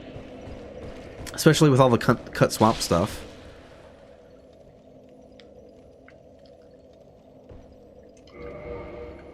And poison almost feels like a better match for a centipede. That feels like the vibe more.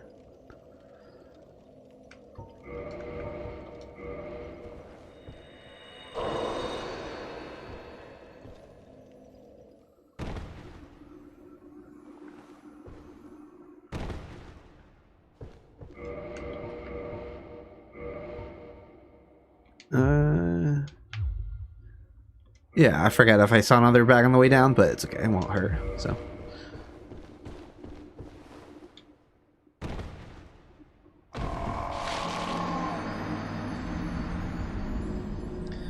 I have not played Kingsfield yet, so that is on the to-do list. Future stream series will be me just doing blind playthroughs of Kingfield.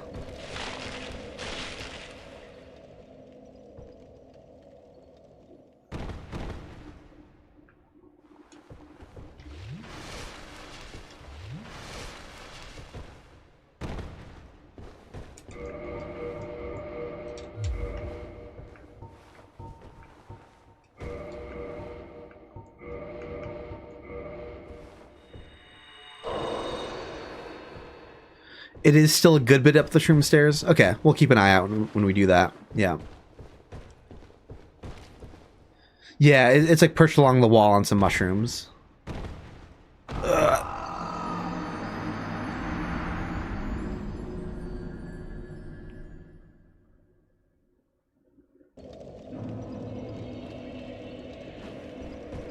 Hey, drift back right on the path.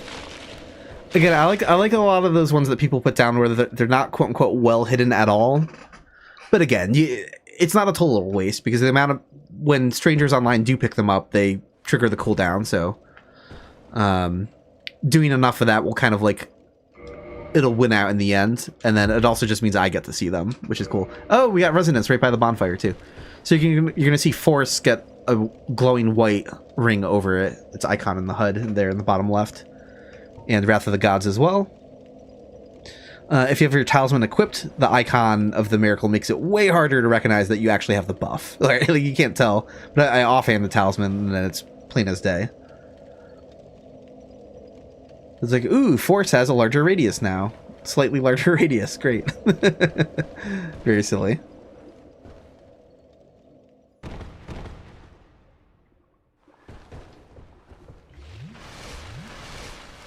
Yeah, this is the remaster on Steam.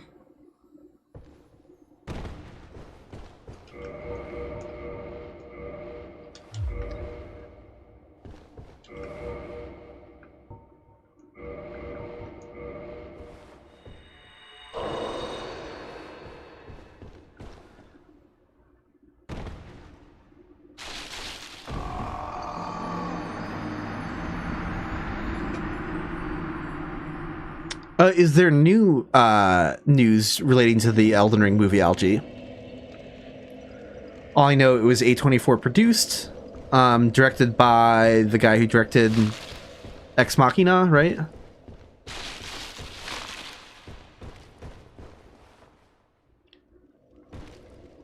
There's like general reasons to be like apprehensive about a movie adaptation, just in general, like, you know, for like common sense reasons. But like, of all the news so far, none of that has been too troubling. Yeah, Alex Garland, like, some of his movies are better than others, but some of them are quite good. We're at least not starting off. It's not Eli Roth directed, and, you know, I don't know.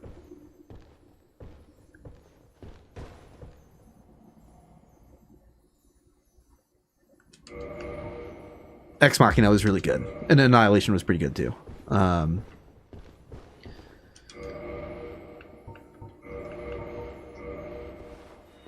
So, you know, will I be surprised if it winds up pretty bad? No. Is there reason to panic yet? Also no. So I'll keep an open mind and see what happens. Illumination Elden Ring movie. You know what? Maybe that would kind of rule though.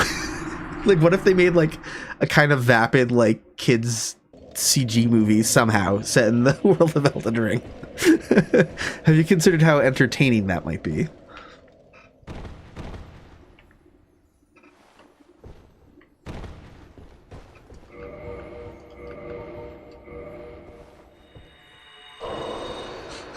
Dark Lord, have I ever landed on one of the branches that forces you off, but you started riding it like a half pipe? If only.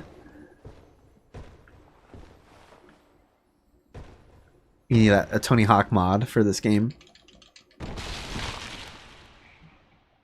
There is some video of someone like grinding around Firelink Shrine, and I just don't understand what I'm looking at. Like, I don't know where that was born from. I'm guessing someone modded like a Tony Hawk map to put Firelink in it or something. Like, that's clearly not a Dark Souls mod. That's got to be a mod of a skateboarding game with Dark Souls geometry put in it. If somehow someone modded something that level into Dark Souls and I didn't hear about it, that would be wild.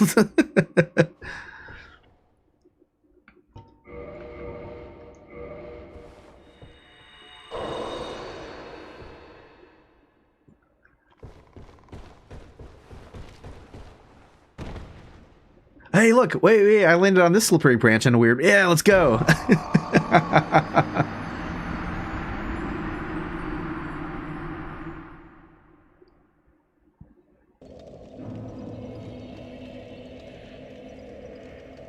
Got a drift item here right at the start.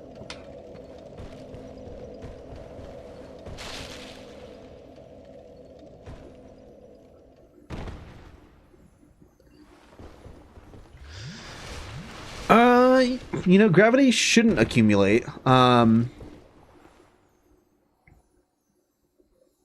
think that was probably a lethal fall without centering on this branch. Was this the branch I got weirdly stuck on?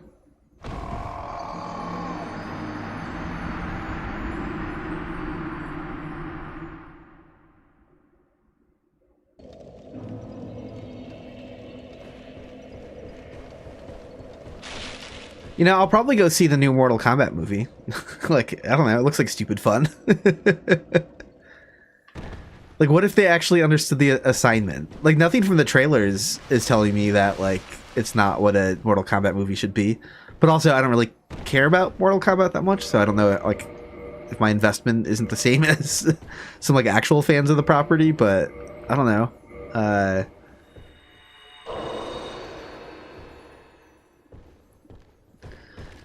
I didn't see the most recent Mortal Kombat. I remember the consensus was like good intro, rest of the movie, blah, character, new lead character that no one cared about. Like it had some weird missteps or whatever.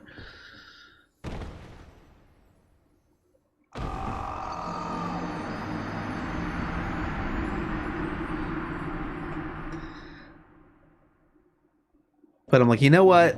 Like, what's that actor's name? Normally, I wouldn't be blanking on it. The guy who's also in The Boys. The guy who is the recent Judge Dredd. I was like, sure. Him casting him as like an aged Johnny Cage. I'm like, I get it. Like, that's good casting.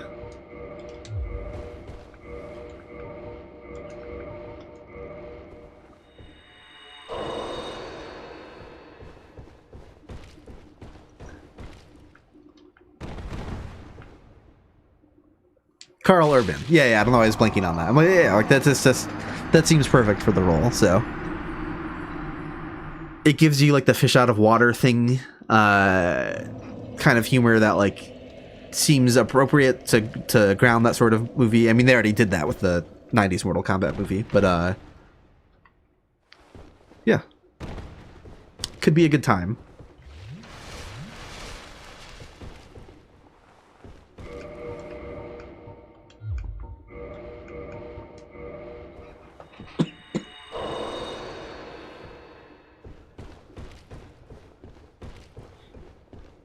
It's hard for me to have any strong opinions about the Mario movies. Like, it's just sort of... They are okay at best. Extremely well produced. Really good eye candy, if that's what you're in the mood for. I haven't seen the most recent one, so I don't know if I'd have stronger opinions, but there was like some really like, I saw a few like headlines and reactions that were like so far into hyperbole that I was kind of like, like what are we like?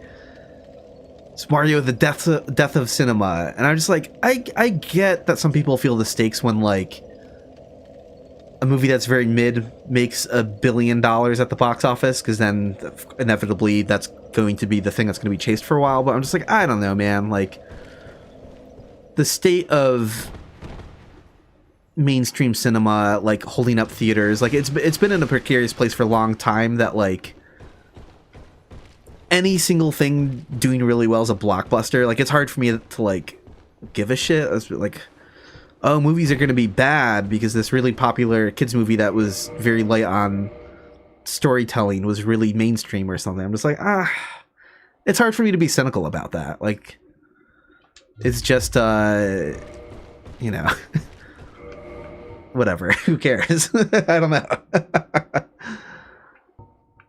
If you wanted like a Mario movie to be better, totally get it. Like, that's understandable. There are movies that are made for kids ostensibly, that are like family movies that are really well made and have a good narrative and have a lot of heart to them.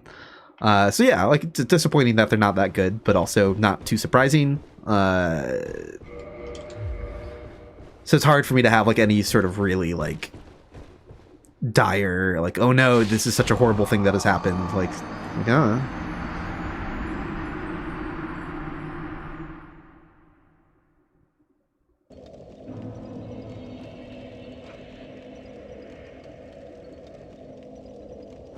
exactly, Daddy Pinwheel. Yeah, I'm just like, I don't, because like the first one, I don't know, I watched it once, thought it was okay, didn't, you know, like, nothing to write home about, didn't love it, but also didn't really have any strong opinions. It was just not like, it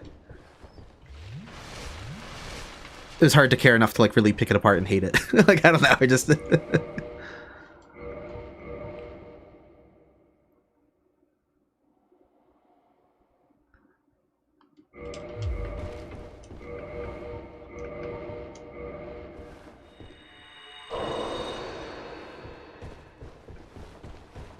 oh, drift item bag right on the outside of the branch as well.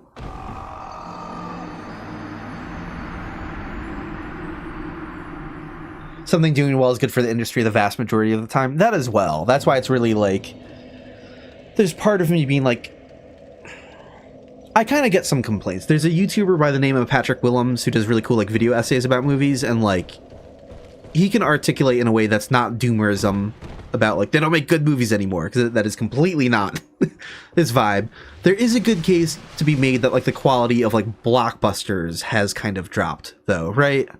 That like, if you want good movies, like just a movie that's not a sequel, not you know, in the other iteration of a franchise, if you just want like a good original drama, those were movies that had a much easier time being a blockbuster in the 80s and 90s, and like the state of cinema has evolved for that to not be the case as much. So it's not like complete doomerism to be down on that a little bit, to be like, man, I wish blockbusters were better and had more diversity. That's not a terrible take at all.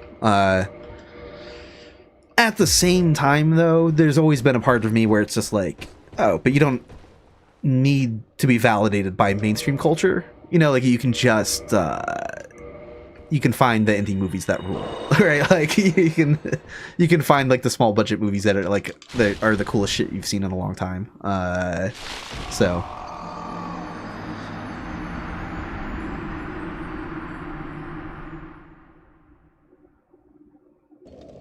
Oh, you went to high school with Patrick. Cool. Yeah, I like his videos a lot. Yeah.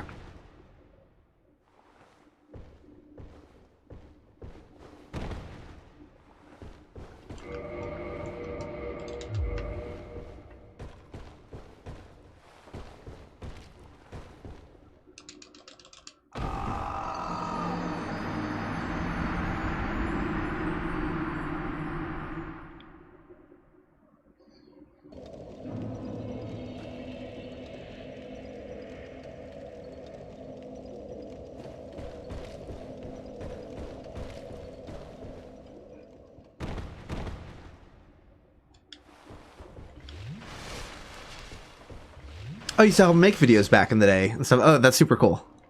That's awesome.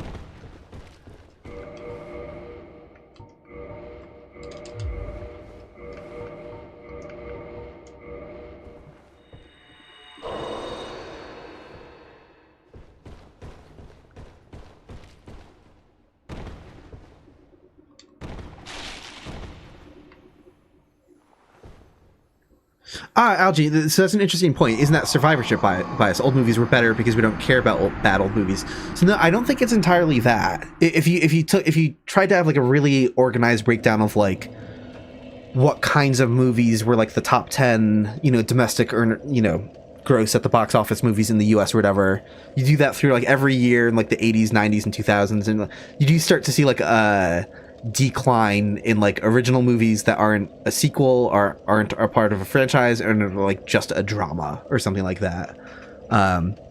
So among popular blockbustery kind of movies, like diversity has kind of plummeted.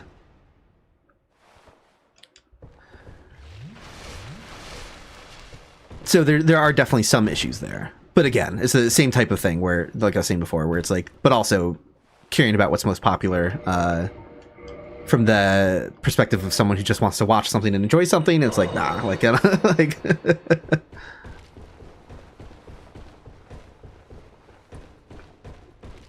I'm trying to think about like the last like what are like some of the most recent movies where I was just like, hell yeah, and I'm thinking like Poor Things, Everything Everywhere All at Once. I was just kind of like,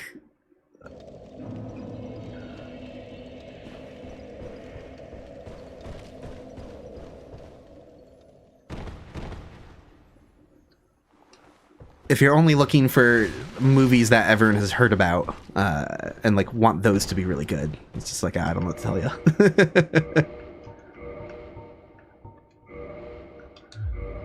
Eddington, I remember I wanted to see that, but didn't get around to it.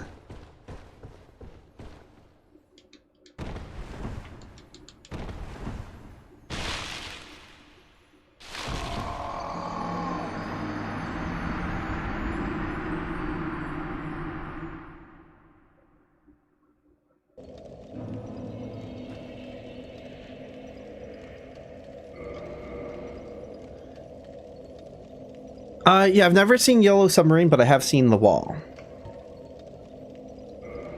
I don't really remember it, though. I saw it when I was in high school.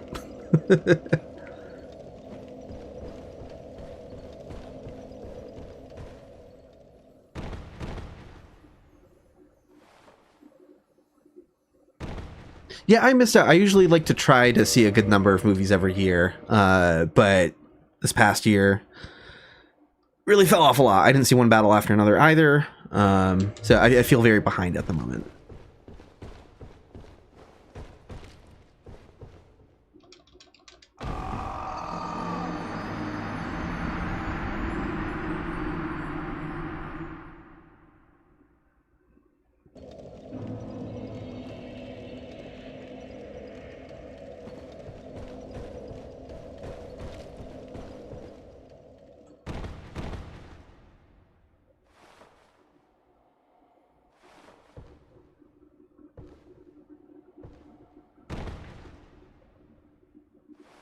Oh yeah, the see-through effect of the character does block the bloodstain VFX. That's funny.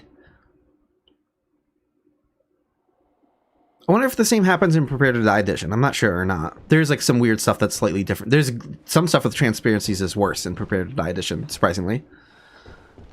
What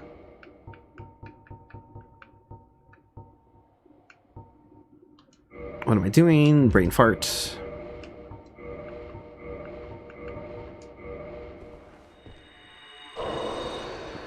Hey, thanks, Keeper Dace. I appreciate it. Yeah, I do think this is going to be a bit of work here, because I think we had head start help in the Catacombs since people knew it was coming, and then I surprised everyone last second with Great Hollow, so we have like no head start here. Yeah, I try to go to the theaters pretty often, but when I say that, I'm not like a theater head who's going to see like a couple movies a week in theater or anything crazy like that, but hey, we got the good Vagrant. I hear him. Oh, good thing I looked for him. He's trying to do something. What is he doing? Oh, he's freaking out. What was that all about? Oh, because I have the rusted iron ring still on. I forgot. That. Okay, he heard me. Easy explanation. I thought he couldn't hear me. I forgot the very obvious orbs around my feet that I did not have. Yeah. So I was very confused for a second. I'm like, because if he couldn't hear me and he's not teleporting away, that also means he didn't see me. So that doesn't make any sense. But no, now that makes perfect sense. But yeah, no, I usually, yeah, I thought Sinners was pretty good and it did some things very well. But yeah, I don't know. I would have to watch more movies from last year to see like where it would. I don't know if it was necessarily movie of the year for me either. But I don't know what Oscars it won, but like I could see it definitely being up for music or sound design. It was so good. The montage, that scene that everyone talks about with the musicians and the whatever, you know, I'll speak a little bit vaguely about it if people haven't seen the movie yet, but the sound design there was so good that I don't know whether to like praise the music or the sound design more. It's kind of like you're reaching a gray area between the two concepts because it's like a sound montage where there's music involved. Incredible scene. That shit ruled. That was so good.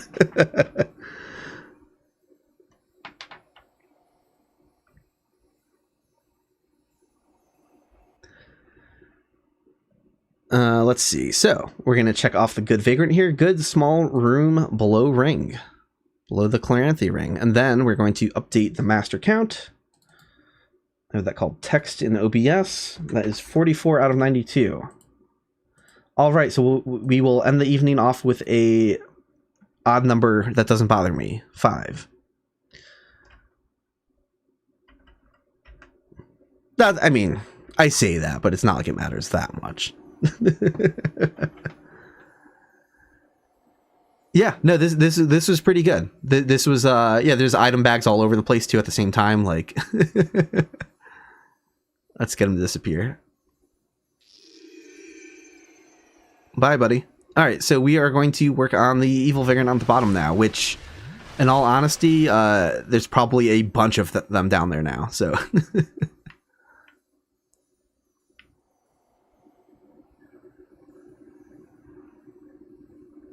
oh, you know, I refuse to go there on foot. It would probably be slightly faster. But god damn it, during the mapless run,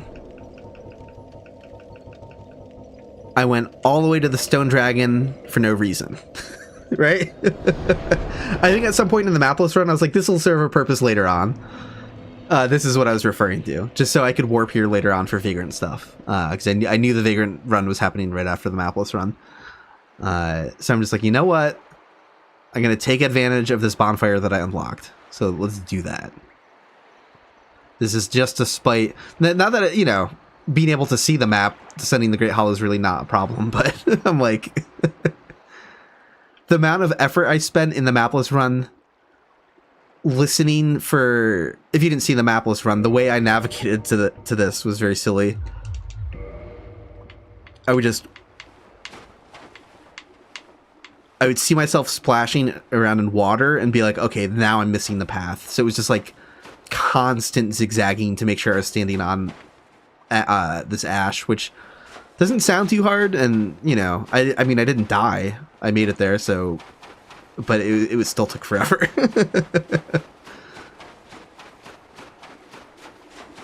So now this is the victory lap after mapless, is just teleporting back here and comfortably running back. I didn't technically get all of the bonfires mapless. I did skip the one by Vamos. I did just get that for the first time today. Which, if I wanted to go there specifically, wouldn't have been too bad while I was in the catacombs, but it was like, nah, I'm good.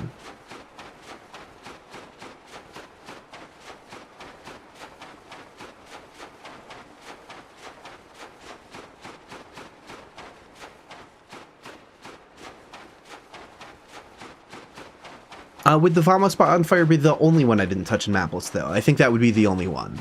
No. Also, the second Catacombs bonfire. I also just broke the illusory wall to that tonight as well. So, those were the 2 bonfires that were skipped.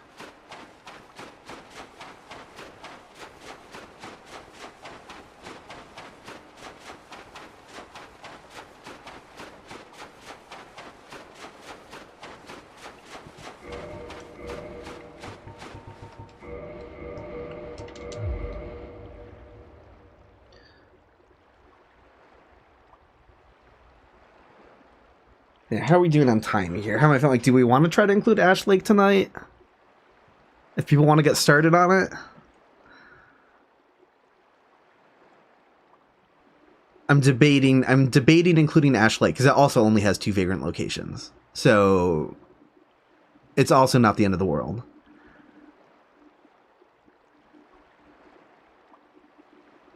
If people want to start, yeah, if people want to start, I think we will. If people want to start, dropping item bags and losing bloodstains around Ash Lake, go for it. And you can do it anywhere in Ash Lake. You could just rest at the bonfire and start doing that literally anywhere. So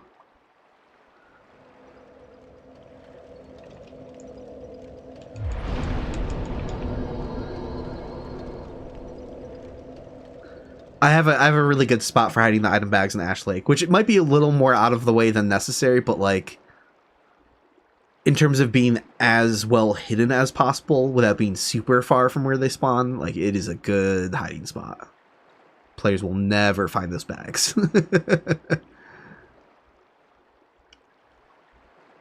But this evil vagrant, are you here?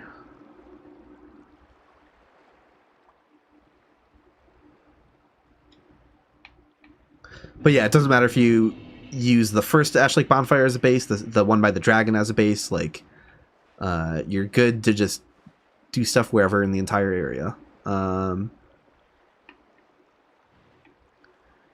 So I think the evil vagrant spawns on those 2 mushrooms, maybe? Yeah, I seem to remember him being above some mushroom children, like on a platform on the outside of the room. So if we haven't seen him by now, he's not here yet. We don't have to go any further into the area to see him. I'm pretty certain of that. Because if it was a lot higher up on this path, I wouldn't have worded it as near the base. I would have said, like, halfway down mushroom path or something.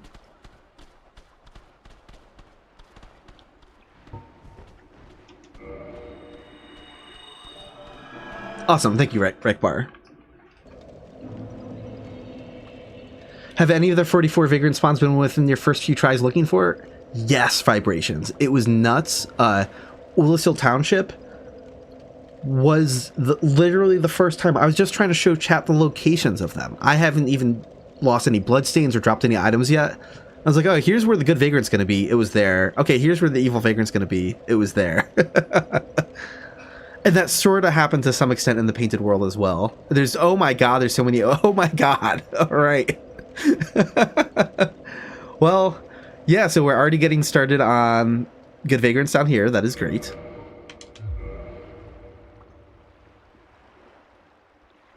Check for the good Vagrant. Okay, good Vagrant's not here yet. That is wild. That is a great respawn. And again, I know I've said this before, but like, so many people don't know about this mechanic. And it's not very common to just get random drift bag. We are spamming the game with them. So there are so many players just trying to mind their own business, just trying to play through Ash Lake or whatever. They died once to the Hydra. And now they wake up next to the bonfire and there's 3 item bags waiting next to them. Like, they're going to think they're hacked or something. Look, there's a drift item there. It's so cool. Stop leaving trash everywhere. Hey, yeah, Evil Vagrant's here. I knew it was going to be easy because we spent enough time grinding the good Vagrant and losing up bloodstains all those times that this area was like, yeah. I knew this wasn't going to take long at all. So, which is why we're doing Ash Lake tonight. There we go. There he is. On the outside of the room. So again, compared to the bottom of the level, not too far from the bottom. On that outside set of mushrooms above these 2 mushroom children. I like how the idling animation of the mushroom children. They look like they're like listening to music. They got their earbuds in.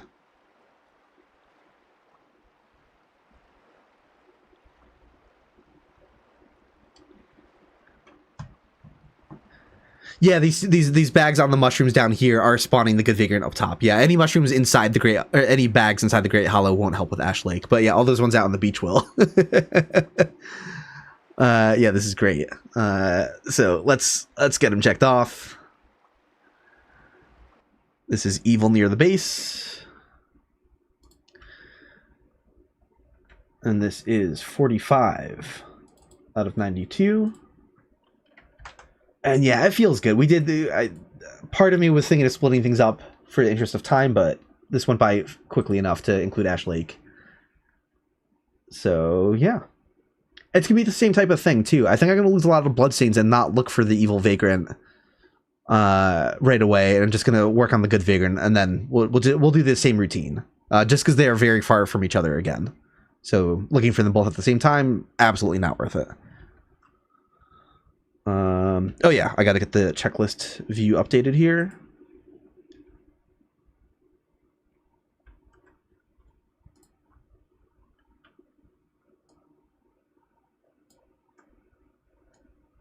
Steep Beach, that really narrows it down. But I'll show where that location is. All right.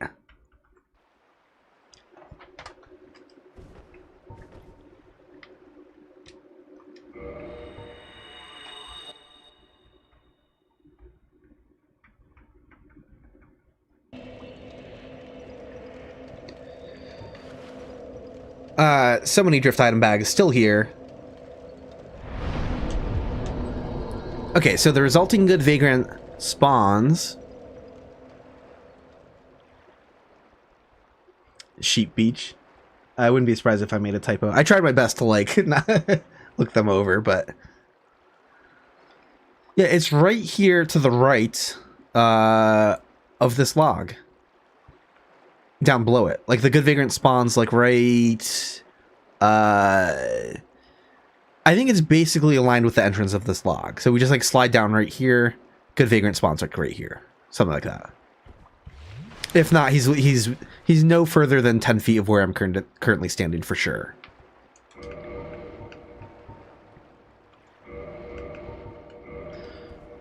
Evil Vagrant is, as you can tell from the checklist, over by the Everlasting Dragon, which is why we're not going to bother checking for both at the same time. But again, we will work on losing those bloodstains now to set us up for easy success later. That's correct, Scant here. Yeah, purging stones and gold coins also work for good vagrants, absolutely. So, the moment I don't see a bag on this beach, I'll show you my brilliant hiding spot for an item bag. But in the meantime... Also, we can see the vagrants from so far away that I'm not worried about stealth for sound. Sometimes the sound, I'm like, it makes the chat, the stream, like... I don't know, having game sounds is nice.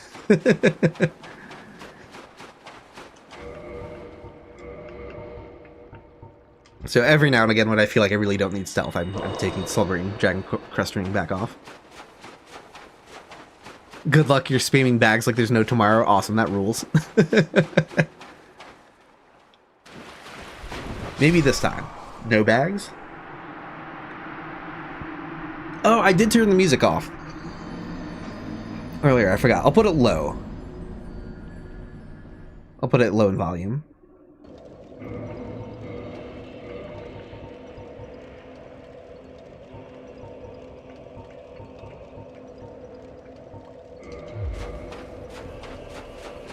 Or just match the game sound effects right now. Yeah.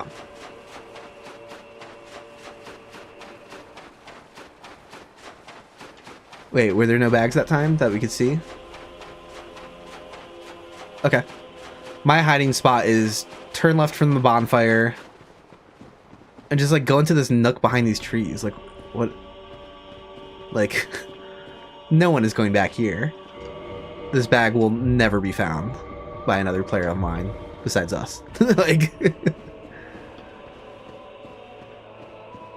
so it's like a little out of the way, but not much.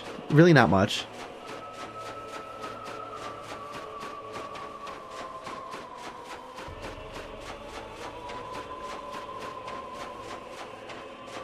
And we would already see, I don't have to run all the way to where the good Vagrant spawns in, because I know draw group wise we would see him from here already. That's not an issue. So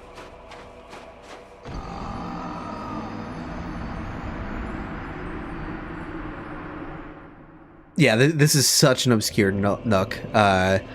This is somewhere where during the last return to Lordran I spawned the good Vagrant. I think I even posted the blue sky a screenshot of this good Vagrant location, because it was one that I just sat down and spent like a couple hours grinding into existence.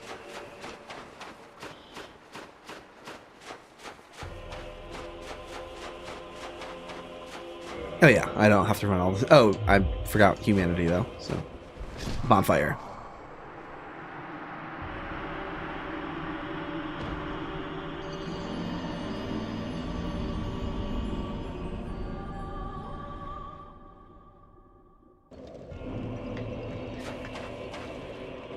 Okay, bonfire.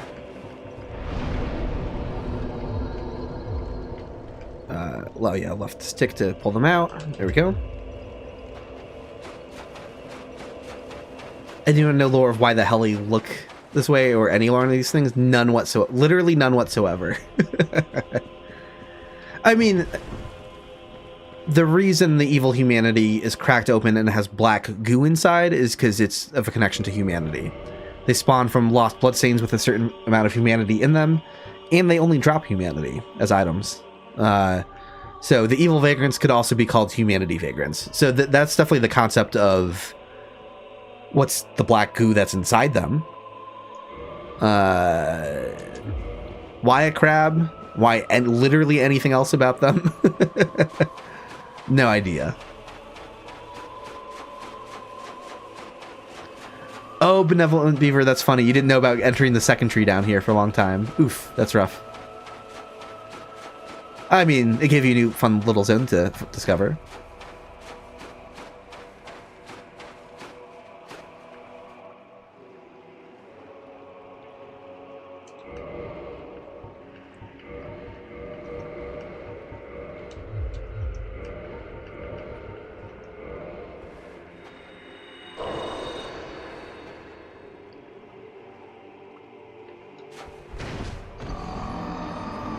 I'll show something kind of fun in the area, some content.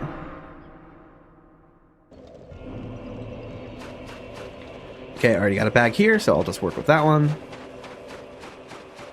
And I'll run a little further into the area just to show a fun little thing.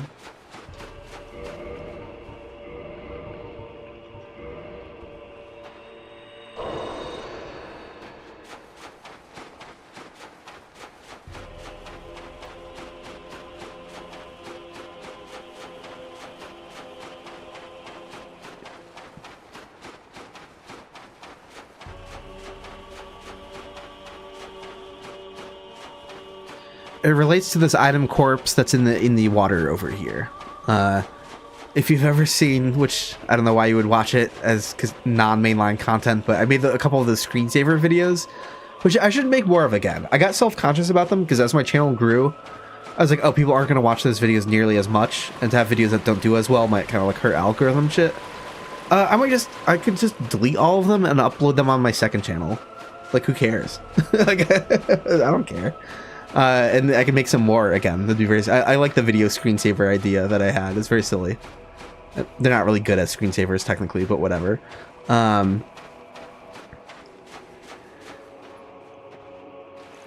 yeah, this item corpse has some code for it to bob up and down in the water. It should have like floated up and down a little bit, and it's like only missing like a tiny bit of code to activate it, I think. That's yeah, no, yeah, I'm totally happy having made those videos, and like I would like to make more again, actually. Yeah, we don't need screensavers anyway. That's the thing too. And if you were gonna make one, it needs objects that dance around a screen that's entirely black. Is the point? Like you're actually not supposed to have full shots of stuff constantly. But whatever.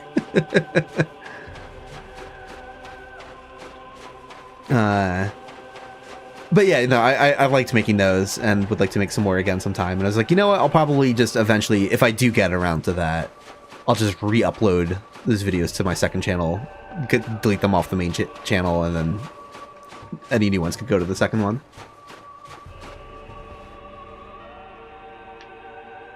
Oh yeah. Jump.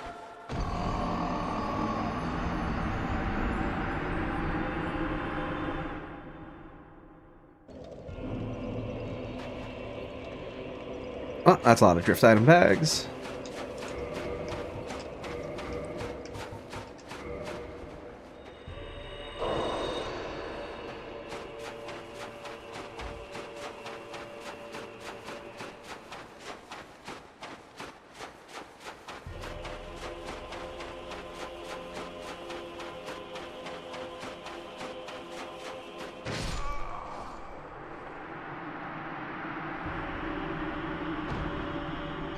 You're trying to go to the Ancient Dragon, got intercepted by the evil Vagrant. Nice. Anyone playing Dark Souls for the first time must be so confused. Exactly.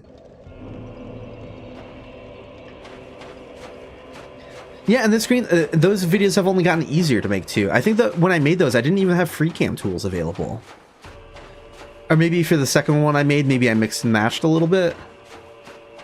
I was doing stuff like making the character invisible and disabling gravity and like using that to get shots, like but then eventually debug for the remaster was like fixed and improved to have debug dash and free cam and all the shit that I didn't used to have, so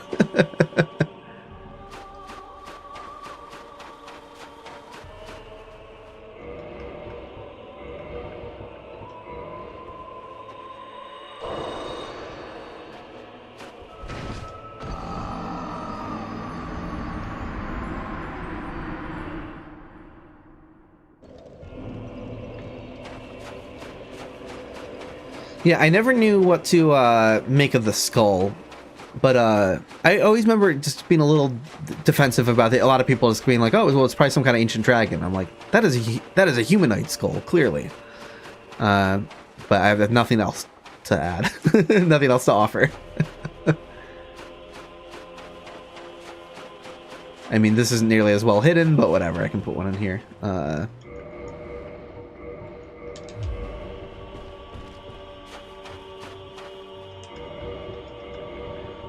Like, sure, it's got, like, horns and fangs, but, like, that is not a dragon-ish skull at all. It would be like a giant devil, is what, you know, like, it would look like Satan, or if anything, I don't know. It's still the human shape of a head, just with extra weird features that humans don't have, but those giant eye sockets, like, that's not what, that's, FromSoft has never made a dragon with, like, a weird human face before. Hawkshaw's interpretation is blacksmith deity. That would be super cool. I also think Dark Souls 3 sort of, my interpretation of Andre is that he has to be a blacksmith deity as well. Like, what else is the explanation? Like, I don't know.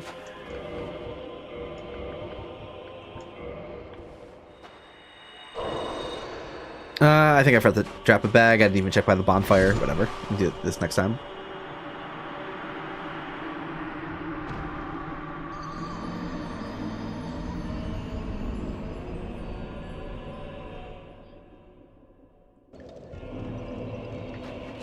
So many bags.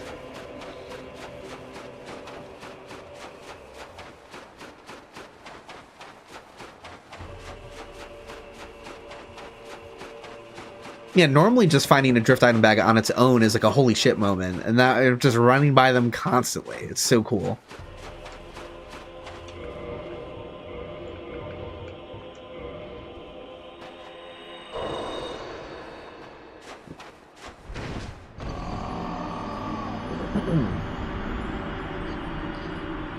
But yeah, I believe it was King Boar who gave me code to fix that floating corpse. I forgot to mention, I brought up the video screensavers, and with my ADHD, did I connect that thought properly? In the video, you see the corpse floating properly.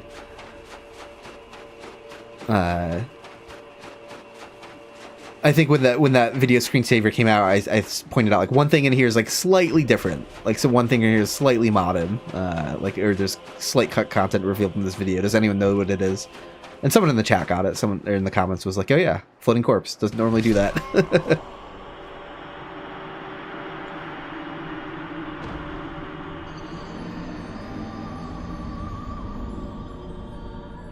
Huntsman's cops floating properly.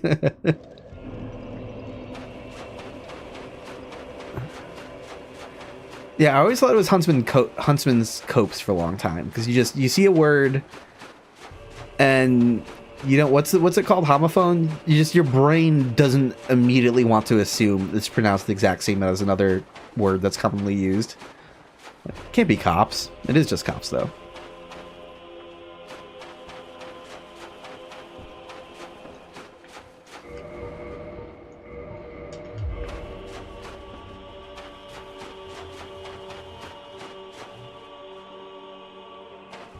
Well, copes is also another... That's also another word already, though.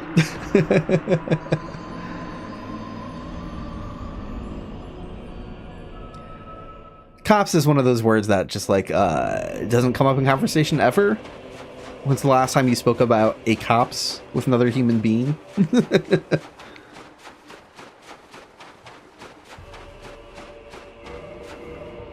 Yeah, no, with English as my first language, I assumed it was pronounced copes as well. Yeah, my brain would not go to cops as a pronunciation, but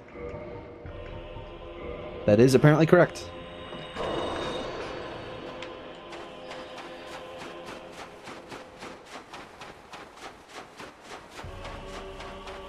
I remember someone in one of my Elden Ring videos like gave me props for pronouncing Shifra correctly, and I was like, no, I completely fucked that one up. I only got it right after I said it wrong in another video.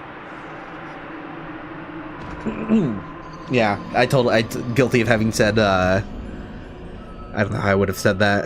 Siofra? Oops.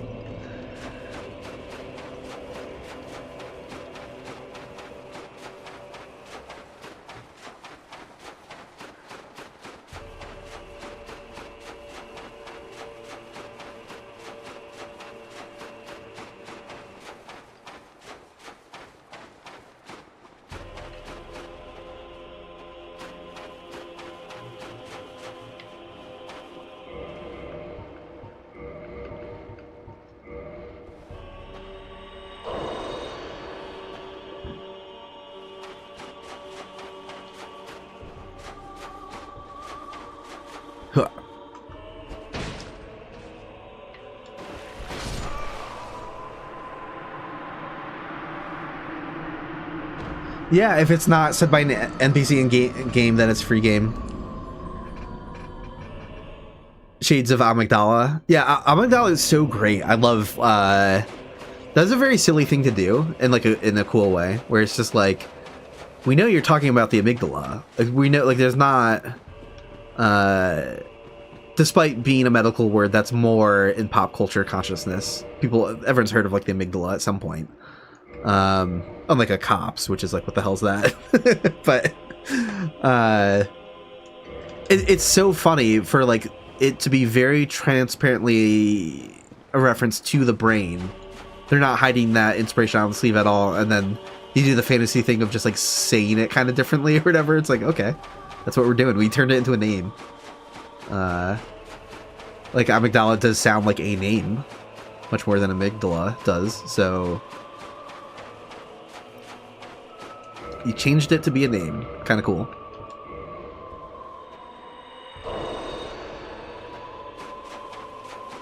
I just like wonder what the conversation in the room was like at like Frog Nation or whatever when they got to like amygdala. Like, you know, like what is the... Did they have notes from specifically being like, hey, we're basing out like on some part of the anatomy, but say it wrong? Or was that did Frog Nation improvise that? Like,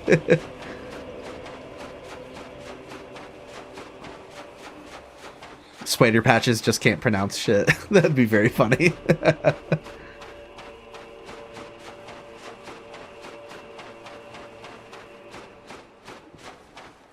I can't tell you why jail is pronounced jail. That is not something I was familiar with growing up. I learned that from Bloodborne. Me being an American ignorant of other uses of the word. Other spellings, more ancient and foreign spellings of it. Oh, I didn't realize I cut the back of my leg. Pretty like 2 pretty big, like, scabbed over scratches on the back of my leg. Weird. Okay.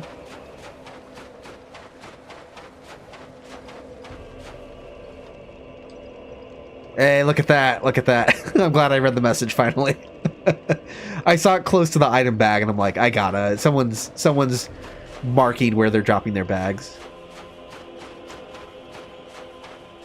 Yeah. Jail is not that, apparently not that obscure. If you're tapped into enough things that reference old Englishy stuff in a fantasy setting, it pops up in a bunch of places. Apparently, but I was not familiar with that at all. Well, even to make matters even worse, I was confused by Bloodborne. I shouldn't say I learned it from Bloodborne. I was confused by Bloodborne. Because just like... What's the name of the area it comes in again, Bloodborne? It's a string of nonsense. You know, you're just, it looks like Lovecraftian nonsense. So, it took time later on to realize, like, oh, it's just pronounced jail, because that is... Yeah, exactly. How do you even pronounce that? Hypogene jail? What's the... I'm not even familiar with that terminology either. Like... yeah, like... that is a very funny moment in Bloodborne, to have, like, the most... you wind up in the Cosmic Horror Zone, and, where they're really kind of unveiling that at its most intense, and, confronted with an area name that's by far the most unpronounceable so in any Souls game so far.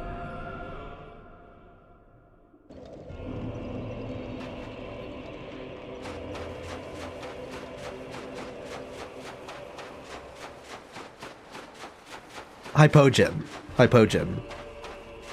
jail.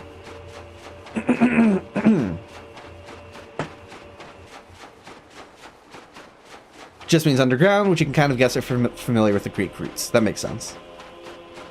Yeah. What I'm saying is nonsense. That's the thing. It's not actually nonsense, right? Like there's like an etymology that it's following.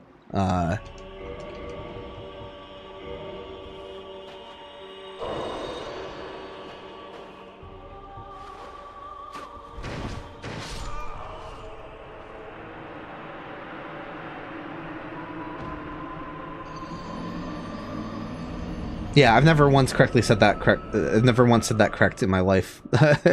Hypogean jail is all it is. Like, okay.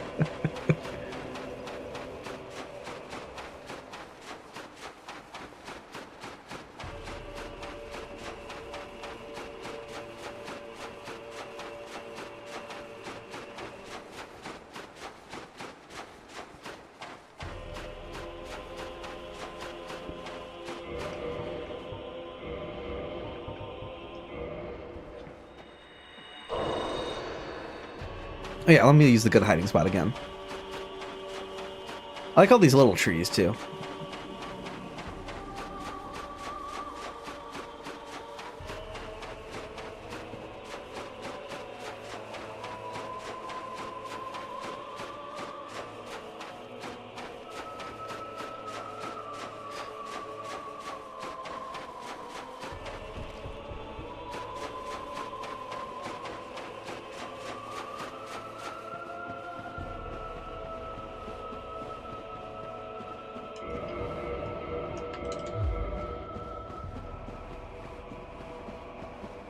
Hyperbaric jello, got it. Exactly.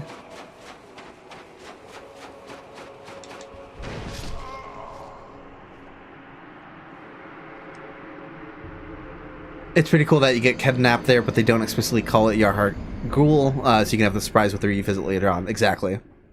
Yeah, the vibes there are great. Everything about that is cool. Oh, we got a bunch of bags again.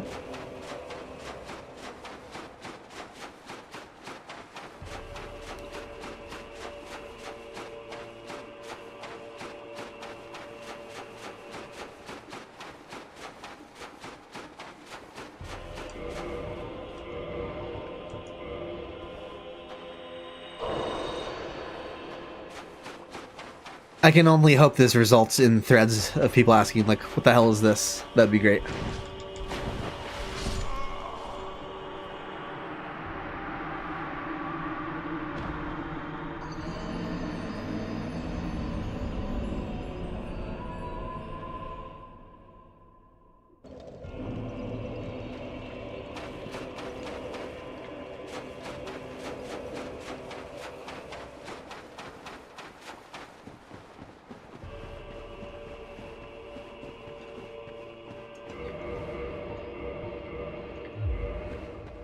The music that plays in the Hypogean jail is so good too. Like very, it feels like you've stumbled onto like the rituals of a cult and you don't understand anything that's happening. Which is, well, that's exactly what they're going for. It's very cool.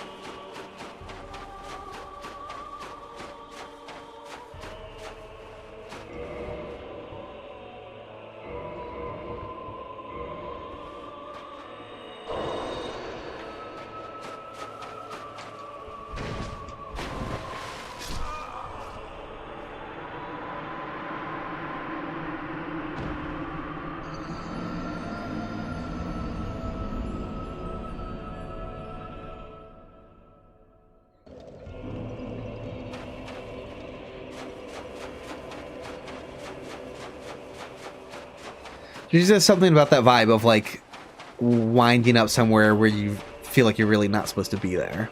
That's always cool. Acidic Spectre. Also, I'll show you where the good Vagrant pops out. Not too far from here.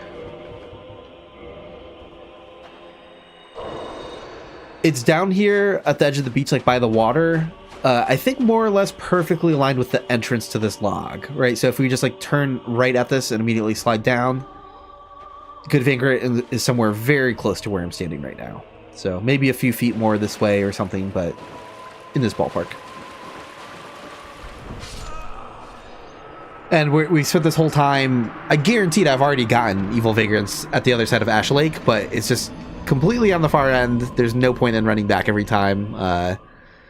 By the time we get the good Vagrant, it should be really easy to find the evil Vagrant because we'll have created so many by that point. So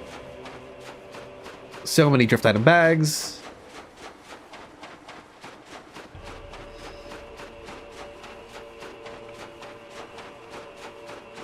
Ah, there it is. Right by my bloodstain. We finally got him. Look at that. I'm glad we did Ash Lake tonight. I'm glad we were able to fit this in.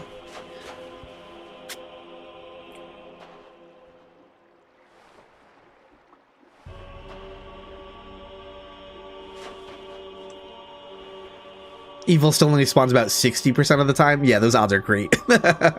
Yeah, like that rules. That's huge. Yeah, we got him. That is good Vagrant Steep Beach. And our master count.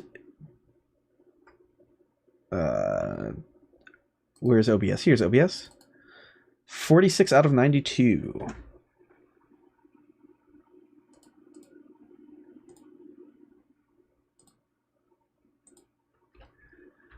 Yeah, they put Vagrants in some really weird spots, you know? Like that is... When you're first exploring the level, you might look over the edges, but once you've got a routine down, like, why would you hug the side of a cliff, you know?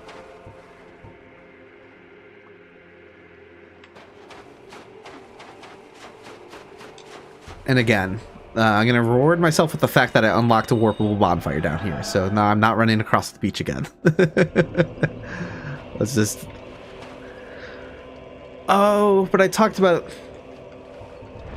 I'm not going to do it, but I talked about, at some point, I think I talked about this in the mapless run.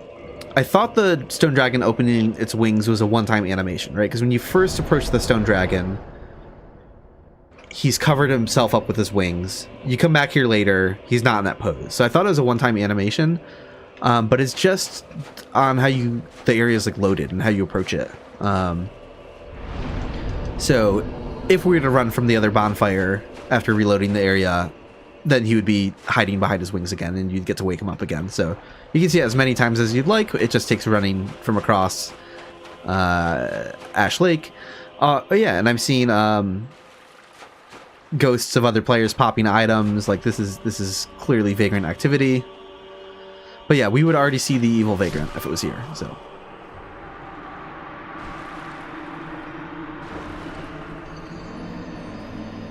But yeah, I can't imagine this is going to take much effort.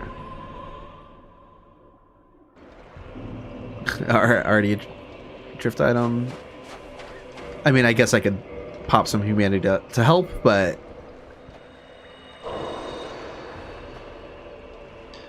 Couldn't you quit out to make him do the animation again? I don't believe so.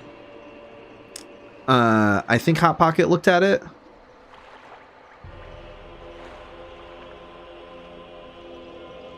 Or did King Boar look at it? I'm forgetting who I DM'd now about that.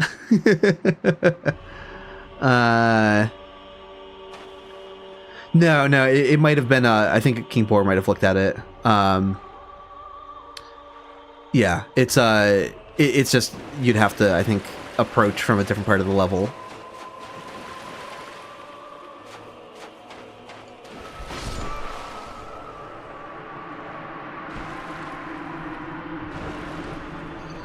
Oh yeah, I think I got his tail weapon already in the mapless run.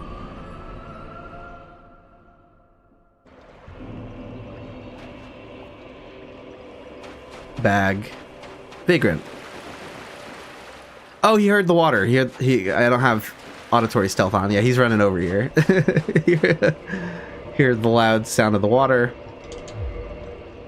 He wants to know what the hell's up. Okay, now he's like, I'm good. All right, since that went very quickly, we will do that run one more time. We'll run across the beach. We'll treat ourselves to the animation of the stone dragon.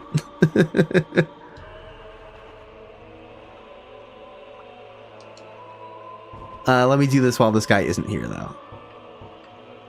I don't have to fall in the water.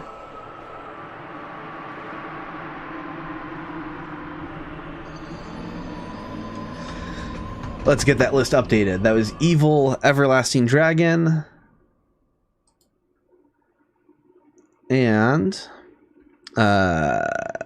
OBS Vagrant sightings 47 out of 92. Yeah, this is, the pace has picked up quite a bit. This is fantastic.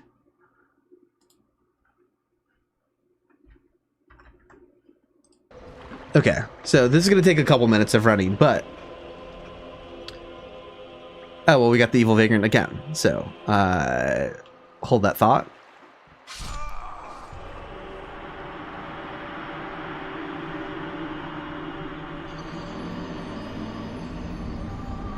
Yeah, we're over halfway there.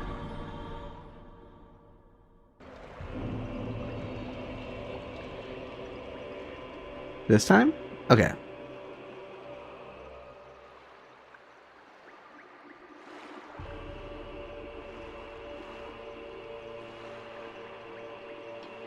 Yeah, no, chat is making this go by a lot faster, which is fantastic. I was fully prepared to commit to the same level of effort that would take if I was just self-spawning them on my own. Like I would in a Return to Lordran.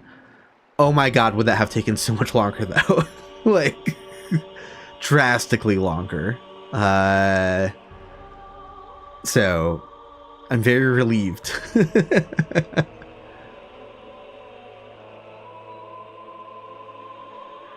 I'm, yeah, Reichbar is tearing it up. Absolutely.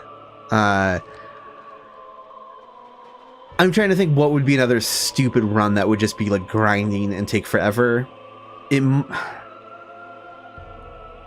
can't. I mean, I already proposed the idea in my Dark Souls 2 video on the pig, but it's a despawn all enemies run of Dark Souls 2. The amount of hours that stream would be of resting at the Seldora bonfire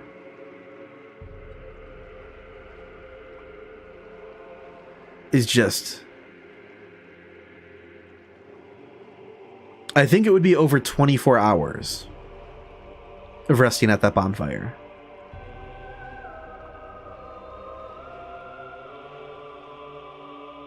I remember I tried to do the math on it before based on like the type of luck I was having. Or like what the average spawn rate would be and how long it would take.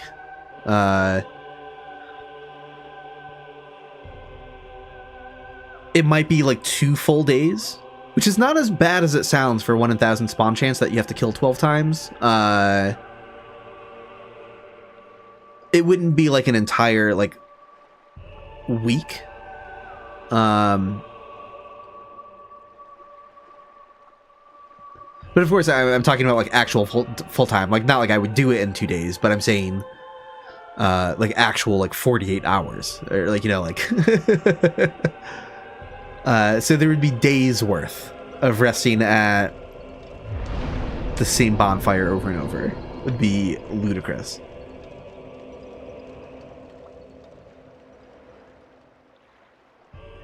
Even that I'm torn on, like, how would I handle a clear all enemies run? Like, do I want to do Scholar of the First Sin because it has technically some more enemies overall?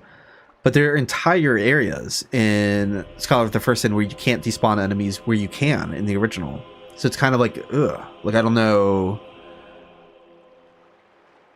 what the appropriate play is. Oh yeah, so let me quit and reload here.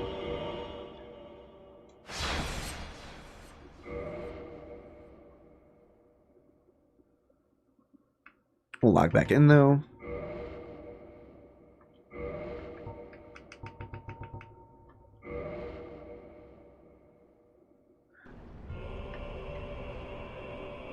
Hey, welcome TotG and Ra. A Vagrant is a rare item that spawns through multiplayer mechanics. This right here is an example of that, because I just quit and reloaded the game to the title screen, but there's an item bag already here, which is not how that should work normally. But good Vagrants are sent by dropping and abandoning certain items.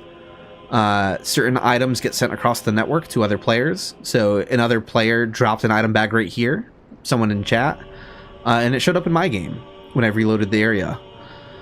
And if that doesn't get picked up after it's been passed around 10 times, it becomes something called a good Vagrant.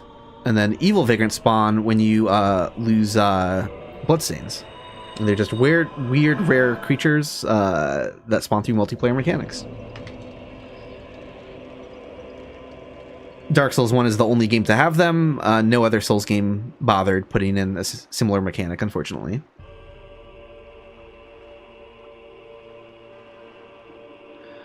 Oh, that's absolutely right, Acidic Spectre. Yeah, no. The bigger boars next to the little pig are not getting grinded out of existence first. Oh my god, that would make that so much harder. Yeah, once I learned the strat for just like looking for the regular boars showing up. Yeah. But anyways, yeah, if you're just tuning in now, we're basically done for the evening, but I did want to show one very specific silly thing. I was just talking about how the stone dragon at the end of Ash Lake, you normally see it only open its wings once, so for the longest time I thought it was a one-time animation when you first meet that NPC. But it's just how the area is loaded, right? Because when you warp at the bonfire, if you load the game next to his bonfire, then he doesn't start with that like pose where he's hiding behind his wings. But if you revisit the area on foot, run through Ash Lake again, he should be in that pose again. So just a fun little demonstration before we end the stream tonight.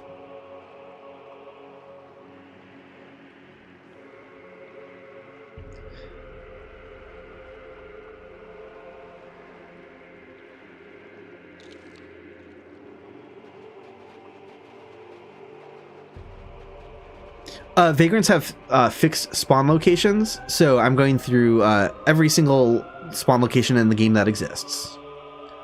With 6 bonus ones, because there's 6 areas that Vagrants can't spawn in, but you can still send the drift item bags, like the things that normally turn into good Vagrants. So is it like all right, any area that gets its own title card that Vagrants can't actually show up in, well, at least do like a proto good Vagrant in those locations too. So yeah, so there's really like 86 locations in the game total. Happy Easter, by the way. Yeah, I sort of like advertised this as like an Easter egg. Yeah, see, that now his wings are finally closed again because we ran from the other side of Ash Lake.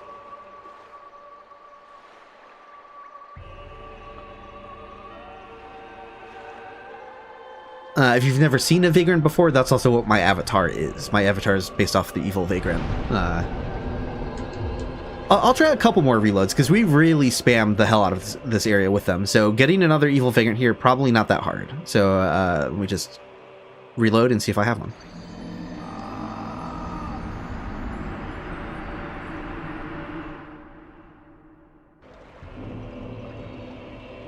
Hi, Nate. No, I'm not Nate, but yeah, evil Vagrant is here again, because we spammed the network with them. So if you've never seen this guy before, and a couple drift bags at the same time, fantastic. Yeah, normally kind of hard to see.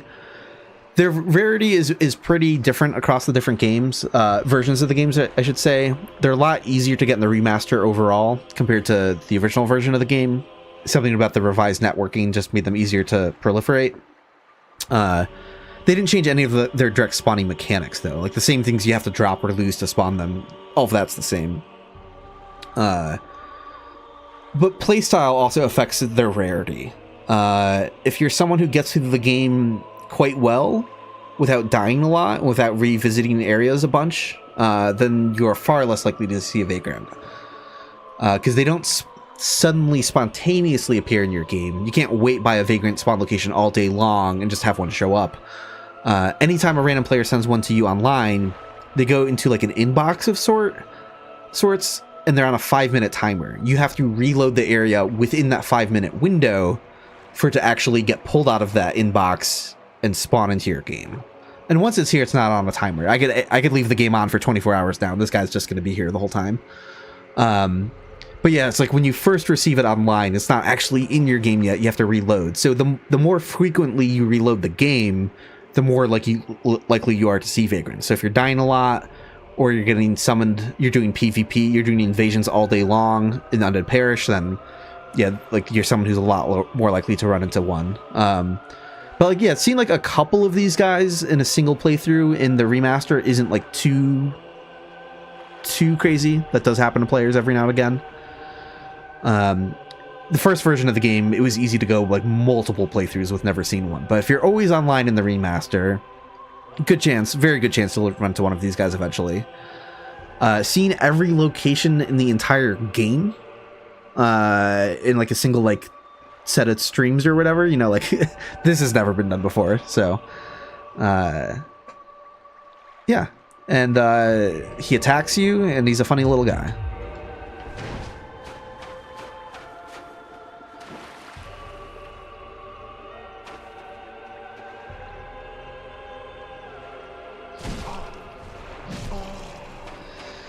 They have a projectile attack that's known for being kind of dangerous. It's not going to be too bad right now, because this is yeah, it's not they can get Black Phantom versions that are more dangerous, that do more damage.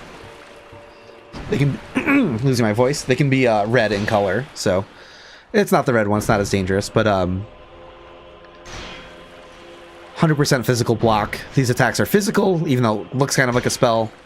So we are safe.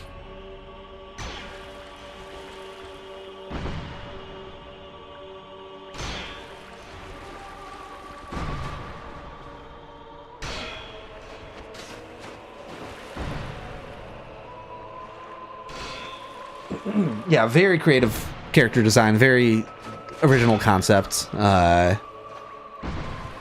both in design and just mechanically. Who else has put a Vagrant in their game? Weird monster that's a rare chance of showing up, you know, kind of like other players online losing things. It's a very strange idea. Oh, I could also demonstrate. Oh, I can't. I can't because he's too close to the bonfire. Most other bonfires, this wouldn't be considered too close. I was going to demonstrate how non-responding enemies don't reset with bonfires. But maybe he'll get far enough away again at some point. Or maybe his starting position is on the same plane. I don't know.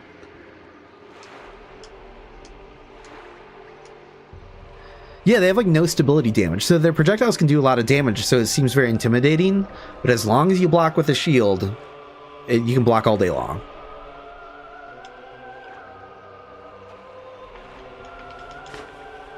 Yeah, I was going to use this guy to demonstrate how resting on a bonfire doesn't reset the positions of non-respawning enemies, but watch, he's probably already made it back to his home location. No, he's still walking, so we got to see for a second that he didn't get fully reset. Okay, that's cool.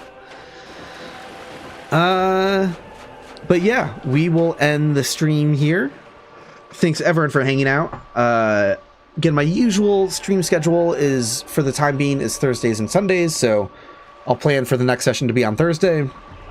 As always, a day before, though, I try to post. So I'll post on Blue Sky, I'll post on YouTube saying, like, hey, yes, the stream is tomorrow at this time, or whatever, just as a reconfirmation the day before, so you can keep an eye out for that. Thanks again to everyone in chat for helping out so much. It just makes this process breeze right by. I was not expecting to do... At the top of the stream, I was thinking I was going to do Catacombs and Tomb of the Giants, maybe the Great Hollow, and then we just threw on the Great Hollow and Ash Lake, so that rules. Yeah, just kind of rambling again at this point, as I usually tend to do by the end of the streams, where I've lost my mind doing repetitive activities over and over. But this has been great, so I always look forward to these streams. It's as repetitive as the task is to spawn these vagrants, like, hanging out and doing this and just chatting about whatever is a lot of fun for me. So it's been great, and I'll catch you all next time. See you later.